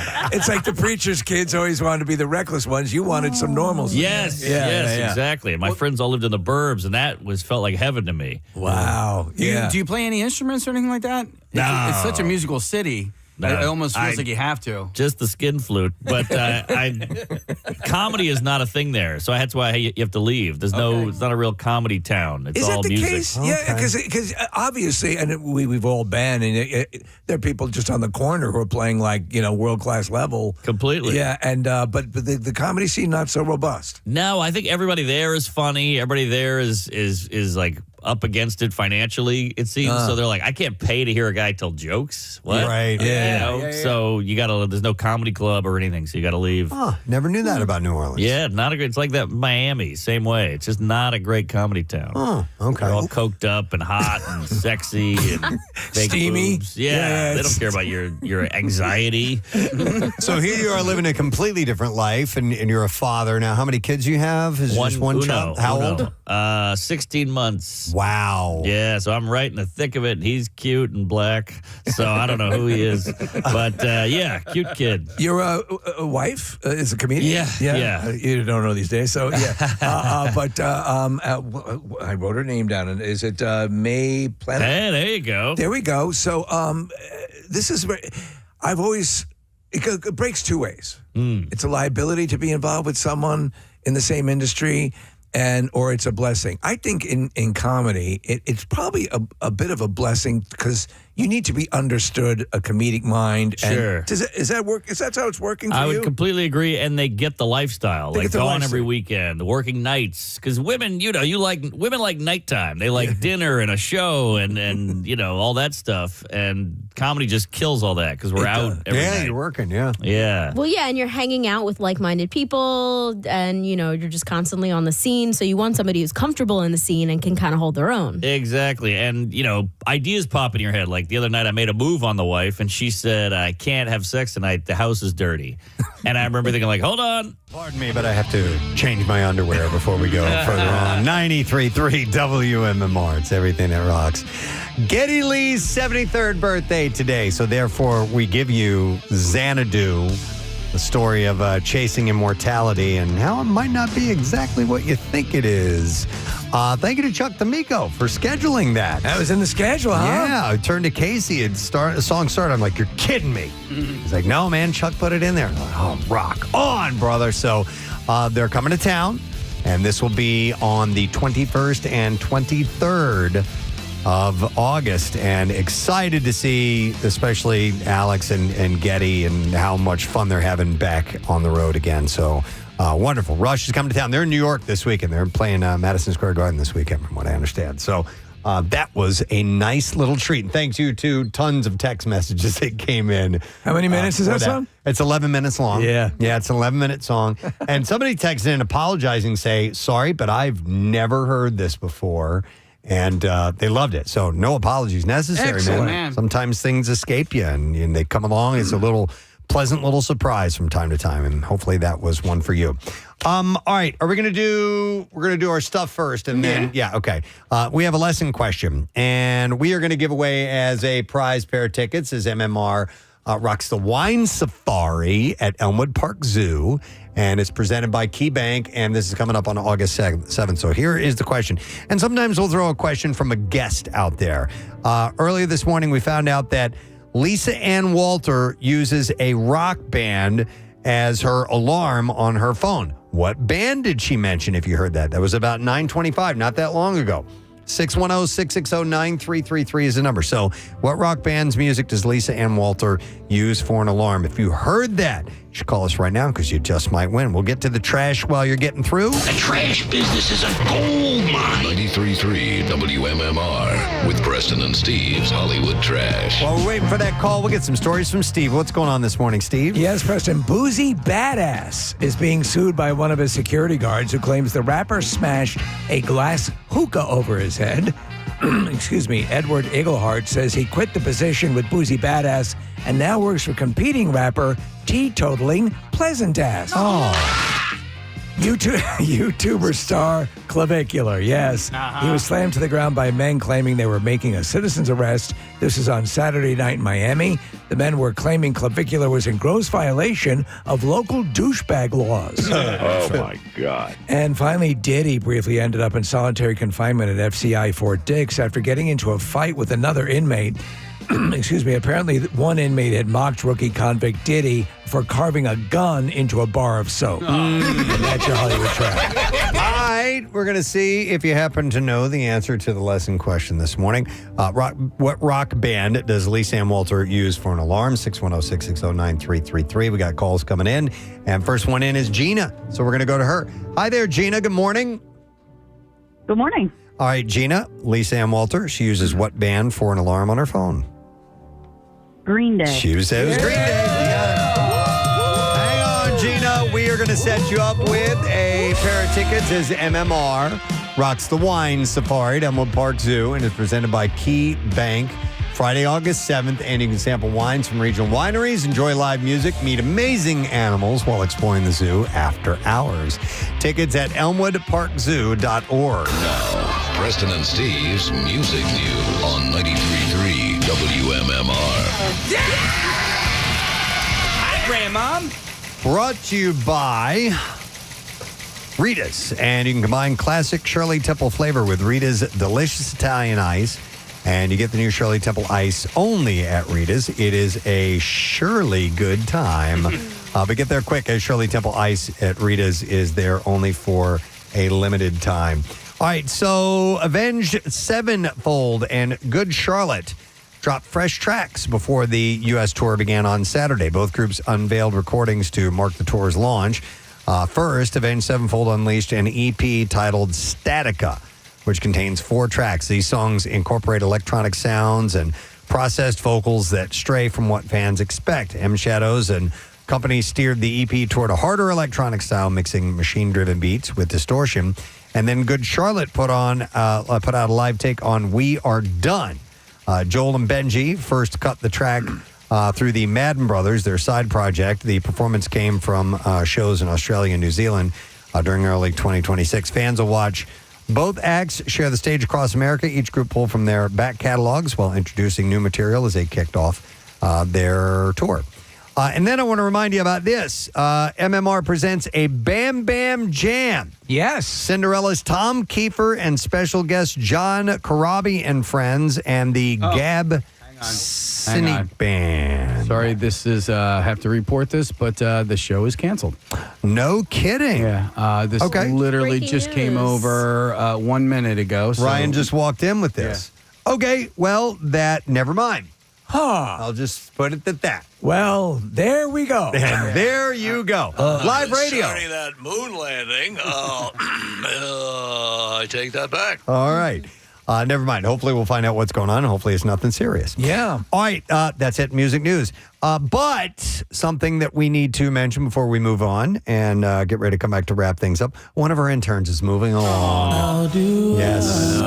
It's emotional now. Time to say goodbye, unfortunately. And she's been with us for a while and goes to Temple University. Intern Caroline is going to be wrapping it up. Caroline, sad to see you go. Yeah, I really have loved my time here. I've been here since January, so it's been a while. It has been a while. Now, you're officially graduated, correct now at this point? All right.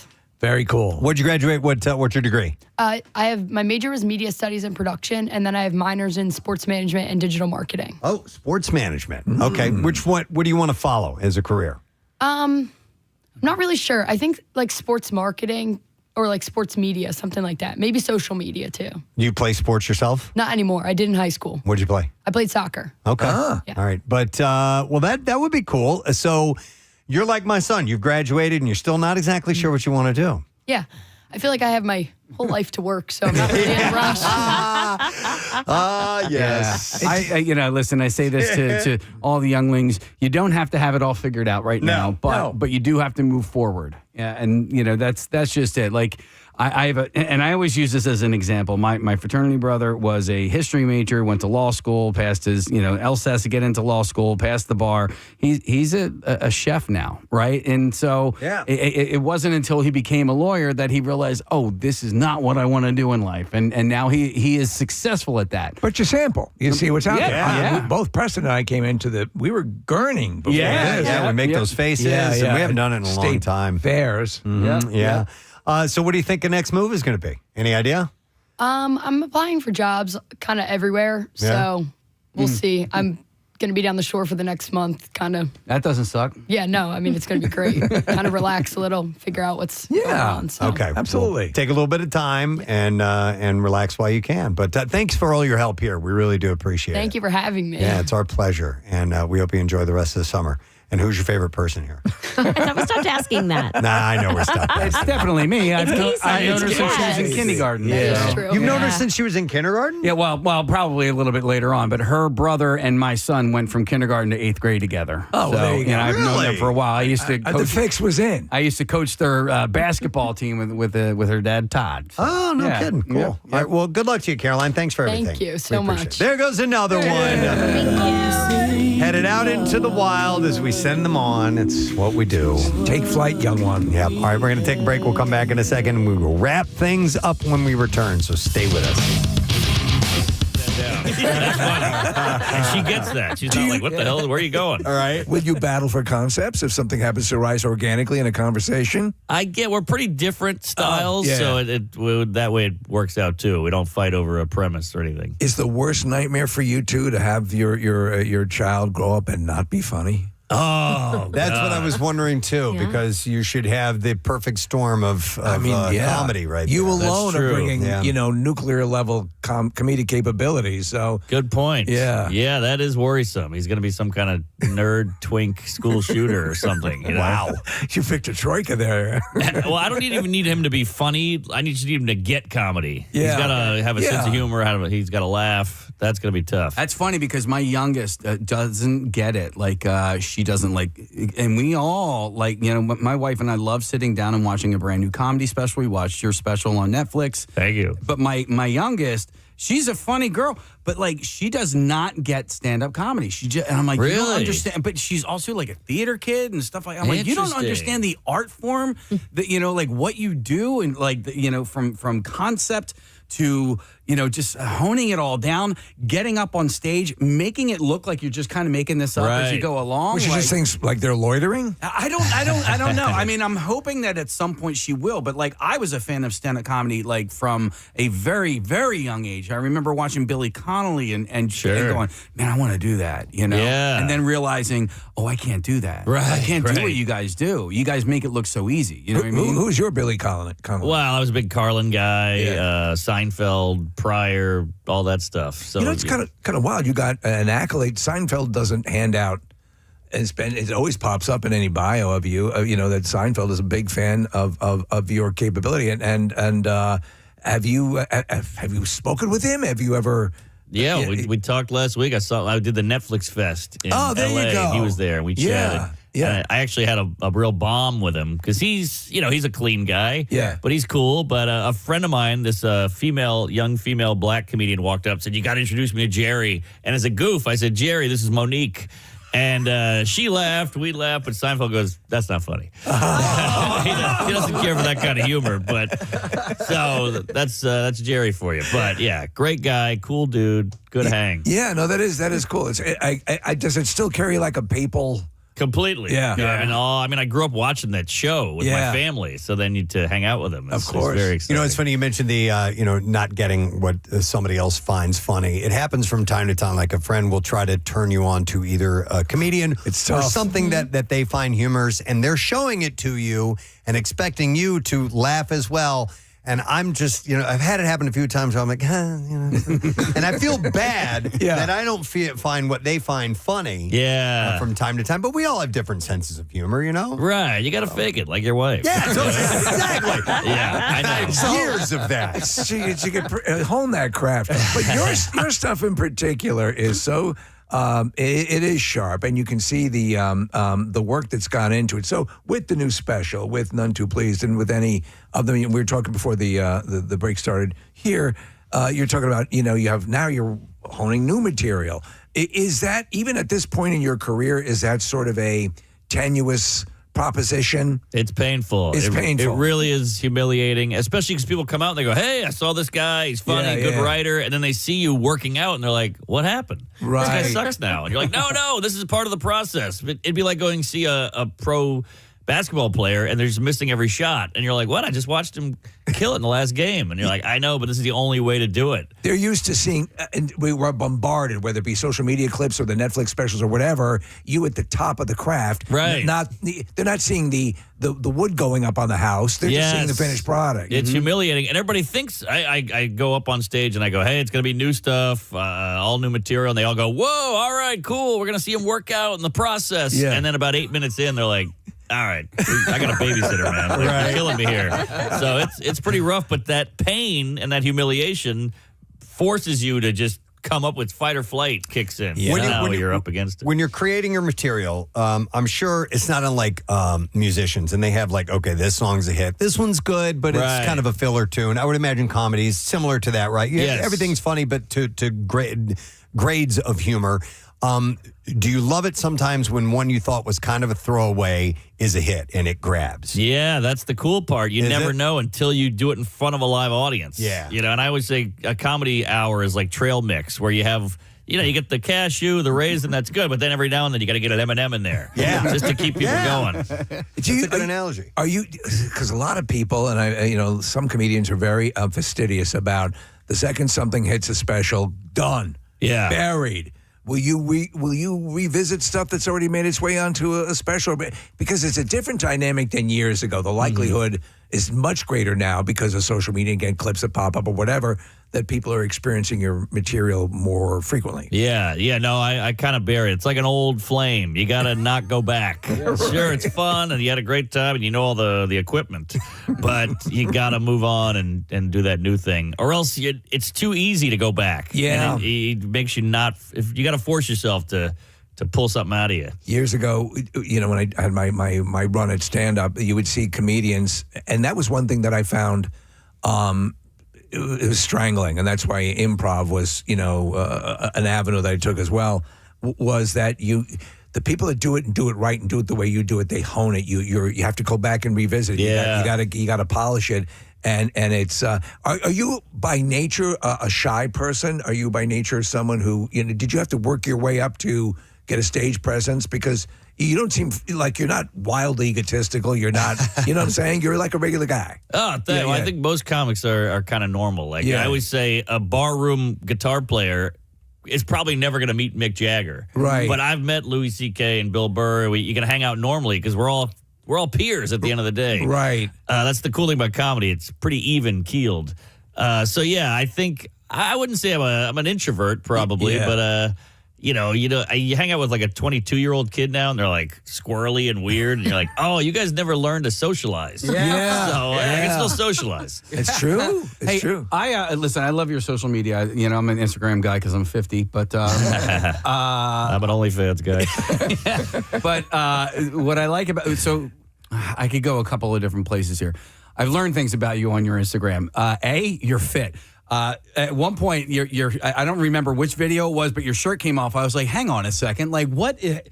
Mark Norman's got a good body. Like, he's actually got muscle definition and abs. I was like, what is that all about? I thought you said Instagram, not Grindr. But then also, you're a good skateboarder. I used to be pretty good. Yeah, that was my whole life before comedy was skateboarding. This is in New Orleans. You were skateboarding. Yeah. How's New Orleans as a skateboard city? Great. Yeah, It's just a bunch of ledges. And also, my parents were just like, get out of here. Go. So we didn't have a phone. So you just skated from like 9 a.m. to 9 p.m. every day. But but you don't do that like just for fun, hobby anymore? I mean, I'm Like- old and gay, and I can't. My joints hurt, so like it's not the same. Back in the day, we just get up and go, and now I'm 42, so skateboarding, and plus one spill, and it's over. It hurts. It's Oh, wild. yeah. You are. What is the most recent reminder of aging? Because we've had. I freely admit to having a. I still have pain occasionally from a skipping bit we did on the show here. So that's when life reminds you that maybe you shouldn't be doing that. Yeah, that I think some of the emotional boner stuff. Sure. That'll wake you up. But Yeah. the young guys have boner pills. Like it's coming in the mail. Yes. It's unbelievable. Back in my day, you had to blame her when you couldn't get enough. You had to get creative. God, when I think of if this stuff had been available, I know. I mean, when you're naturally predisposed to, everything is working for you. Yeah, and it's like boner pills, hair pills, weight loss pills. I'm Yeah. like, you could have benefited from that. Come on. Yeah, but glory. Yeah. It's just one of those things. How much? I mean, you're a child of the basically the 90s, correct? Sure. Yeah. I mean, was there ever a point at which lifestyle was getting away from you? Because Oh yeah. Yeah? Oh yeah. I mean, I had a real problem with the booze, and I think it's the introversion too. Like confusing, right? Easy press. That's tomorrow. Wednesday morning coming to a close. And fun time on the radio program today. Thank you for being a part of that. We had a number of people on the show, and I would like to thank them. Number one, Mike and Karen. We checked in with them at Fox Good Day. We talked vacations and whatnot. That was a nice old chat. And then we had former staffer of WMMR, Erin Riley here, former music director back from 1983 on to the 90s, and author of the Mighty WMMR and Oral History of Philadelphia's Rock Radio Revolution. And that is available now. Are you mentioned in that book, Matt Cord? I don't think so. You don't think so? Okay. But I did get to work at Rittenhouse Square at the Wellington Building. Yes. For 3 years, yeah. I remember that cigarette machine. Oh, you do remember the cigarette machine? We were talking about Well, they that had a this jock lounge. Yes. And there was a couch. And I used to, because I did overnight, so I would sleep on the couch a lot and watch the mice run around. Were you there for the Eddie Van Hamster days? No. Okay. All right. I don't know all I hear all these stories, Yeah. and I don't know the exact time frames, so that's why I'm I was reading the doing, book. my first shift was 2 to 6 in the morning. Yeah, late nights. That's a good one. Yeah. Late overnight, man. And Michael Tierson was on before me, and I grew up. I was just like, oh my God, yeah, following Michael Tierson. And he goes, well, here's something you don't get to say too much. We got a new DJ, and that just put me over there. Like, oh man, wow. Anyway, check out the book if you get a chance. It's called the Mighty WMMR and Oral History of Philadelphia's Rock Radio. And then Lisa Ann Walter was on. She's the best. Lovely. She's going to be at Helium Comedy Club for 3 different days, 4 different shows. This Sunday, 3:30 and 6 p.m., and then Monday at 7:15 and Tuesday at 7:15. You can get tickets at heliumcomedy.com. Love her. Terrific. She's the best. How you doing today, by the way? I'm doing great. Great show today. I really enjoyed Erin and all the MMR stuff. Yeah, she was pretty great. wild. Yeah. Didn't she say she started working with Matt at STW? She did, back in the day? Yeah. Matt Clark After Dark. Matt There were your Matt Clark After Dark. Yeah. After Dark. With an E on Clark. Oh, okay. Nice. Was that your first radio job? No, Matt O'Brien at WBLI. Oh, that guy. Yeah, Long Island. Come on. Your 10 in a row hit radio. Here's Rick Astley. And that was O'Brien with a Y.